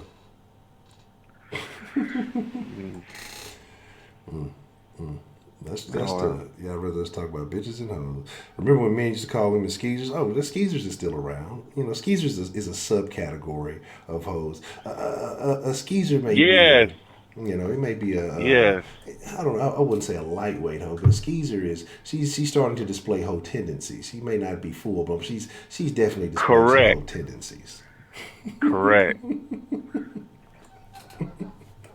Yeah, so they want to actually hear this shit. Is this what they want? That's the only one lie. Say she would rather hear us talk about bitches and hoes. You have a couple of false 10-minute call accusations. Broderick on your ass, Rashida on your man. I don't know, man. Look, what Broderick and Rashida got a problem with? Roger said, tell them motherfuckers to go hit up a Motel 6 and occupy themselves for 15 minutes. Get the fuck off me. Well, now. God damn. Bring a side man sandwich with you. Ronald says, ask Trill what makes a woman ain't shit. That's lots of things. Let's just say she doesn't exhibit ladylike qualities. And if I have to go through what ladylike qualities are, then you are already lost now, really. So, yeah, I'm just going to say that. Because, bitches ain't shit, period. Now, there are some ain't shit hoes, too, but, some of them is kind of in between. Hoes is just all right. You know what I'm saying? It's just somebody that you can get along with, but you wouldn't want them to be your best friend type shit. You know what I'm saying? Yeah. It depends on what side of the whole relationship you're on. Because if you're on the wrong end of it, because the hoe can be a negative if you on the bad end of it, but the hoe can be a positive if you're on the proper end of it. So like I say, hoes, that's why I say it's kind of an in-between thing. It depends on the way that relationship is working. And I'm not talking about like a long term, like the boyfriend girlfriend, like just the association with the hoe. So I think that is the case. But to me, ain't shit is that's a tricky one because again, the standards that women are expected to uphold compared to men is much different. And women are allowed a lot more leeway, a lot more leverage. And if she just can't uphold any of, like you said, the ladylike standards, and and she's just, out of control. She basically, it ain't even got to be out of control, but just on the wrong side of most of it. I think that leans towards the ain't shit situation. And what are you talking about, Angela? Now, see, here's the thing, right? Now, and I love it. I'm glad that you said they're starting to display lazy couch, little dick tendencies, right? Now, if we were to say something, if we were to start saying something about women's body types, we would be wrong, right? We would be bad people, right? Well, is she shooting slugs at niggas, bro? She said starting to display killer tendencies, starting to display rapist tendencies, and then starting to display lazy couch, little dick tendency. So I'm trying to figure out what exactly all that means. So my thing is, if we were to start saying something about particular body types, we would be viewed in a very negative light. Which we never do. Mm-hmm. Which we never do. Okay. None of this exhibits a particular female body type. We never do that. Correct. And so we talk about your actions, the shit that you do. Mm-hmm. Absolutely. And so, name one. When have we ever talked about female body types, Angela? I have spoken on preferences, but I have not talked down on any particular body type. I've spoken on what I find attractive, but I've never talked down on any particular body type. And even then, we was focused on the hue of the skin. Yeah. We talked about skin color. We still didn't talk about body type. Exactly. So again, that's all that I don't think that we've been negative, and if anything, I think we've been very body positive in the den. The den got started on a lot of BBW talk and things of that nature. Right. In the very and the robo hose. Yes. So I'm trying to figure out. I mean, you can type it in the chat. Yeah, is it toxic in here, Rashida? Interesting. I wonder which one of the ladies brings some of that toxicity to the conversation. I can't see you, but I'm looking at you. Whatever device you on, I'm looking dead. It's you, Chi-Town. But no, I don't think that. Again, I think it's unfair that when we just talk about preferences, interest, personal things that we're not labeling across the whole spectrum. And I even talked about myself earlier when I said, if somebody don't like the shit that I do, well, if it don't, I ain't for everybody. If it don't fly, if it don't apply, let it fly. Like, exactly. I know motherfuckers, there's gonna be women that don't like me having long hair, don't like the little scruffy beard face. Exactly. I might not have a 6-pack or whatever it may be. Some women may like it, some women may not. I don't bills, care. y'all. Like it doesn't matter. Like I say, I'm well aware and I accept the fact that I am not for everybody. There's motherfuckers that's not gonna like me because I'm black, because I'm dark skinned. There's motherfuckers who like light skin. It is what it is, man. And guess what? You cool with that. You don't get offended by it. Exactly. Absolutely. Women get offended by the shit. You know what I'm saying? Like, damn, okay, I just don't fuck with you. I just don't like the way you look. It just is what it is. You could not like the way I look. Cool. I'm on to the next. I'm not going to sit up here and try to hold a big fucking conversation or go back and forth with you because you don't like me for whatever reason. If you don't like me, you just don't like me. That's fine. See, the problem is, men, what happens is we get rejected so much, we get used to it, and we just like, okay, on to the next. Correct. Women can't stand to be rejected. They can't fucking stand it. It drives them crazy. Y'all need to fucking deal with it. You grown. You ain't no little kid. Everybody ain't gonna like your ass. Correct. Everybody ain't gonna think you pretty. It happens. Fuck them. But y'all can't let the shit go. Ain't shit hoes setting niggas up to get raw. That is absolutely true, Juan Kelly. That's the word. Those are bitches. They get slid into the bitch category. When you got the devious intentions and shit. Yeah, that ain't no hoe. They get thrown. They go from hoe to bitch real quick. And hoe, she gonna you gonna know what it is on the table. No ifs, ands, or buts about it. And I'm not talking about all hoes that are paid hoes. Some hoes, hoes just hoes. So I guess you could say slut. I don't like the word slut. Slut is just a sloppy word. When I think slut, very much so. It's just I agree. Yeah, it just makes me think the word. I just think. I think dirty. It's unappealing. It's unappealing and unattractive. Yeah. So I don't really like a hoe just. It just sounds more merry, like Santa Claus said, ho, ho, ho. You know what I'm saying? I do this for the hoes, yeah. That's what I'm saying. It's just like, yeah, man, it's Now, Kenneth Fisher says, say bimbo. Now, bimbo to me is a different, bimbo is I think that comes with like the application bimbo of a lot of makeup. Bimbo kind of takes stupidity. Yeah. It kind of takes stupidity. Like, okay, bimbo means you a dumb broad. Yeah. You know what I'm saying? Like, you can be used and abused because you just don't know no better. Yeah. I think I think Kelly Bundy. That's what I think when I think. Very much so. Yes. Yeah. Yes. Yeah. Like you could, and I like to make a statement real quick. Okay. Because it's something Miss Meat said. All men are womanizers. Mm-hmm. Well, guess what, Miss Meat? We can't be womanizers if the women don't allow us to be womanizers. Mm. Mm. So do women like to be womanized?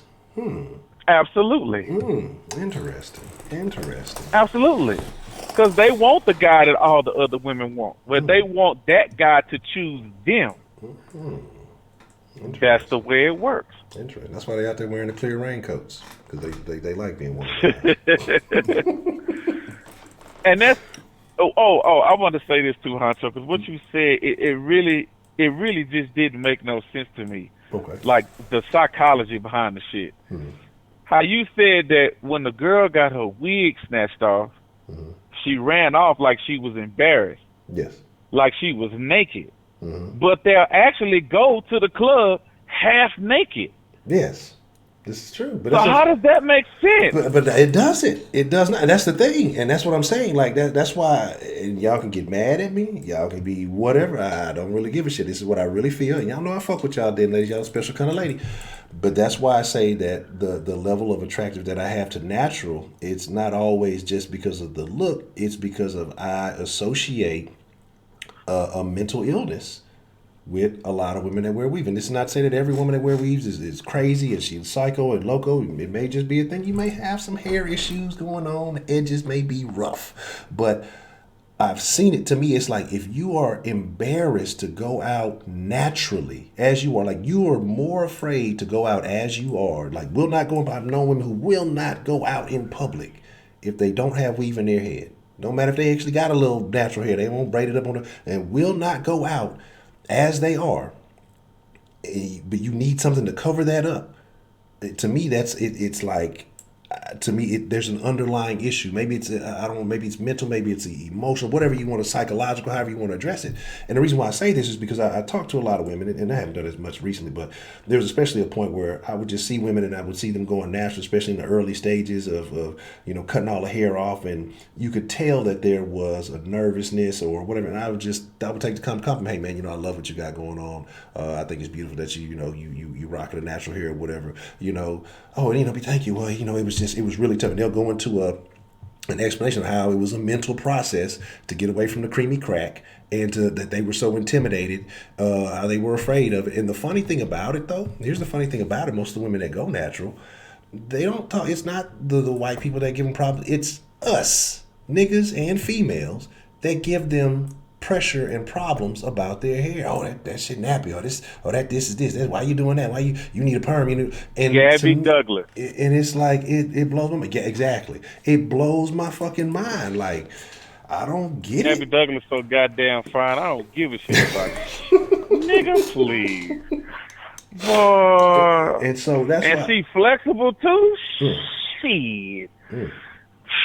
Y'all better stop playing. Yeah, and so my thing is just like, again, if you don't have those issues, that's fine and dandy, then I'm not talking about you. But I'm talking about what I have seen in reality. And in compared with some of these crazy clips and stuff, that's what I'm saying. You're more comfortable exposing your actual flesh, the side boob, titties, and then the ass, everything else hanging out with no drawers, because y'all know half y'all don't wear no goddamn drawers. And y'all will go out like that. But if the wig or the weave is removed from it, like you become destabilized and go run off and hide. Like it blows my mind. And so I feel bad, really, honestly. Like I feel bad about it because it's like, damn, where do you get to the point that you respond like that to stuff? But at the same time, the reason why I say it's like, and it's not to say that certain women don't look good with weave and all that, but I look at it and I start immediately thinking, how would she respond if this shit got snatched off? And then that automatically connects like a psychological. I'm just dead serious. Like and to me, then it connects to a psychological issue. And I'm like, man, if that's an issue, what are the underlying issues are there? And is that something that I would want to deal with? And no, I mean, I don't care. I wouldn't want to deal with it. Like, I don't want any additional extra problems. Like, to me, if a woman can go natural and she can be natural in public and not be ashamed, I don't care if it's a little afro. I don't care if she's rocking a fade. Some women, now look, all y'all can't rock no fade. Some women look good with fades. They can pull it off. But or just the natural, whatever she got going on, and be comfortable. That's a sign of stability to me. That's a sign of comfort within her. She's comfortable in her own skin. And so that's what's more attractive. Like when I say, the looks and things, like, man, again, physical attraction is physical attraction. It is what it is. But like I say, to me, when I look at women and I see certain things, it's subtle things that I find more attractive than, I won't say I find more attractive than hips, tits, ass, and all that. Those are beautiful things, but it's a lot of women with hips, tits, ass, all that good shit that are crazy as cat shit. So as much as I admire that shit, I look for the subtle things, subtle responses, subtle actions, the way she carries herself, the way what she wears, the way she, responds to things. Those things are much more significant, in my opinion, than any of the rest of that shit. And so while certain shit looks good, that's why I say when I see a lot of these, such and fine, so and so fine. That bitch is crazy. You can see the craziness. And that shit is not attractive. Crazy hoes are not attractive to me. Like, niggas, that crazy pussy, the best pussy. But yeah, jail and child support and those other financial problems and again, destabilized households are not attractive. And it's not worth it. None of that shit is worth it. And I would rather have a woman who is more together mentally.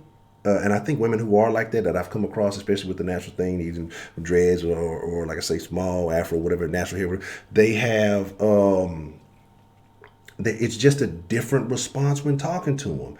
It's a different energy when interacting with them. And it's like you can sit down and have those civilized conversations. They're much more understanding when you have those conversations. I mean, this is maybe it's a personal fact, but this is something that I've realized. It's a completely different energy with those type of women than the women who do the most attention Sarah seeking. donated $5 through Super No, I think Chat. it is. I think New part shirt of coming it soon. is more of a HONCHO humbling gemeint Sancho experience with for an them. Xmas hat So lächelndes they're more Gesicht mit pleasant to speak herzförmigen to. Augen, Because a Gesicht lot mit of them got the umarmenden weave in Händen, their head. They Strebergesicht, think they the Feuer, baddest Feuer. bitch around, so they not humble at all.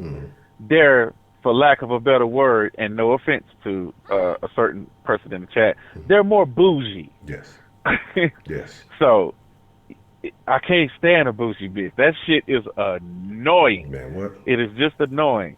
But a lot of these little details, lady, it gives us some insight into your psyche because that shit does matter. Exactly. Your psyche does fucking matter. Because I not want to put up with no batshit crazy ass bitch. I'm sorry. I ain't got no time for that. Man, what? I'm not with none of that shit. None of the hoes that like to get mags, that like to snap. Niggas be thinking that shit is cute. I'm not with females hitting all on me and all that other shit. Look, I get it. I'm fuck strong that. with you. It's gonna be cool. Like I got a level of patience. Y'all be talking about, man, Honcho, you be patient with phone calls and all that. This is the internet, right? We all put on a little bit for the internet. You got like 2, maybe 3 hits before I'm finna say, look, you finna see an instant demeanor change. If y'all thought the Maria conversation was something, it gets significantly worse than that very quickly. And I'm not finna just turn around after you give me 3 times, I'm a hitter, but it's gonna be a change. It's gonna be, look, we gotta fix, we gotta clarify a situation. We finna regulate the matter. I got a tried and true move, Honcho. This shit works. This shit works. What's that? Whenever I have a problem with the female, and I found this out from my cousins because they like to buck up to a nigga. You know, when you're a big nigga, people like to try you. Yeah. So they talk that hot shit. They feel like because I'm a big dude that I can take these punches and shit. Correct. So I've learned to do the nipple flick. You take the tips of your hand, you put all your fingers together, and you just flick your hand at their nipple. And let your fingertips hit their nipple. It shuts all that shit down. Really? Because the first thing they do is grab on that motherfucker and then back the fuck up. And you just like, okay, here's what it is. It works through bras, no bras, whatever. You do that shit, they'll leave you the fuck alone. It works every time. It works every time. It's tried and true. Or if that don't work, if she decides to all out fight a nigga, I'll shake a bitch. Yeah. I'm not going to hit you. I'm not going to I will shake the shit out your ass. And I guarantee you, by the time you get your senses and your equilibrium balances itself back out, I'll be gone from the equation. That's actually, I'm gonna have to put that into the repertoire, man. Does that work? Does it work through sports bras? Yes. Okay. It works through anything because your fingertips is pretty solid. Okay. If you just flick right where the nipple's supposed to be, they go, ow, shit, and then they leave you alone. I'm telling you. Okay. And sometimes you gotta guess though. Sometimes the nipples be pointed a little downwards. You don't know where they be at. You gotta Yeah. make sure you talking. I'm talking shit, but I love them titties too. I'm just fucking with y'all. I love all titties. Y'all titties to be respected. Let's be honest, it be like that sometimes. You know, hey, gravity is a motherfucker. Well, I don't know. love it too. You might have to find other means of escape if you dealing with one of them. Y'all know we're I here don't talking have that shit, problem. man. It's all love, man. Yes, all titties matter. Yeah, that's gonna be the next shirt. Appreciate the love, Miss Jess Sarah. Man, so And there's a lot of women that volunteer the shit. They be like, does that really hurt? Because I tell them, they be like, what you do if a woman get in your face? I said, normally they don't. And they was like, well, what do you do? Then I explained it to them, and they was like, well, do it. I want to see if it hurt or not. I'm like, you sure? They be like, yeah. And I lick that motherfucker. Oh, shit. And, yep, changed their whole demeanor. It works. that's tough. What the fuck is a movie, Ron Live? No, that sounds questionable at best. I don't even want to. I can't be agreeing to stuff, and I don't be knowing with some of the stuff y'all be some of the terminology that y'all use. Nah, fuck, ain't nobody flicking no man movies. What kind of weird shit is that? I had a feeling that's what it was gonna be. That's why I was like, what the fuck is that? Nipple discrimination. Now back to the weave shit. Mm-hmm. What I don't understand is why do the girls with the bad weaves get embarrassed when everybody knew that it was a weave on top of your head? That I don't get. I don't know. That's what I'm saying. Like I don't. Again, like I say, I don't. I just the whole thing is confusing. And again, I say all this because y'all say, "Oh, Honcho, you're so damn judgmental." But nobody in my family, again on my mother's side, my daddy's side, them country motherfuckers, that's a whole different thing. Whatever they do in the backwoods, Bowman, I don't know. But on my mom's side, nobody in the family wore weaves or anything like that. And so I didn't, I'm like, I had one cousin, and I'm talking about I got all the feet. My sister, before she passed, she didn't wear it. My aunties, none of them wear it. They'll wear like a short haircut before they ever anything. Mom didn't wear it. I had one cousin on that side, and again, y'all saw, you always colorism and all this, but she was the darkest one on that side. She was the darkest one in the family, and I don't know if that may have played into her thinking or whatever, and also happened to be the biggest one in the family. So I don't know if that changed it. I don't know if that had anything to do with it. I'm just pointing out things that I noticed, and she's the only one that I've ever seen wear. That's the first time I think I ever saw weave. I didn't know what the fuck it was. Like, honestly, I just now realized, now that I'm thinking about it, it was like the first time I ever saw it. I just didn't know what it was. And so, but everybody else, nobody wore weave on my mom's side. Like, no, grandma never did, mom never did. Like, and so that's why I say, to me, like, when I say the things that I say about women, it's like, when people get mad, well, your mama, or you this or that. Well, no, actually not. And so I'm okay with that. I'm okay with the shit that I'm saying because I ain't never been an issue. You know, people get mad about that. It don't apply to her. Yeah, so I was like, you can say whatever you want to, but I know my mom may never do those things like that. So my deal was just like, man, look, if you like it, I love it for you. But to me, it just sends certain signals, certain things, and it may not apply to you. I may be just making bad generalizations, but I like to think that my generalizations have worked out for me mostly, and usually I'm right about the things that I get those spidey senses about, and I just rather not. Like, I'm not saying I don't like you or I think you're disgusting. We'll be cool, we'll be friends, but it would never. I don't think it'll ever like make progress because of there's usually subtle signs that I see, and 9 times out of 10 after kicking it with a chick long enough or hanging around, I see it and it comes true. So that's what I say. Like I'm gonna stick with my spidey senses, man. You know. Man, I'm gonna tell you something. Yeah. Ain't nothing crazier than if you over at a bitch house and you wake up in the middle of the night to go take a piss. You turn that light on, and they got 4 fucking wigs hanging from the shower curtain. Scared the fuck. Like, what the fuck? Like, yeah. You know, I hate that shit. Man, I hate that shit. I learned all my weave science from a chick that I was with in college, around that time in college. And she was a weave expert. She used to do little quick weaves for her friends and all that shit. And sometimes I'd be at the house and I'd be smoking a blunt, I'd be on the game or something, and I'm just sitting there looking at I'm studying the shit. I'm hitting this blunt, like, what the fuck is going on? How the fuck she came in here looking like, And she leaving looking like, what the fuck is going on here? Like and once I start seeing the signs behind it, I just, like I say, I just started noticing things and all kind of little shit. And then like after, getting out of that relationship, I've noticed things and behaviors from that relationship, and I'm just like, man, nah, I'm cool on that, man. Like I'm cool on all that shit, So yeah, it is what it is. Here's another thing. I see this shit too. When two females go at it, they keep their wigs on and weaves or whatever, and then they'll just fight. But why is it when the female is about to attack a dude, the first thing she do is take her fucking wig off? Oh, because you know where you're going. You think that there's in certain combat sports, there are rules, right? No, there's certain things you're not supposed to do. But they believe that the first thing in a girl fight they do is grab each other's hair. Exactly. A dude ain't finna grab your hair, so why would you take your hair out? I don't get this But shit. they think that there's that mutual respect is going to take place, because here's the complication with women's fighting. When women are fighting, street fighting at least, usually it's over a nigga, some dick or some bullshit. So not only do you have to win the fight, but you have to try to remain looking good when you win the fight. That's a good point. That's a good point. And so whoever then you got to see who got the better weave. So if your shit stay on while her shit come out, you can also throw insults about her shitty ass weave or her terrible ass wig if you beat that ass too. So that's right. It's layers to it. That makes sense.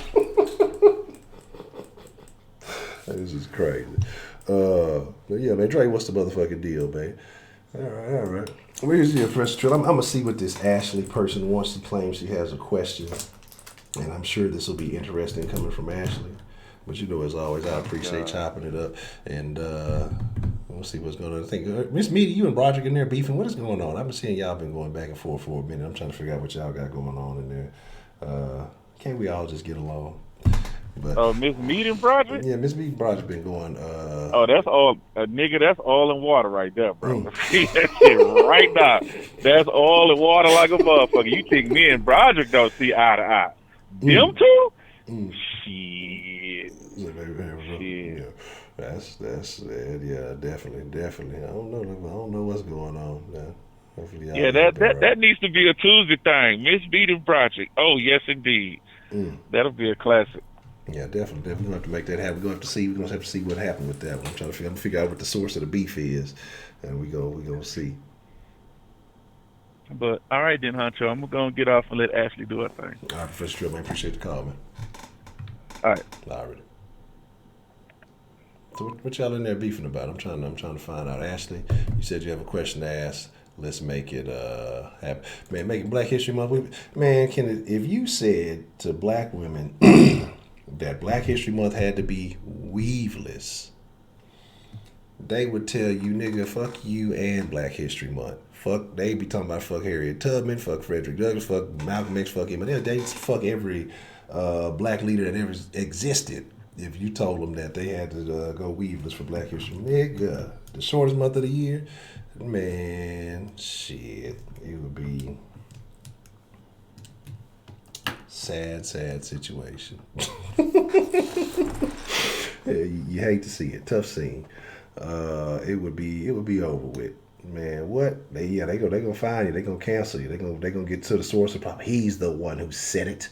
He's the one that started this idea. We're gonna nip this in the bud. So yes, the line is open, Miss Ashley. What is this question you said? Yeah, yes. I thought you were gonna call and ask a question. I'm waiting upon your call, and I'm trying to figure out what Broderick and Miss Meat. Oh, well, you're trying to fix your skipping CD. Do people still use CDs? Like, how do people feel? Well, I guess if you had a CD collection, it was easy to transfer it to MP3. But like, if you had a super tape collection, because here's the thing, like a while back, I was helping my mom move, and she still had a lot of my sister's old stuff. My sister had she used to be able, she could sing, and she had like lots of music, man, lots and lots of music. And so when we were moving some stuff, like when they found her tape collection, it was a huge tape collection, but it's like nobody has tape players or anything anymore. So like if you amassed a huge tape collection, like what do you do with that? That's interesting. All right, Miss Ashley, what is on your mind? How are you feeling? Okay, I'm pretty good. It's actually really stupid, but somebody here may know it. So it's like an old joke, and so it goes like, I can't remember the beginning. That's what I need to figure out.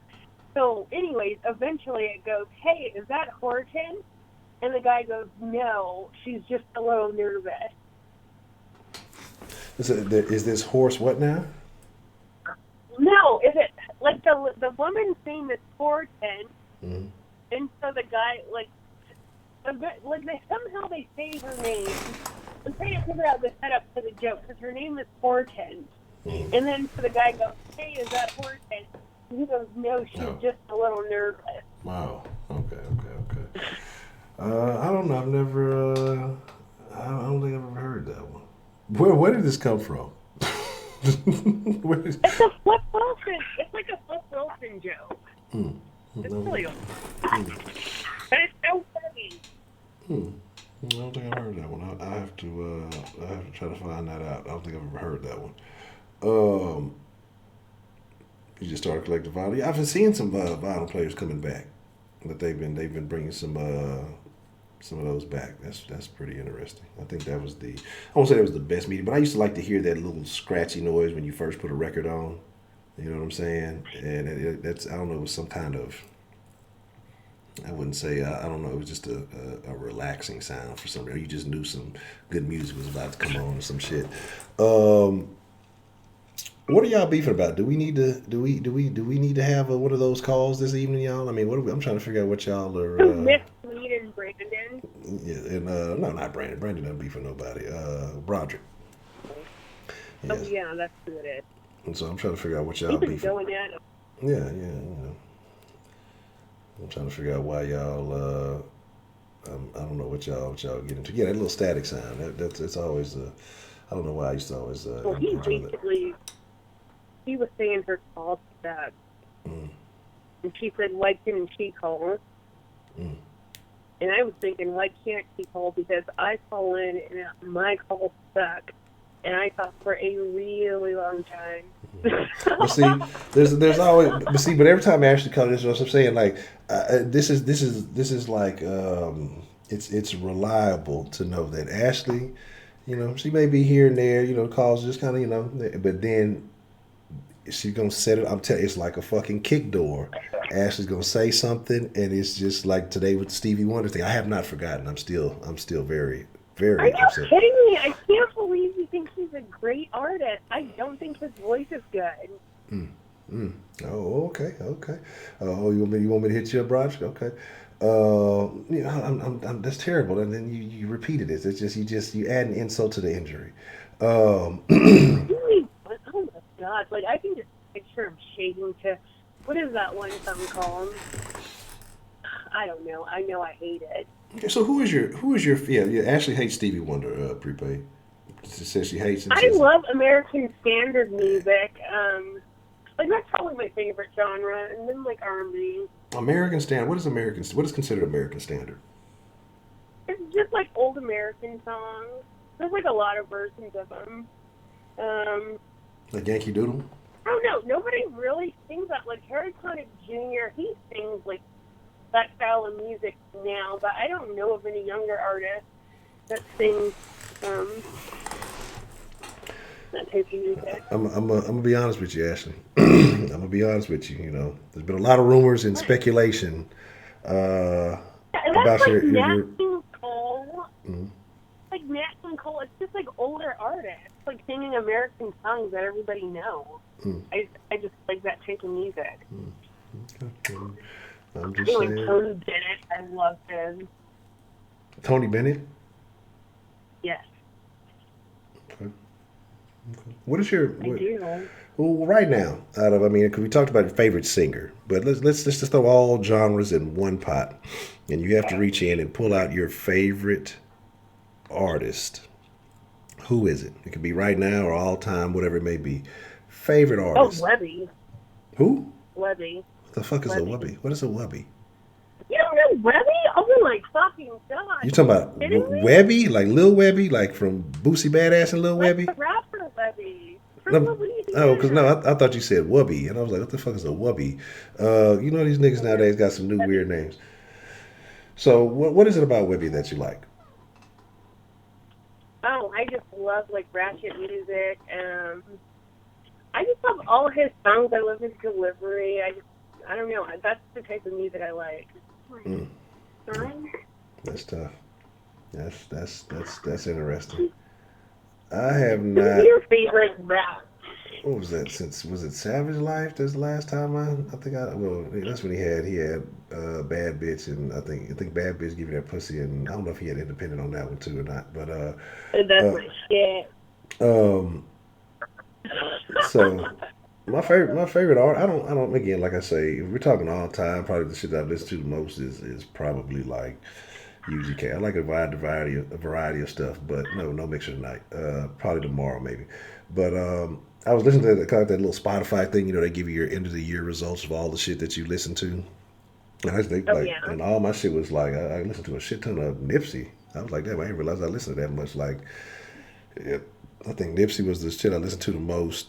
There was a couple of podcasts on there, and I think that Jeezy album was on there. It was a couple of Atlanta things. I listened to a little bit of, I think The Baby was on there, but I didn't really listen to it. I think the only thing I was really listening to was Nipsey, and everything else, if I listened to it like 2 or 3 times, it just fell in that next category. But if we're talking like all time, it's definitely gonna be like some UGK. It's gonna be something from H-Town. That was my biggest genre was Houston rap. And H-Town. What are rappers like Little Flip? I mean, Flip used to go hard, but it is what it is. Now I would say like Big Hog, Kiki, like old school stuff. I don't listen to none of these the newer little niggas. I don't like know Scarface. Yeah, Scarface. You talk about the Ghetto Boys, shit like that. Lil O. Like I say, Fat Pat and Hawk, they were. That's very unfortunate, very talented. And regardless of what some of y'all niggas might think, I still fuck with SPM because SPM went hard and niggas just didn't like SPM because he was Mexican. SPM used to fucking jam. Flip ain't never went hard, Project. Oh, stop the nonsense, bro. When Flip was with HSE, I got clothes in my closet, but you got clothes in your closet, but they not like mine. I got cars in their yard, but they not. Flip went hard on the Leprechaun. Leprechaun went hard. Y'all niggas trying to steal my style. Fucking the Leprechaun went hard. He wasn't a gangster. No, he was not a gangster rapper, but as a rapper and an entertainer, Flip music used to go hard. You might see me in an expedition with a sign on the back that say "Let's go." Man, Flip went hard. I'm not that back when H-Town used to actually freestyle before they started getting on this weird shit that everybody do by memorizing their shit and then calling it a freestyle. That's the shit I hate. I hate that shit. That shit is not a freestyle. So what about new artists? I don't know. Like I said, the only like new artist that I think I kind of like is The Baby. I like that little nigga. He actually can rap, and I like his demeanor, the way he kind of his little vibe. He a cool little nigga. And then outside of that, if I need that toxic masculinity music, then I listen to some Future. Some of his old mixtapes went hard. That's about as new as that's probably about as new as I get. That Monster mixtape and like Purple Rain, some of those were cool. We got another one that went hard. But I listen to a little bit of Future. ESG the truth, yeah. ESG, man, look, buy the house, buy the block, buy the boat, buy the dock. Man, I'm telling y'all don't know nothing about that, man. So this is Master P. Mm-hmm. Say that again. I said, did you listen to Master P, like when he was popping in No Limit? Yes, Master P was a legend. Oh my god, that was my jam. Ice Cream Man, fucking The Last Don. I don't care. That was my shit. I don't care what nobody says. On The Last Don, what was that song? Hot Boys and Girls. That whole man. Again, and what I hate is when we have these conversations about female rappers, and I wish I should have mentioned the other day, so I was slipping. Mia X went hard. You ain't ever seen Mia X look like a goddamn stripper on stage. None of that bullshit. Mia X was probably one of the hardest, if not the hardest, female rapper, and You know what I'm saying? It is like Mia X was one of the hardest female rappers and underappreciated. Underappreciated. Never got that level of shine because she was from one, because female rappers already had kind of like a lower tier of whatever. But then for her being the South, because the South wasn't getting love back then, Mia X was hard, nigga. Like, man, come on. I'm the loud heart on the rat trap. Name a Bobby Caldwell song. Can you name a Bobby Caldwell song? Yeah, I know who the fuck that is. Okay. So old school rappers, who is your favorite old school rapper? I used to listen to like a lot of Tupac, a lot of Scarface. Who else? Like No Limit, Snoop Dogg, a lot of West Coast stuff. I don't really like East Coast rap. I didn't listen to that when I was younger. East Coast, man. I just listened to like Jada was probably like the only thing from the East Coast that I used to rock with hard because I didn't really listen to a lot of East Coast shit. Jada Kiss. Oh, Jadakiss, yeah, he used to be popping like some of his songs, but like I would never listen. Oh, but I did listen to The Diplomat. Really? But like Jadakiss, I could never listen to a whole album. I don't think. Jada was hard. Jada had bars that are still niggas still ain't touching to this day. Jada was a fucking fool, man. He dropped a little mixtape, top 5 couple of years back. That shit was still great. Like I'm like, God damn, Jada still got it. Yeah, man. I don't know. I used to listen to like Freeway and what is his name? Freeway was real weird. Freeway was like the East Coast version of Blueface or some shit. Freeway had like them little odd ass. Yeah, here we go. Yeah. He was making little weird noises and he just rapped real weird. Like he was just odd to me, man. Like I don't know. Freeway, like he had a song I liked, but he was just man. He was kind of Fabulous. Fabulous is underrated. Fabulous had them Soul Tape mixtapes were good. Fabulous. Yeah, he had a couple of good things too.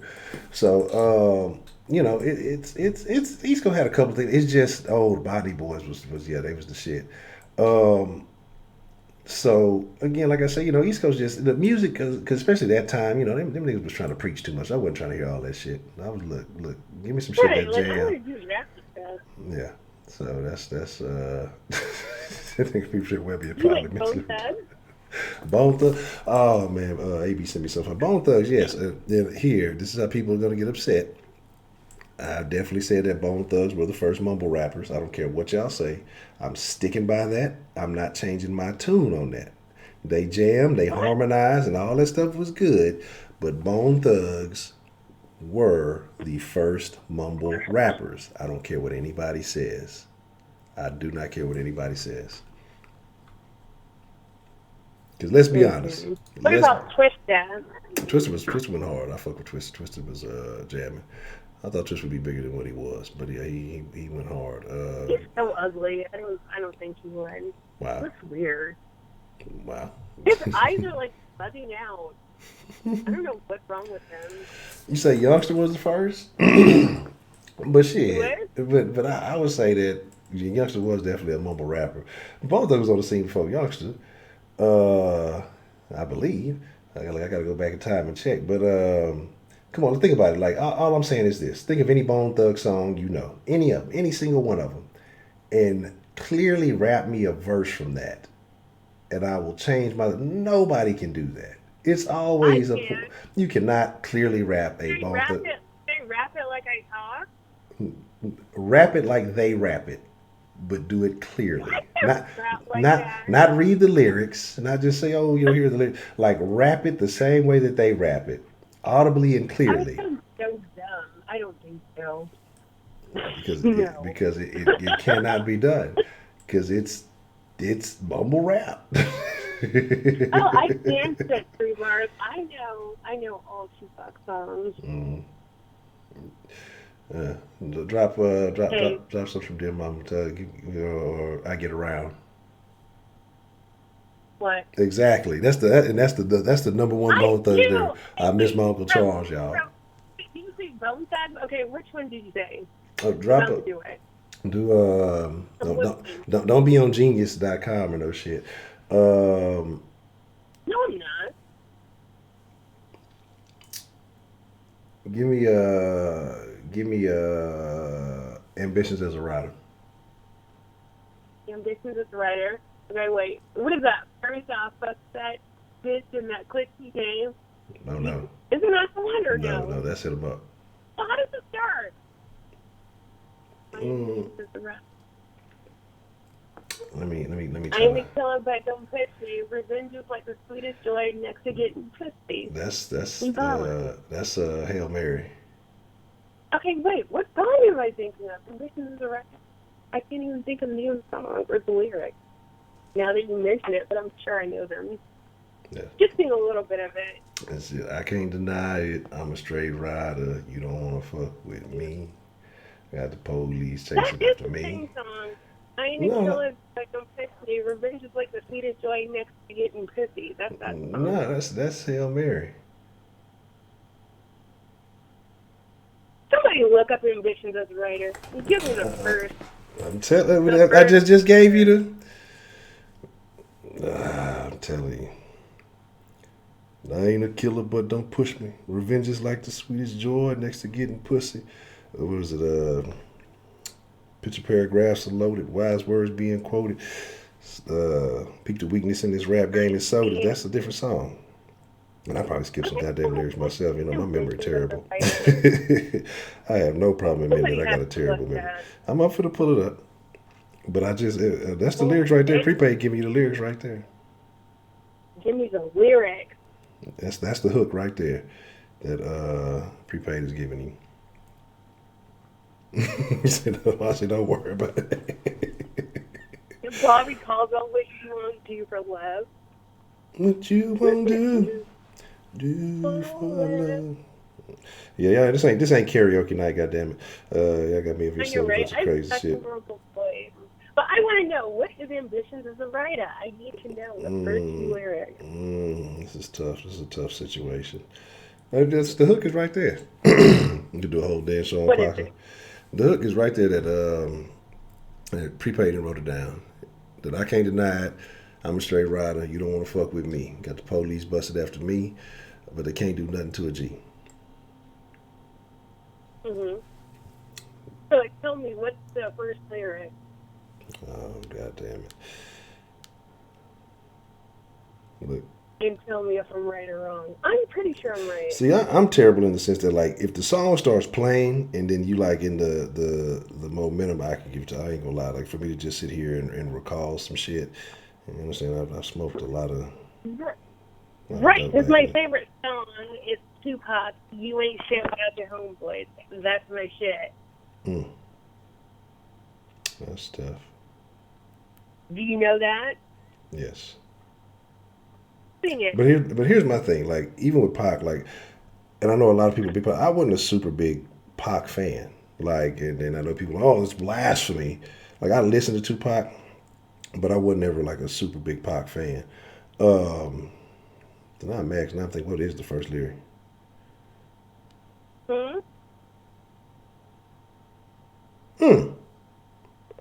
What is it? I'm mad at myself for not fucking. I'm mad at myself for not remembering that's the first fucking. But that's what I'm saying. Like, as soon as the fucking song goes, then that's what you know. You in the groove. You know. I'm mad that I didn't realize that that's the first part of it. I'm pissed off at myself now. What happened? Wow. No, because I just read the lyrics and I'm mad that I couldn't remember just the first part. Wow. What are they? What's the first part? And actually, I was probably saying something different. What's the first part? Don't worry about it. Don't worry about it, Ash. What? Am I right? No, you're absolutely not right. Oh, good grief, Stop the nonsense. I heard some people saying that new Game album. They said he trying to sound like Nipsey on his new Game album. Y'all are talking crazy. Y'all are talking crazy. And this is one nigga that don't even like. I mean, like I like Cali rap, but y'all are talking craziness right now. And the reason why, like, y'all gotta respect what he did because of how he did what he did. The fact that y'all speaking on him, had it been any other nigga, it would have been some local nigga that y'all never heard of. Like, y'all gotta understand the way Nipsey's hustle literally was. Like, that nigga went hard. Oh yeah, absolutely. Victory Lap. I listened to Victory Lap probably too many times. I think Victory Lap was the album I listened to the most on my little thing. Victory Lap and that Crenshaw mixtape. Slauson Boy went hard. Mailbox Money went hard. Maybe the Slauson Boy too. I think Slauson Boy too. I don't know if I rock it. The Marathon Continues. Like the man, it was just the like I said, you just kind of had to be. If you caught on it afterwards, you're gonna be like, whatever. But like. That nigga was jamming, man. Like I said, it's a different vibe to it.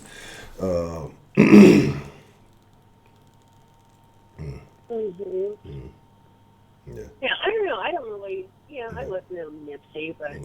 But y'all gotta realize, like, and the thing about it, Victory Lap was his first real album. Like everything else was mixtapes. You know what I'm saying? Like, and that's what I'm saying. So for a guy on his first album, basically to have that legacy already built up, that's a lot of work behind it. And like I say, Victory Lap was a class. It was a great album. I don't care what y'all talk about. It was a great album. I've never been a real big Game fan, and I'm gonna tell y'all why. Let me explain to y'all the Game. And like I said, I haven't listened to anything new, but I'm sure he still sticks to this same formula. The Game, the documentary. He told y'all basically, to me, the Game, his name is perfect because I feel like he gamed everybody. He told y'all exactly what it was that he did. He talked about he got shot, and his whole story was that he sat up in a hospital room and he listened to all the great rappers and all these albums, and he studied all this stuff, and that's all it was. And I'm not knocking it because obviously it worked for him, but the Game does nothing. He's like a rapping clout chaser to me. He's a rapping statistician. Because all he does is rap names and numbers. Snoop said it in 94. We don't love them hoes. This was back in 83. This was such and such. This was here. This was there. This was this, that, and that. And it's just like,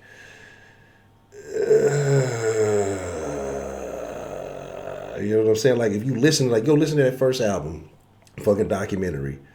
All he did was just name times and places. You know what I'm saying? Like, all it was this here and that here and this here and that here, this here. Every song was like that. You know what I'm saying? Like, oh my gosh. That's how music is now. Have you noticed that all music today is just a bunch of metaphors? Yeah, and that's what I say. I mean, I don't know, man. And I ain't gonna lie. What was that? What, like 100 bars or whatever? Now he went hard on that one. That's probably the last thing I heard that he went hard. And that little One Blood song I think was cool. But just as far as him as a whole, I really can't. I really can't get it.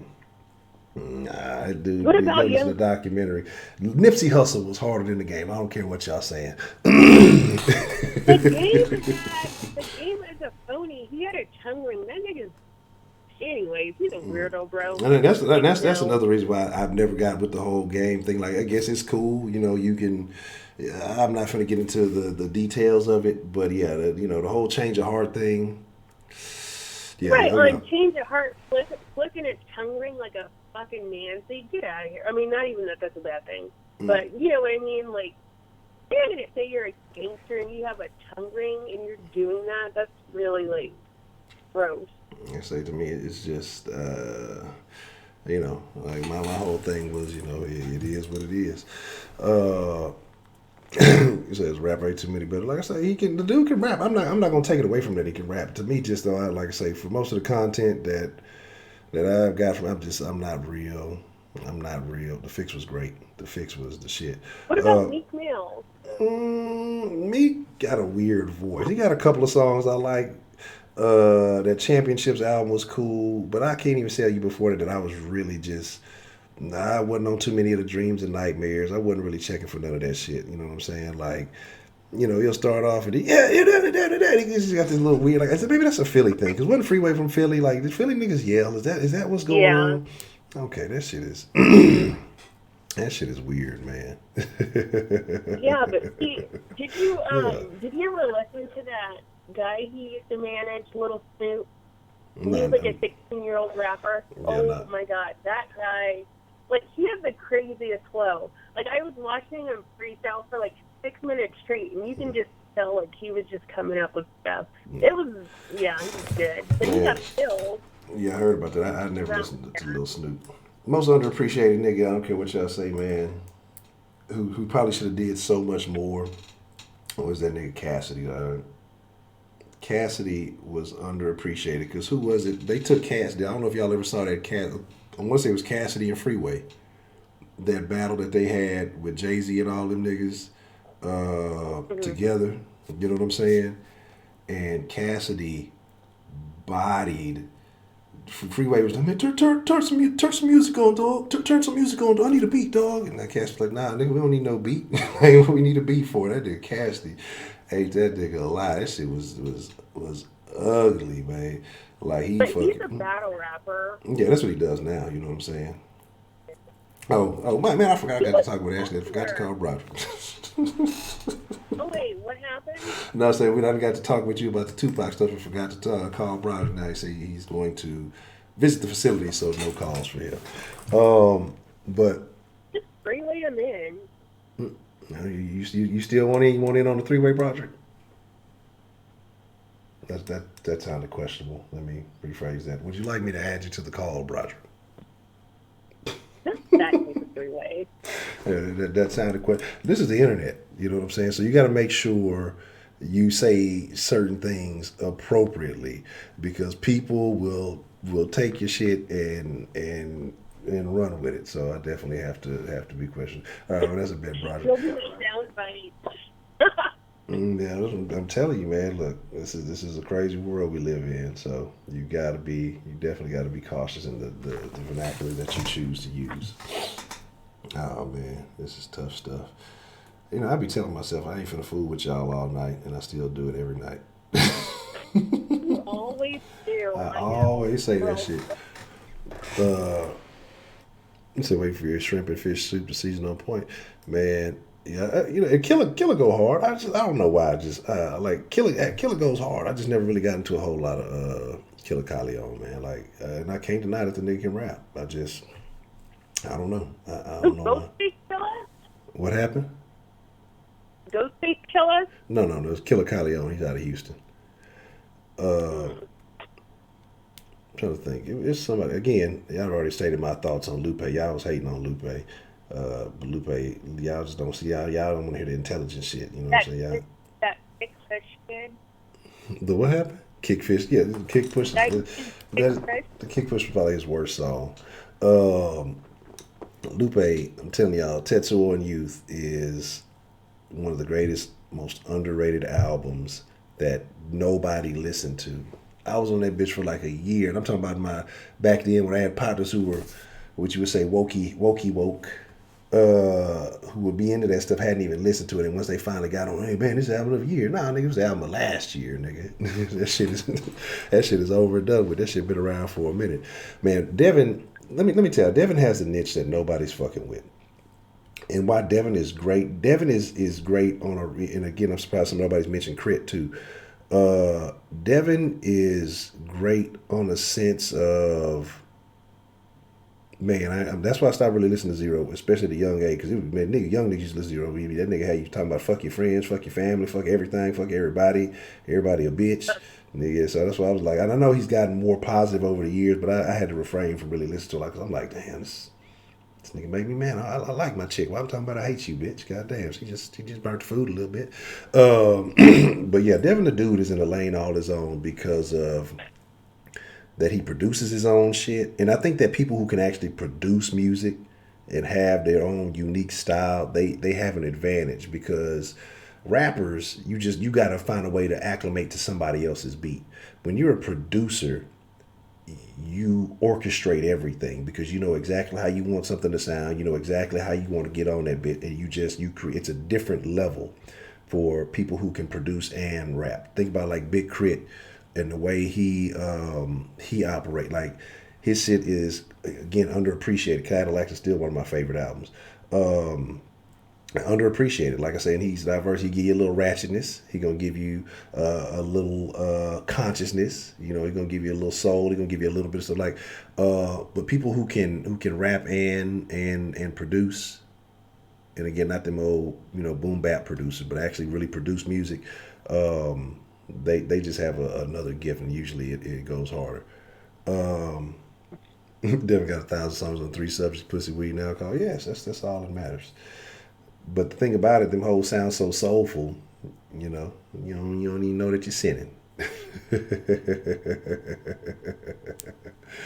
So Outkast Player Ball for the Xbox live stream. Let's see if we can get away with it. That Players Ball was like, and Outkast was interesting. Outkast was real interesting to me. Elevators, I think Elevators is when I really started paying attention to Outkast. That Me and You, Your Mom and Your Cousin Too. Oh, that was my jam. Yeah. But you don't know about that. What? That and who was that? Goody Mob. Was that Goody Mob? They Don't Dance No More? That used to be my shit. They Don't Dance No More was not. They Don't Dance No More? I never heard that. You've never heard They Don't Dance No More? Sing some of it. They don't dance no more. They don't dance no more. I mean, that's They Don't Dance No More and Cell Therapy are probably 2 of my favorite Goody Mob songs. All they do is this. All they do is this. Yeah, they don't dance no more. That little intro they had was funny. You gotta get your little piece of paper and jot some of these things down. They Don't Dance No More is a classic. Cell Therapy. Who's that peeping in my window? That's ridiculous. And then speaking of Cell Therapy, it's a West Coast song I used to really like. What's his name? Sally Cell. It's Going Down Tonight. That's that. That was the jam back then. I said that sounds familiar, but I can't remember. Yeah, Sally Cell. What about Murder Inc.? Did you ever listen to them? No. What? No way. No.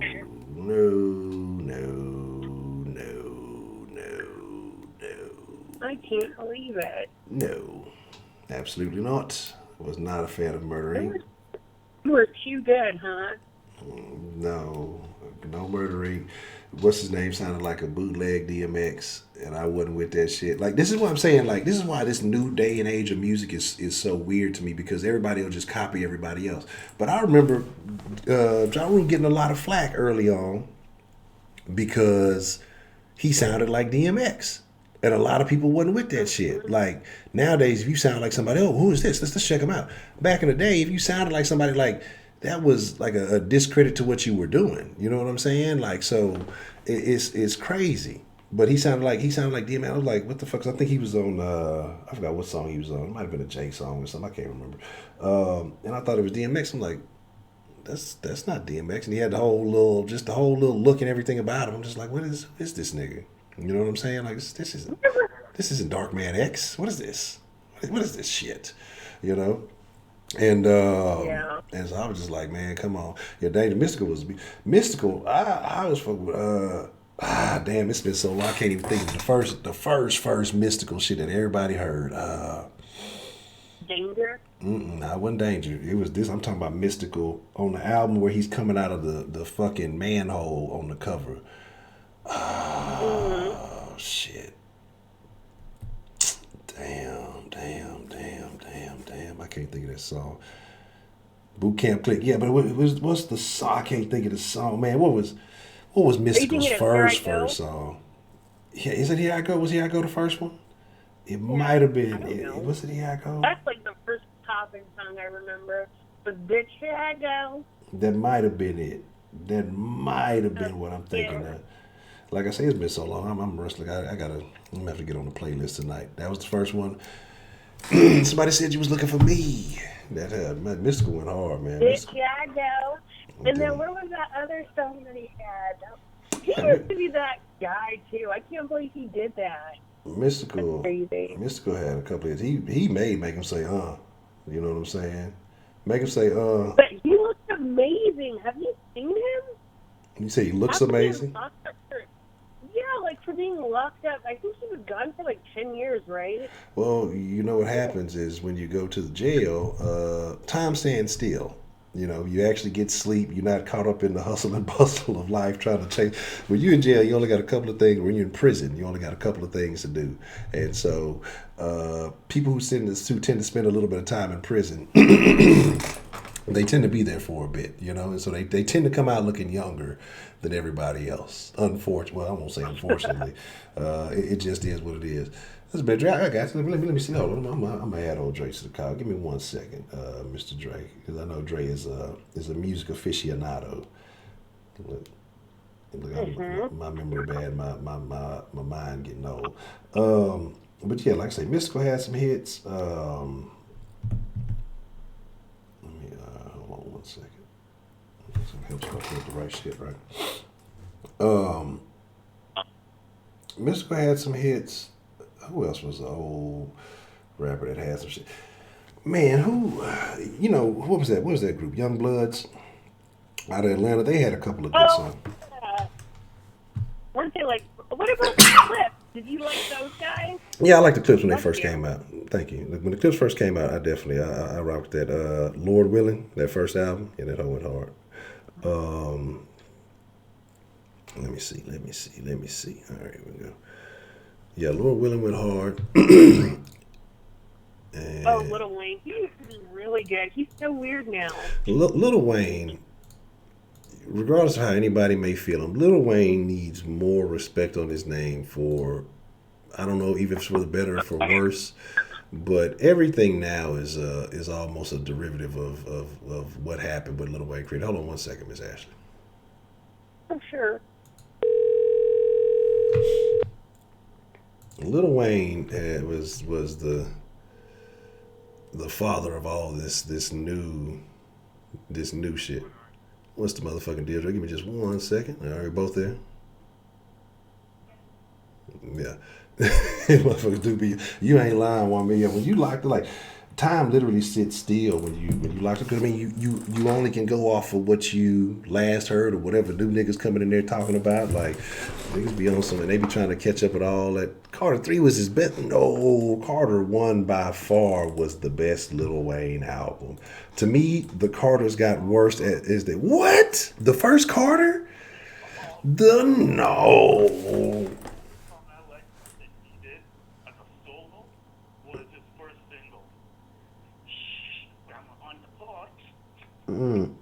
This is not a way to come into the call. Boy, shit, everything. MC Dre. Nobody could tell.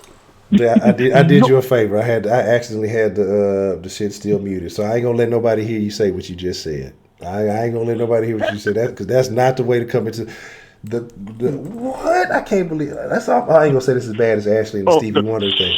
Grandma on the porch. What you said about the porch? What you said about the Carters? That is. They were all shit. They were good compared to what they were up against, but they were all shit. That first Carter is a press play classic album. I shoot you arm, arm, head. Let me tell you how good the Carter was. Right? I'll tell you straight. Dude's smart. Mm-hmm. He's smart. Mm-hmm. I'll give him that. Mm-hmm. He's an intelligent kid, but he's shit when it comes to rap. What? Oh, not you too, Kenneth. Going back to the original Hot Boys, people couldn't tell the difference between him and what's his name? And Young Turk. Yeah, Turk. Mm-hmm. And it was actually Turk that actually had the better lines, the better verses, and everything. But they wouldn't put him out first because he wasn't kissing on the producer, like tongue kissing him and shit. And then he ended up catching the case, probably shooting at one of the Birdman's boys for trying to get in his booty or something. Let me tell y'all, man. The first Carter, is hands down Lil Wayne's best album, and it does not come close. Every song on that whole, and y'all, I'm gonna tell you why. I'm gonna tell you why this album was so great. Because Baby actually had a verse on this album that went hard. Okay, well that would be the only part that was worth listening to. Man, and Diamonds got us conspiracy for murder. 5 young niggas uptown serve. Baby dropped a fire verse on that album. It ain't too many times you said, I knew Baby went hard on that. Baby used to be talking all on the album and shit. You know what I'm saying? Yeah, because people started writing for him. Buy me a platinum football field, you know. But yeah, get your roll on with hard. What's the other one they had? The you know, But fresh this side. to get your roll on, I give that credit to you know what I'm Manny saying? Fresh. Gator Booze, yeah, all that shit went hard. But come on, man. Man, D Carter is a classic album. The Carter, I couldn't listen to 3. Like, I hated 3. Lollipop, man, get out of here. I remember, dude was crying half the time he was rapping. I remember picking it up. I was riding with my best friend. He came and picked me up. I forgot what we was doing, up to some kind of shenanigans. And he was like, yeah, man, I just got this Lil Wayne. And he put that bitch in. And by the time he had to stop by his baby mama house, so by the time that we went from my spot to his baby mama house, and a couple little songs, they didn't say, hey baby, I got you this Lil Wayne CD, man. He ended up giving it to her. We like, and never listened to that bitch again. That shit, that Carter 3 I could not fuck with. Carter 2 was, it had a couple of, like, it was like, I was kind of like Father Like Son was kind of but Carter 1 was the best Lil Wayne's album of all time. Okay, now I'm going to attack this from an intelligent point of view now. Okay. Aside from me not liking Wayne's little whiny, crying ass voice, the person that a lot of people now hate, Drake, is a carbon copy of him. Him to Lil Wayne is Ja Rule to DMX.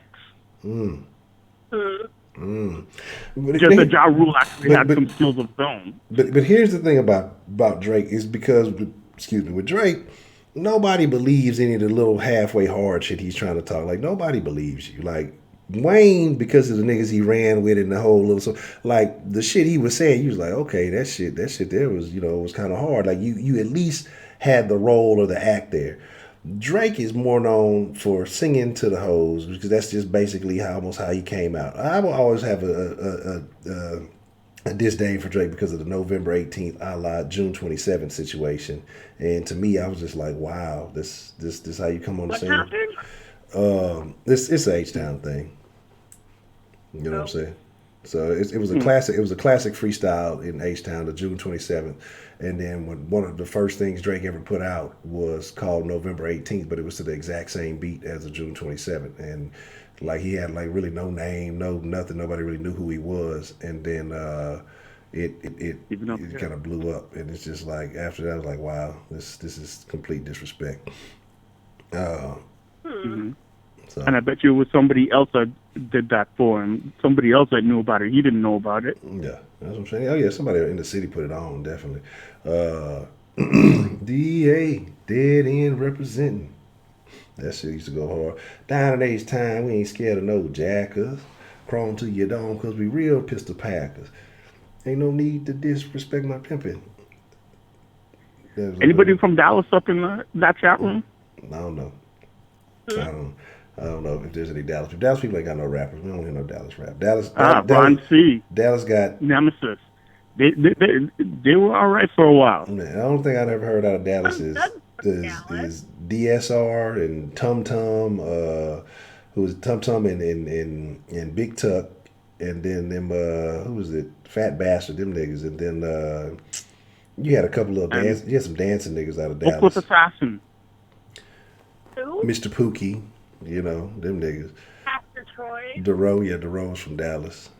You know what I'm saying? Crook for Life. Yeah, that was that Mr. Pookie. Lay down, I'm a crook for life. He also had another song that We Smoke Marijuana. That used to be a little good luck get high song, I ain't gonna lie. Pookie and Lucci, okay. But like I say, Dallas had a couple little how come everybody's leaving out Oak Cliff? How come everybody's leaving out the Oak Cliff Assassin? Oak Cliff Assassin.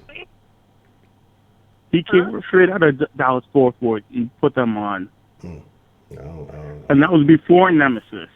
No, I couldn't tell you. I'm not familiar with the too many of the Dallasites.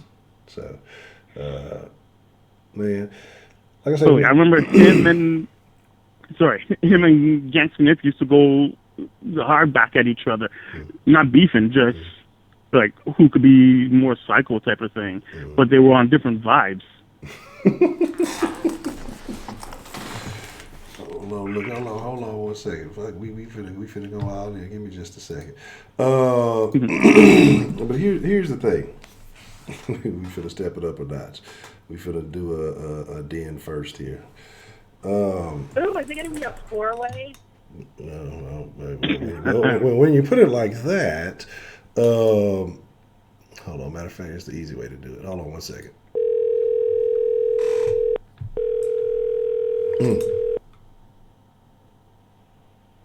What's good, Honcho? Prepaid. Hold on 1 second. We all here? Yep. Well, what's on your mind there, Mr. Prepaid? Okay, we're going to get to the rap real quick.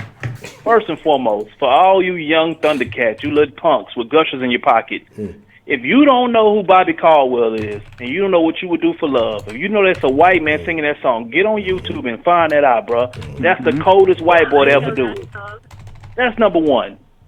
Number two, how dare y'all fix y'all mouth to say that Mobb Deep was trash and ordinary?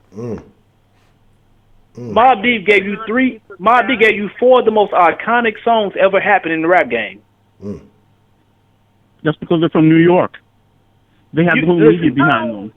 Listen, that ain't got nothing to do with media, bro. You put them up against South Central Cartel.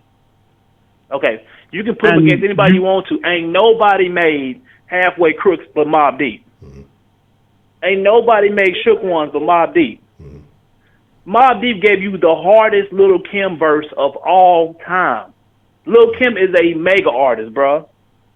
Mobb Deep gave you Quiet Storm, they're dog. from New York. They got the industry behind them. They can be from Guatemala, bro. I don't give a damn. If they were, you wouldn't have heard of them. Listen. Classic music deserves all of our respect. The Carter One was a classic, and I am not a Wayne fan. Correct. The Carter One was a classic. It was out, and it's not about it. Let me tell y'all something. Let me tell you something about music. Classic music is timeless. I can go turn on Carter One right now and get through the album and be like, bruh, that should just bring back so many memories. I was talking about Lupe Fiasco earlier. Lupe Fiasco, Hip Hop Saved My Life. Yes. When he rapping about Slim Thug's life, gives me chills, bro. Yes. That's timeless music, bro. Most niggas don't even know that shit. I mean, Lupe had a lot of love for the city. A lot of niggas don't know that. Yeah, Lupe. If you go listen to Lupe, Hip Hop Saved My Life, that's the story. That is literally the story of Slim Thug's life. Slim Thug. That's about Slim Thug. That song is about his life. Yes. That is a classic, bro.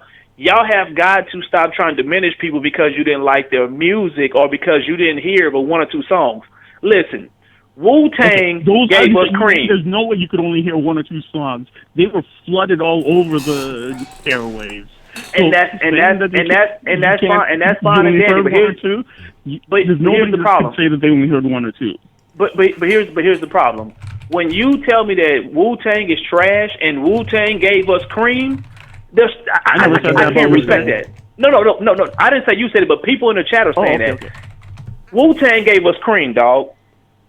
Do you know what Cream spawned in actual the rap game? You know how many songs were made after the song Cream came out? How many rappers were motivated to rap after that song came out? Like, come on, dog. Y'all are driving me crazy with that. But this is at the same time you have to recognize the FTC then for most definitely everybody in Houston. But here's the thing as music fans, you have to tell the full story.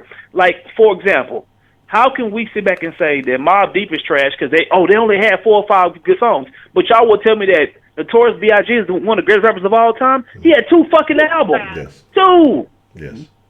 You take 1 and add 1, you get 2. That's it. That's all he had. You cannot do that. You cannot diminish other people and then give credit for something else. You can't. Because if you're going off 1 album and call somebody the greatest, then fuck it, 50 Cent's the greatest of all time. Because there's nothing better than Get Rich or Die Trying. There is no album from top to bottom better than Get Rich or Die Trying. And that's from any genre, of any type of music. But what happened when he released The Massacre? We realized that 50 Cent is terrible. Yeah. And that Get Rich or Die Trying changed the whole. That's when bootlegging was at its peak. That's like the last real platinum album that you had. After that, that's when everything really started going digital, and it was game changer. I'm finna tell y'all something. Y'all gonna bust out laughing when I say this shit. When Get Rich or Die Trying came out, I want to say we were in middle school, and I mean we lifted weights and shit. When Get Rich or Die Trying came out, I started doing dips every day. Because 50 Cent did dips in all his videos, and that shit was hilarious. I remember. I remember back, because I think I was in high school then, that I remember that we used to throw some parties and shit. And when that Go Shawty, It's Your Birthday, that shit had just came out. And the people, we played that bitch probably 5, 6 times. Like people, man, that shit was on repeat. That shit had the whole, like, you know, even when Potty was a DJ, you would just see the energy. We on the stage, so, you know, kind of surveying the party, make sure everything on the up and up, ain't nobody plexing nothing. And the energy that shit brought to the fucking stage, man, it was ridiculous. Listen, I got to differentiate between the producer and the rapper, because a lot of that was based on the producer and the instrumental itself. So, I got one for you. But half the people that liked his song couldn't tell you what it was about. Just like with Nelly's first thing, Country Grammar, half the people had no idea what he was talking about in the chorus. He was talking about doing a drive-by, man. Mm-hmm. I had no idea. That was a drive-by. Yeah. I had no idea. And he was throwing up. I used to hate that nigga. Just like his group, St. Lunatics, when they came out with their first thing. Ain't nobody got a clue why my cutlass blue. Half the people didn't even know what they were talking about, and they were throwing up crip sets. Mm-hmm. Man, I wasn't fucking with Nelly till Pimp C said, hey, that nigga Nelly ain't nice. When Pimp C said, he's like, y'all think Nelly sweet. Nelly ain't nice. I fuck with Nelly. Nelly ain't nice. Y'all think he cool. Somebody said, and then when I heard that, I was like, okay, well, let me see what this nigga here talking about. And that's when I went back and listened to some of the shit and then kind of actually understood and actually paid attention. I used to hate that shit. That I'm going down, but man, fuck this shit. You know, I love Nelly. Now listen. Before we get off of 50 Cent, I must tell y'all the hardest song on Get Rich or Die Trying. And I'm not a smoker, have never smoked, and will never smoke. It's not my thing. High All the Time was the hardest shit on that album. And that nigga said he ain't even smoking like that. Oh, I'm a drinker. I'm not a smoker. I drink. I like to have a little taste. Many men was like that. Bro, when 50 Cent said you don't want to be your son's role model, I had him loading 380s and cocking them hollows. I said, Lord have mercy. That nigga was on some. Every time I roll up, niggas holler, hold up. I say, oh shit, nigga, I might want to start smoking. But 50 came in the game hard though with that Order Robin. That's when I first heard of him before all that. When he had that Order Robin, I remember that line he say, talking about ran up on Juvenile. He said, even my gold teeth, when he was talking about robbing everybody in the fucking in the rap game. Yeah. You know what really did it for me with 50 Cent when he performed at I want to say it was Jester Hall in New York, and he performed Mini Men, and no one knew who he was, and they wouldn't let him rap, and then he just got everybody, and then the beat just dropped, and dog, he took that motherfucking vest off, dog, and I was like, bro, that shit gave me chills. That shit was hard. He was just Mini Men. Who step upon me? That shit was hard, dog. That shit was hard. That's how it was, man. Son, pull off. Like, I'm not going to debate on what was hard and what wasn't. Like, it is what it is. But there's a lot of other good artists out there that got slept on either because of no promotion, not the right producers, not in the right area, not with the right area. At Just As Hard, it's not harder, and some of them we like, some of them we don't even know about, and they came just as hard. And they're the ones I'm standing up for, saying they're not getting their credit. Well, okay. Somebody. What'd you say, Ashley? I said, put a sign to somebody, name one. I'm from the South, so I can name numerous artists that y'all have never heard of because that our grind is different in the South. I know up north they had record labels. They had a whole bunch of shit. They had a whole lot of opportunity and avenues that we didn't have in the South. So a lot of our artists out here were, so were very much left on. Like for example, may he rest in peace. But I believe the biggest artist out of Louisiana, had he not got killed, was Soulja Slim. Yeah, oh man. Soulja Slim was a paid beast. for it, man. Yeah, he was all right. Man, Soulja was slept Bruh. on. Listen, if you've been to a club and you hear Soulja Slim, I'll pay for it. That it's gonna be an amazing night. I had almost all it's gonna be if you've been to the club and you heard Soulja Slim, I'll pay for it. It's gonna be an amazing night, y'all. Man, I'm telling you, Soulja Slim. From what I was told, that was that album. Give it to Bro, him. I'm telling you, man. Soulja Slim, may he rest in peace, man. It was rough losing him. Yeah, Soulja Slim. He was the one on, for y'all who don't know, he was on that slow motion with Juvenile. He was on the slow. Yeah, he was on that Juvie the Great. He was on slow motion. So yeah, that's Soulja Slim rapping on there, but that's probably the most radio Soulja Slim you're gonna get. Yeah. Soulja Slim was grimy, dog. Soulja Slim was grimy. That nigga had a song about writing a bitch from jail. Write me, bitch, I'll write you back. Come on, I'm locked up in my cell. Don't act like that, ho. Accept my call. That nigga was a fool. That nigga was on them brow. He was a dog, bro. He was a dog. Yeah, he was because him and BG was super tight. So that used to be super close. Because even with No Limit, because he was with No Limit and BG was cat, but them niggas ain't never had no beat. They was super tight. They still did music together and everything. Now, since you mentioned BG, something has to be said about Cash Money. And I know that y'all love Wayne, and Wayne got all the credit. Mm-hmm. Wayne was never the best rapper in Cash Money. Mm-hmm. Never. Exactly. Mm-hmm. That has always belonged to BG and Juvenile. Yeah. A lot of people don't know this, man, but BG used to write all of Wayne's shit when they first came out. Wayne could not rap. The two of them were in a group together. Bruh.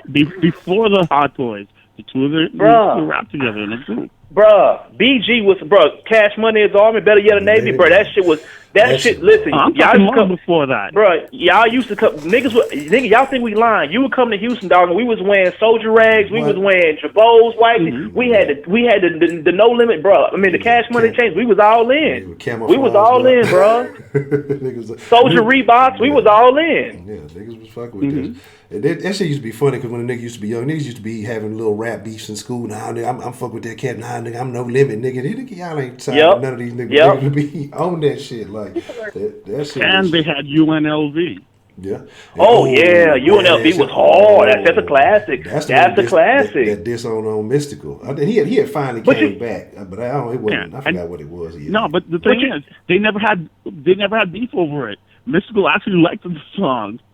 I saw this interview with him, and he actually went up to what's his name, Ballhead Slick or Ballhead Rick, whatever his name was, and they sorted everything out. There was label drama that had them going back at each other. Them and Big Boy.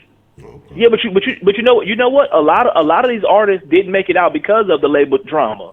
A lot there are artists who are on Cash Money who never got big because of the let's call a spade a spade. Like Cain and Abel should have been way bigger than what they were. Yeah, Cain and Abel. Cain and Abel. See, that's another name, y'all. You know what I'm saying? Cain and Abel was, you know what I'm saying? I can see that. Because they were better than a lot of stuff that came out. But the thing I have a problem with is the Millers. None of the three of them had any talent. Like Silk. Oh my God, Silk goes down as the worst rapper of all time. Silk the Shocker is the worst rapper of all time. No question. It don't matter who you are, where you from. There is no rapper worse than you know who Silk the Shocker is. Silk the Shocker reminds me of Eric Snow in the NBA. I believe Eric Snow is the worst rapper player of all time. That is who they are. Hold on 1 second, y'all. Hold on 1 second. We going all in tonight. Fuck it. Look, I'm up. We just saying fuck it. We going all the way in. What up? All right, we all. It's a party on the line tonight. It's the party line tonight. Goddamn, we on the chat line tonight. First of all, prepaid. What you not finna do is call Silk the Shocker the worst rapper ever. He had the worst time in any rapper I've ever heard. I will admit to that. But by far, he was not the worst rapper. Hell no. There's some niggas out there that way the fuck worse. Okay, give me a name. One name in particular. That was worse than Silk the Shocker. I'm gonna be patient because I got all night. Okay, why are you thinking about that? Mac I'm gonna from their own clique. No. Are you talking about Mac Shellshot? Yeah. Yes. Okay. First and foremost, Mac Shellshot couldn't be worse than Silk the Shocker. You wanna know why? Because Mac Shellshot could rap on the beat. Silk the Shocker ain't never rapped on it. Silk the Shocker had. Listen, y'all finna laugh. I'm Silk not the Shocker had. that. I got one for y'all. Though. I got one. The song he did with Maya was fire. He was off beat the whole time, and I was going to mention that song. The song with Maya, Maya looked so good, and the nigga was so clean that black suit, and then you realize through the midway through the song, this nigga's not on beat. This whole song, Maya singing her little heart out. She looking good, body glistening, and Silk the Shocker could not. You know what Silk the Shocker rap like? He rap like a nigga freestyling in a studio who don't have on headphones.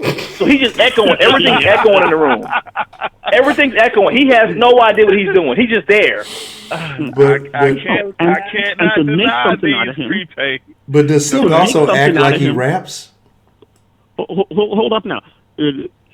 To make it look like he had something, they were putting him with Mystical because Mystical was so wild. They would just figure everybody would forget what's going on, and his style would be blended in somehow. Okay. Yes. And no. Yeah. I heard Mystical said, ow, bad like Mike. I heard Silk the Shocker say, ow, Fred Flintstone in the car. What the fuck did you just say? I don't remember that. No, he was horrible. Listen.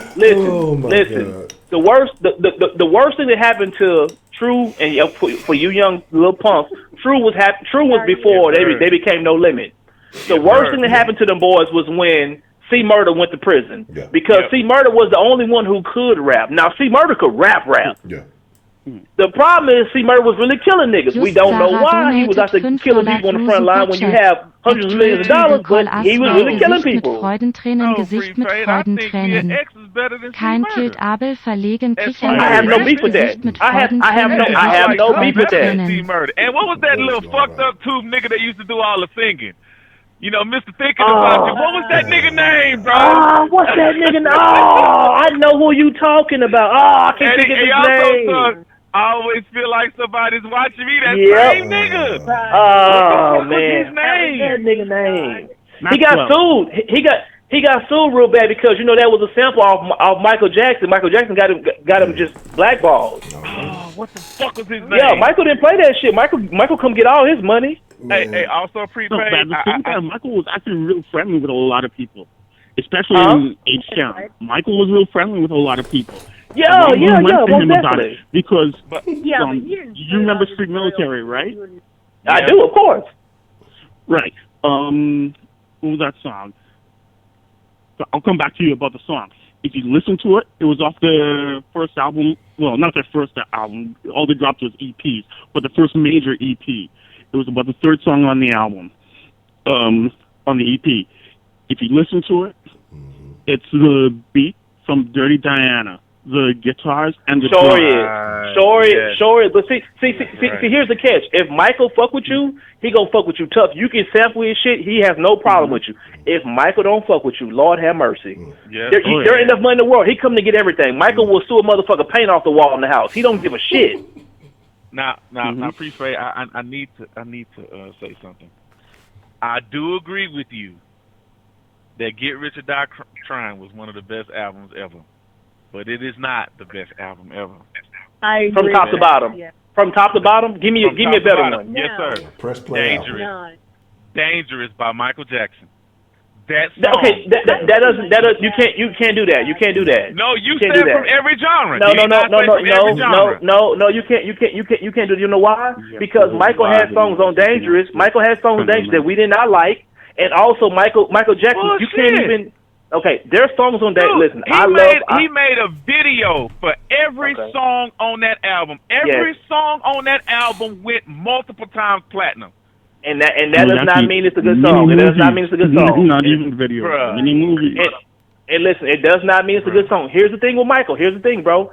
It's kind of like when you compare somebody to Michael Jordan. No matter how good, how much better LeBron James is than Michael, people are not going to accept it. So everything Michael made wasn't awesome on that album. Now, the album was a classic. I love that album. That album, yeah, it was. That album is a classic, but every song from top to bottom was not better than Get Rich or Die Trying. There is nothing you skip on Get Rich or Die Trying. I skipped a few songs on that jump. Well, I guess we just got different tastes in music because I completely disagree on that Michael album. I guess so. But see, Mike, like I said, Michael's one of them he's one of those people, man. When it comes to music. Wait.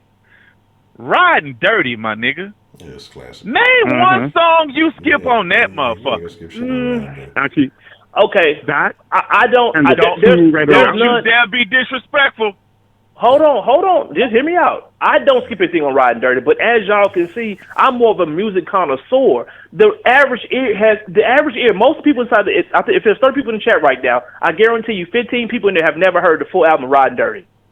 Shame on them. Oh shit. It's not. It's not about UGK. It's about their ears, bro. They never heard it. We grew up to that shit. LMAO sich vor Lachen auf dem Boden wälzen, Gesicht mit Freudentränen. Told you. See that? Who asked the white girl anyway? So, look here.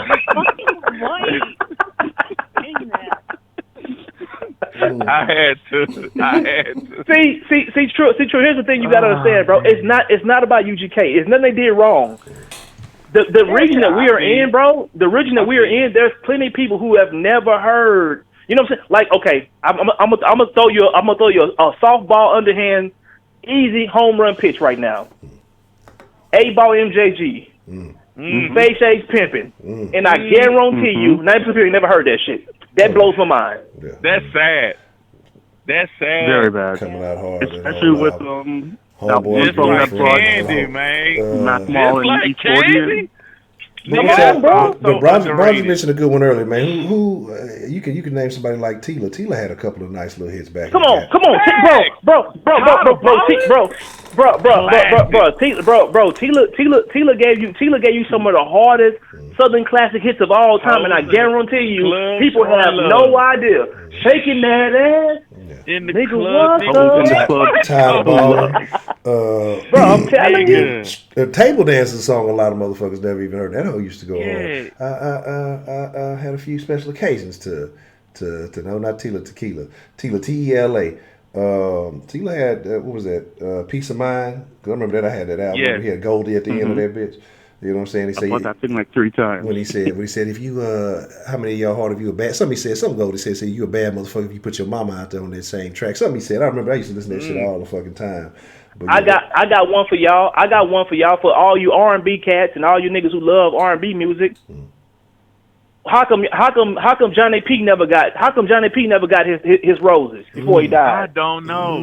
Johnny P had one of the most amazing voices of all time, bro. Yes, he did. Definitely did. Yes, he did. Him and Nate Dogg, man. Yeah. Nate Dogg. I'm telling you, bro. Hey, what happened with Johnny P though? Johnny P, bro, I ain't heard. Yeah, I think he died. Johnny P died, man. Johnny P died a couple years ago, man. He, I don't know if y'all know this, man. Johnny P he felt bad on drugs, bro, and it was rough to see him go out, man. Johnny P. I saw him was a video. He was singing in a liquor store or some shit like. Yep. Yeah, it was some wild shit. He was singing. Johnny P was in Chicago, man, singing at the train station so he can ride the train to get home, bro. Damn. Didn't even have train fare, bro. But if we talking about singers like that, who was the most underappreciated, but featured on everybody's album in I would say early 2000s, late 90s in Houston? Kevin. Who was the nigga? Billy Cook. Billy Cook too, but y'all, I'm gonna give y'all a ad lib. Y'all gonna know exactly who I'm talking about. For real. Y'all don't know who I'm talking about. Yeah. The fuck? I didn't hear that shit. Papa Roo, nigga. Y'all don't remember Papa Roo? Oh yeah, Papa Roo.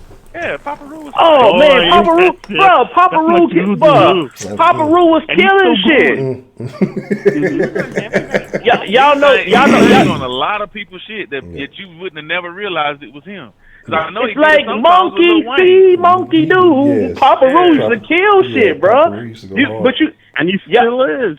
Did y'all know Papa Roo got into it real bad with some Jamaicans or maybe with some Haitians? I wouldn't doubt it. Yeah, Papa Roo had a shootout like in Greenspoint Mall, bro, with some Haitians, bro. Oh shit.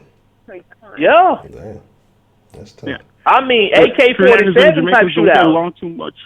Always either. So that's what I'm saying. So when we talk about people who underrated, it wasn't so much the location or what was stopping them. Man, a lot of these niggas was self-sabotaging, bro. Nobody in Houston had a harder for the time than Youngster. Youngster had everything in front of him. Youngster had the biggest song. He had the coldest verse. He was likable. Hoes liked him. Niggas liked him. He had a cool-ass haircut.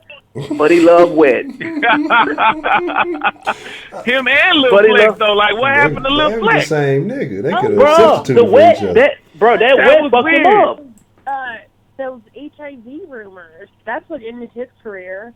Who was that? Do you guys remember, like, Little Flex? His career ended when everyone was I remember. HIV. I remember somebody. Some chick had said that she was with some rapper in Houston that he had the HIV message. I don't even know if it was Flip or whoever it was. But the thing about Flip, though, Flip's still putting music. He's still doing it. So he's doing a lot of real underground shit. As a matter of fact, he had a song. I think he had a song with Nip that I had never heard of until recently, and he had Flip put a hard ass verse. Like this is Little Flip. Well, the reason why they said Flip had HIV because he kept losing weight and gaining weight. True. I don't know the symptoms of HIV. I don't really know, but if he do have the shit, he's the most active HIV nigga I've ever seen. Because he be on concerts. He go on concerts he go tours with no problem. Yeah. Yeah. So I don't know if he have it or not. You know, I heard the rumors, but listen, in a city like Houston, man, with so many gold digging hoes, I wouldn't believe none of that. Broderick, stop. Broderick say what did he say? Youngster ain't never had the coldest verse on shit. Stop that, Broderick. Oh, come on, man. Come on, man. Bro, come on. Down south? Come on, man. That's all. Lavish heads on the apparatus. Man, come on, man. House and got water. Broken boys off now. I'm a wood provider on my day. Slide on my. Come on, man. Cut that shit, man. Now, hey, hold on. Okay, while I got y'all on here, let me settle something because this is a beef that I've had personally when it comes to Youngster, and I know some people feel one way, some people feel the other. Whose verse was harder on the June 27th? Was it Big Pokey or was it Youngster? Pope. Okay. All day long it was Pope. Okay, I'm gonna say Pokey Pokey. was the reason I started rapping in the first place. Definitely Pope. Okay, definitely. I'm gonna say Pokey, and this is the reason why Broderick need to sit this one out. I'm gonna say Pokey, but the majority of people going to say Youngster because that's because Youngster was that big. He had elevated himself to that point that his popularity was there. But it was Pokey, no questions about it. But for the common ear, it was Youngster. And Broderick, for you to say that about Youngster is fucking blasphemy, bro. In fact, truth be told, Lil Troy, come on, bro. He made Troy shit. I would say that. Was it Hawk or Pat on that joint? Which one was it? I forget. Pat. It was Pat. Yeah, I think Pat killed that better than anybody. He once again, you missing. It's not about who had the best verse. He elevated the song because Youngster had climbed that mountain. He got to he had made it to the mountaintop. The Sherm took him down, but he was there. Youngster at that time. Pat was way bigger. Are you ready? You ready for it? There are 30 people. There are 30 people in the chat right now. I guarantee you 20 people have no idea who Fat Pat is. I ain't believing that, fam. Come on, bro. Man. I ain't believing that. I'm gonna be honest. I'm Tops Drop is the H-Town anthem. If you from anywhere near H-Town and you don't know when boom, boom, boom, when that shit come on, you know what that is, bro. Come on. Listen. Come on, man. Listen. True. This is the problem you having, bro. I can't believe that somebody know Youngster more than they know Pat. Ain't no way, bro. Because you got to understand something. Tops Drop, that video was big. That was shot on a homemade camera. That's a classic for us. Yeah. You know what I'm saying, bro? You looking at songs that Youngster was on, bro. That was on BET, bro. No. So if you don't have an ear for music, you miss a lot of that shit. These are the same people you understand from who all say SPM sucked. SPM never fucking sucked. He was a beast. SPM was a beast. Y'all hated SPM because he was Mexican, man. SPM went hard, man. Like I don't care. SPM could hold his own with any nigga. With anybody. Period. SPM could flat out rap. No, SPM just like he brought in people from the West. He brought in people from everywhere on his. SPM could flat out rap. SPM just bro. He wasn't. Man, there was too many niggas, especially from our area, that could out rap SPM. No, Trill. You got to call a spade a spade. SPM could rap with anybody. The problem was he was the chorizo version of R. Kelly. It is what it is. I can't even fucking this nigga, bro. Man, this nigga stupid. Look, I'm not caping for SPM, but oh, but the way they told that story, it seems like he was putting the fucked up. If it was true, the way they said it, they did fuck over him. He didn't know that girl was 15, bro. She was working in a fucking strip club, and that's nothing for y'all who don't know how Houston works. A lot of our bad bitches be 15 and 16 years old. You gotta be careful out here. That's how it is in the South. We got it's a lot of hoes in Atlanta right now who just started getting a period. I'm just being real with you. Okay, so let me just throw out a few names to see if where y'all stand on this. Do y'all not think that Big Hawk could out rap SPM? Okay. Yes and no. I'm gonna give it to Hawk because Hawk a nigga and SPM is Mexican. But as far as rapping, it's two different styles, man, and it's like what I'm saying because Hawk's wordplay was different. Hawk, like he put them words, he put them words together and changed. Like Hawk was something different. But I think if you just talk, but if you talk about bars, sexual with this fly debonair intellectual, come on, but if you talk about bars.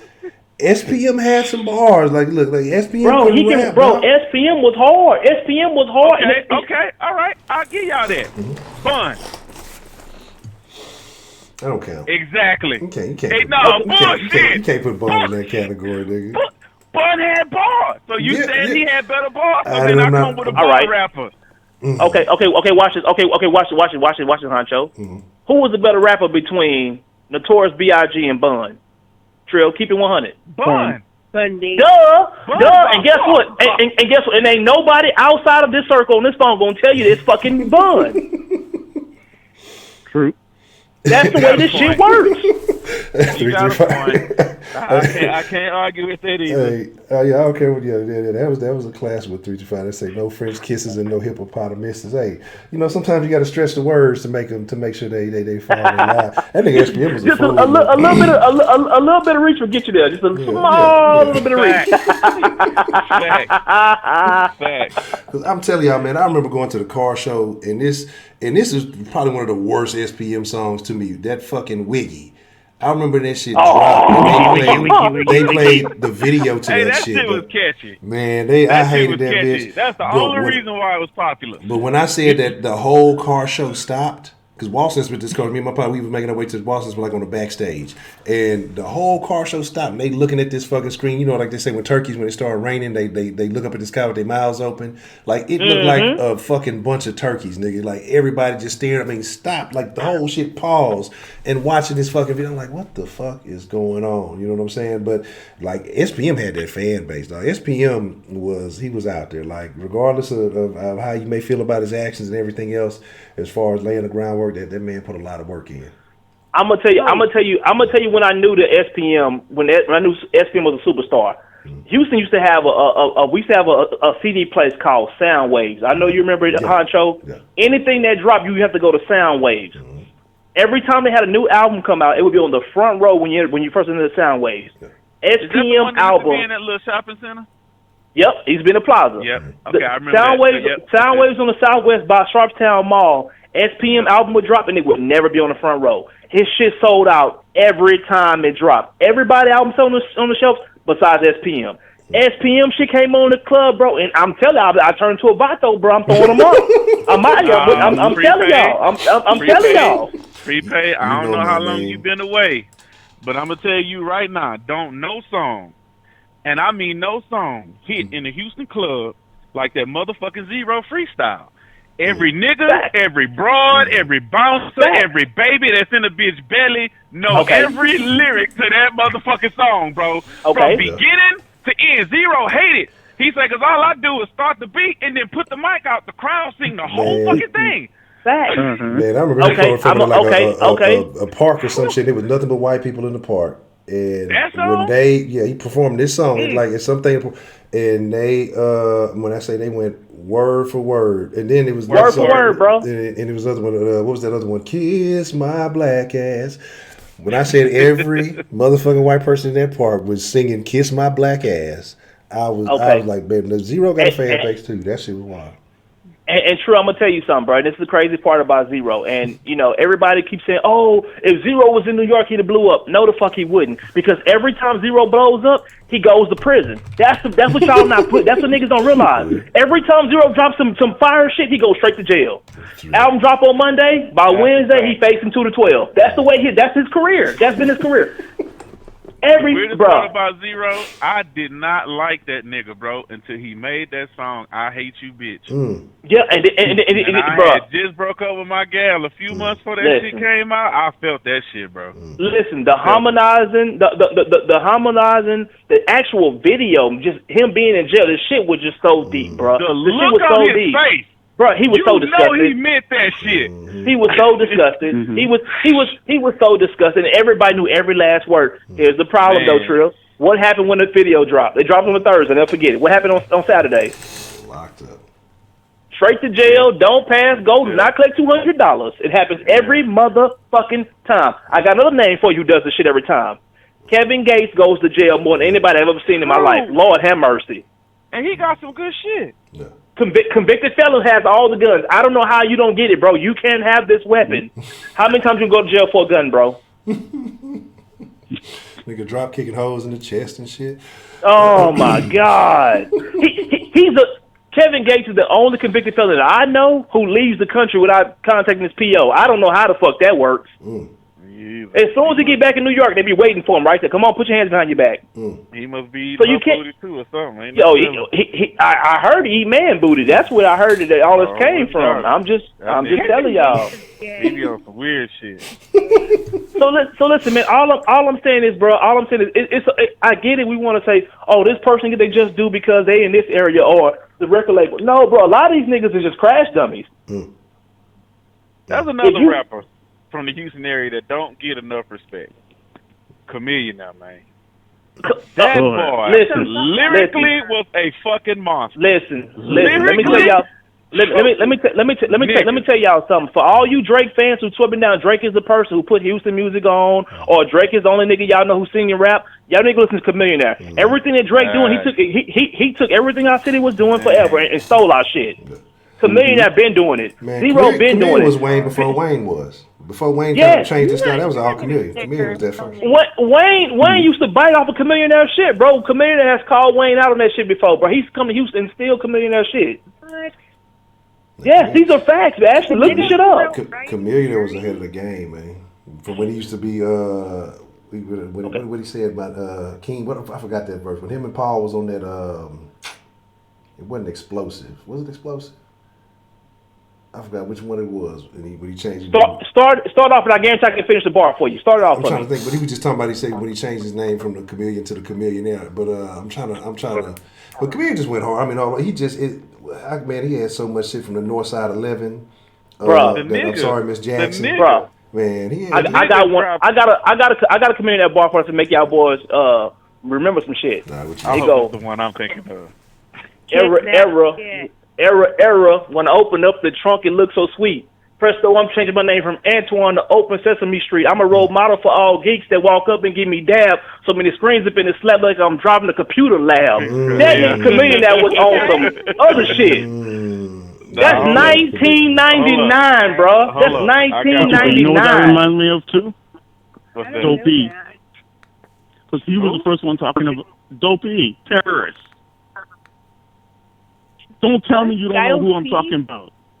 Nah. I expect you not to know, Ashley. But these two and these other two, they can't say they don't know the terrorists. Of course, yeah. Okay. No, but I didn't hear what you said. You had cut out. That's why I didn't hear you. I thought you said Tyrannosaurus Rex. My nigga, I don't know fucking Tyrannosaurus Rex. No, what I was saying, you was the first person I heard talking about. Yeah. What? I've never he heard was of the him. first one I heard talking about getting stopped and having his trunk popped like by the police and everything. Yep. And all they getting is a shitload of floppy disk. Yep. You take Wow. True heard it before. True heard it before. It's just so much music. You start to lose shit. You know, we getting old now. Yeah. We starting to lose something about shit. I think I might be older than y'all. Okay, I got a question. Nobody sleeping on Kiki, bro. We know Kiki gonna get his due. Kiki. Kiki's a fucking legend. Yeah. Period. Like Monster. across the fucking board. Kiki gonna always be loved, bro. Okay. Southside. Come Trill. on, man. Nigga still Trill. on the south side. That nigga made Trill. a dance, fam. Like, Trill, you ready for this? Go ahead. True, you ready for this? There's 30 people in the den. 25 people don't know who the fuck Lil Kiki is. Nah, I'm not believing that. It's true. It's true, Kiki's bro. still It's true. making No, music, he's bro. the type Yes. of artist. Hold on.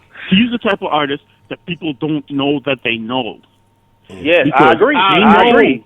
I They agree. know Okay. the song I is can see Southside. that. You start playing it, they know it. They're all with it, but they have no idea who did it. Let me tell you what Kiki did. When Kiki made I'm a G, and that came out maybe 5-8 years ago. When Kiki says fuck them Air Jordans, the sky ain't forever sunny. If that ain't touch your soul as a young black man, let me tell you something, bro. Kiki has given us classic after classic after classic. The problem with Kiki is that to the common ear, he just sounds like another nigga rapping. But if you dissect what he's saying, bruh, you can go back to the Herschelwood Hardhead days. Shit. Kiki been putting in work, been killing shit. Platinum in the ghetto. Come on, bro. Man. And I And agree with you. Southside itself. All original right through from beginning to end. The people we're talking about now were completely 100% original from beginning to the end. Now, some of the people we were talking about before, I don't want to talk about them before, but I'm just saying they were not original from beginning to the end. But I these agree. people now, But see, once again, when you're an authentic artist like Kiki, you're not gonna make it to the main stage because you're not gonna turn to somebody who you're not. You can't be a Drake. True. Kiki can only be him. Kiki gonna be 75 years old with an H-Town fitted cap on, some J's, some fresh air jeans, and all 713 shit. Because when you authentic, it's all you can ever be. When you Drake, you can be a whole bunch of niggas all in one. You know what I'm saying? Because that's when you a fraud. And when you was the only artist, even through the SUC, that actually had DJ Screw rap a verse on his shit. Facts. And if you're not a music, if you're not a true music connoisseur, you never knew that. You never knew that. Pimpin' Pin, yes sir. Yes sir. And Screw was so fucking high on that fucking song, Jesus. Yeah. He probably drunk all the syrup in the city. He was so fucking loaded. That shit was still jamming though, man. Yeah. Like. Yeah. Okay. Since we talk about people that everybody know, since it's 40 people in the chat, everybody gonna know this name. I want to know y'all opinion on him. Mike Jones. Who? Exactly. Everybody knows Mike Jones now. A legend. A legend. The problem Mike Jones is he was getting knocked out on stage. Well, I mean, even outside of him getting knocked out, Mike Jones built his career. I call him a microwave dinner. Because if you're hungry and you need it, you can eat it. It'll get you through, but you can't build your career on that. You cannot. That cannot be your actual diet. And a lot of things is a lot of people know this. Mike Jones really could rap. The problem is when you put he can rap. He never fell off. What happened was when you put yourself in this box to where you be in this cartoon character and sing your phone up all fucking day, it's gonna take you so far. He was a master marketer. It's marketing. He fucked himself. So we can say, "Oh, Mike Jones, it was the label." No, Mike Jones did it to himself. I thought Magno was a better rapper. Magno was a better rapper. Magno was a million times better. But you know what the problem with Magno was? Magno was short for magnificent. You cannot be a rapper and your name is magnificent. I'm sorry. You can't do it. You can't do it. It's true. You can't do it. And this nigga had the golden arches as his logo.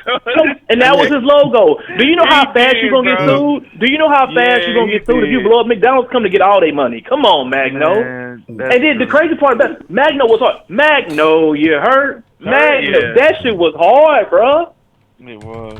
Yeah, this Them two niggas together was fire. Like Paul and Cam, like them niggas together was fire. The hardest. Them two the hardest combo ever. Separated. Chameleon was still shining. Mike, I mean. Oh shit! What happened to the call? What happened? What happened? The call was going down, and I didn't hang up. The call just ended. What happened? Oh, that's terrible. I ain't hang up on purpose. I'm over here typing I'm quoting this this thing that DeMarkey put, and then the fucking call hang up. Man, I blame DeMarkey for this shit. That's DeMarkey fault. It's all right. I got it. We'll remember this being DeMarkey's fault.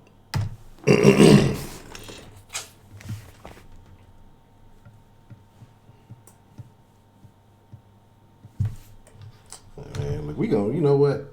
Oh damn, it's 2:30 in the morning. That's all right. We gonna bring that shit back. We gonna bring that shit back. We gonna have a party line. We gonna have Den party line.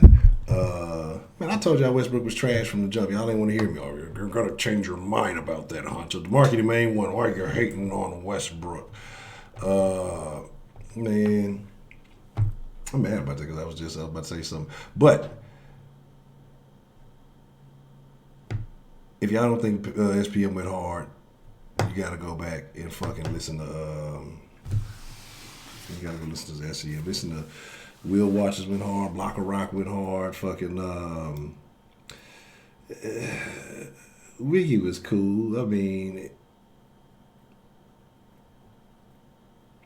when you say which one it was? It say Pan still second. It'd be mad because I blow more smoke than Puff the Dragon. Fucking Mary Jane. If you was a smoker, Merry Go Round was a great song because he painted a nice picture with that. Yeah, it was Ashley got to look. Ashley, if you're online, you got to drop your dust and you just got to start talking over niggas. And no, I did not intend to hit that, but as that later, might as well get ready to call it a wrap. But we gonna do that again sometime. We gonna find a real. There's gonna be a real den argument. It's gonna be we gonna get about 4 or 5 people. We gonna get Rashida on the calls and she be talking trash, and then we're gonna talk about Chicago rap. We're gonna talk about Twista and Do or Die and Kanye and shit like that. That's all we know. But I'm mad at the shit hung up.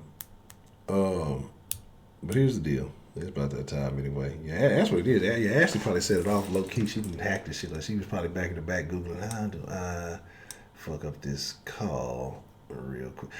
I've never been I've only listened to a couple of Royce the 5'9" songs. I mean, so I would be biased by saying Eminem.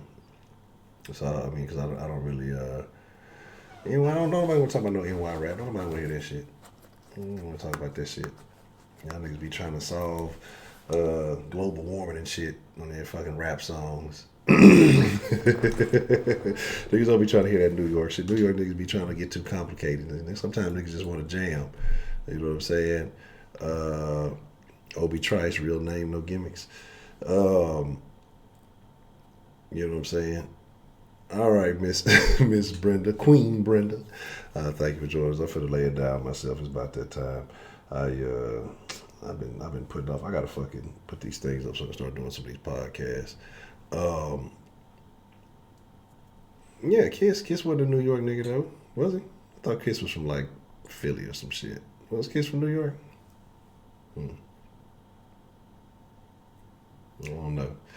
Yeah, I don't think. I thought Kiss was from somewhere else. Word from Yonkers, son. Yeah, that's tough. Well, I'm moving for the sake of my argument. But nah, man, I definitely enjoyed tonight. It was very interesting. A lot of very interesting calls. We went from Queens to, we definitely stayed on topic tonight. I don't even know how we got into the music stuff, but we'll maybe we'll have an R&B conversation. Maybe some of the ladies can get in and we'll get into it tomorrow. That might not be a bad idea because tomorrow is Talking Dirty After Dark. So maybe we'll talk about. See, y'all don't do this shit no more. You know what I'm saying? Y'all don't do this anymore. But back when I was younger, because we didn't have the Spotify, we didn't have the internet to just make all of easy access. You had, you had to make mixtapes back in the day, mix CDs and mixtapes. When you wanted to have your live action. And while we was talking about switch outs, them fuck actions used to go hard. And I was gonna say I agree with Juan about Michael Watts. 'Cause it got to a point where it did seem like he just had a formula. You know what I'm saying? For how the shit, like you knew where the chops was gonna come in. Like for the first time you hear the song, you knew that I was gonna get chopped up. But I agree, man. Maybe we'll do that tomorrow. We'll talk about best songs for the love making mixtapes. I don't know no new shit. I don't listen to no new shit. New shit, like I say, is terrible. So I can't get into that shit. Like new shit. I don't know. I don't know if they got with new music go hard, but we maybe we'll have a conversation about that. But we'll figure it out. It's Talking Dirty After Dark tomorrow. I'll find a reason to argue with Angela tomorrow somehow, some way, and you know what I'm saying. You know what I'm saying. Nah, I don't want to talk about no New York shit. There's a couple of niggas from New York that was all right, but we gonna start it off. We gonna set it off. But like I said, we'll come up with something. We might do another rap night. That might be a thing. I don't know. It might not be a bad idea. Maybe have a in the dens with like a little group call type thing. Let me think about that. That might be a nice little twist. But I appreciate y'all, man. I'm gonna get my ass some rest. Get up in the morning and fucking pad this room up so I can fucking start doing the fucking podcast and things. I appreciate y'all. I thank you all. Just Sarah, I appreciate all. I appreciate all the love. And I appreciate each and every one of y'all, man. Again, I will catch y'all mañana tomorrow at 10 o'clock. We'll be on time this time. And with that being said, man, it's an honor, a privilege, and a pleasure. Y'all be cool like y'all be cool. Y'all ain't got to go home. But y'all got to get the fuck up out of here, man. I'm finna go to bed, man. I'm up out of this thing. Adios.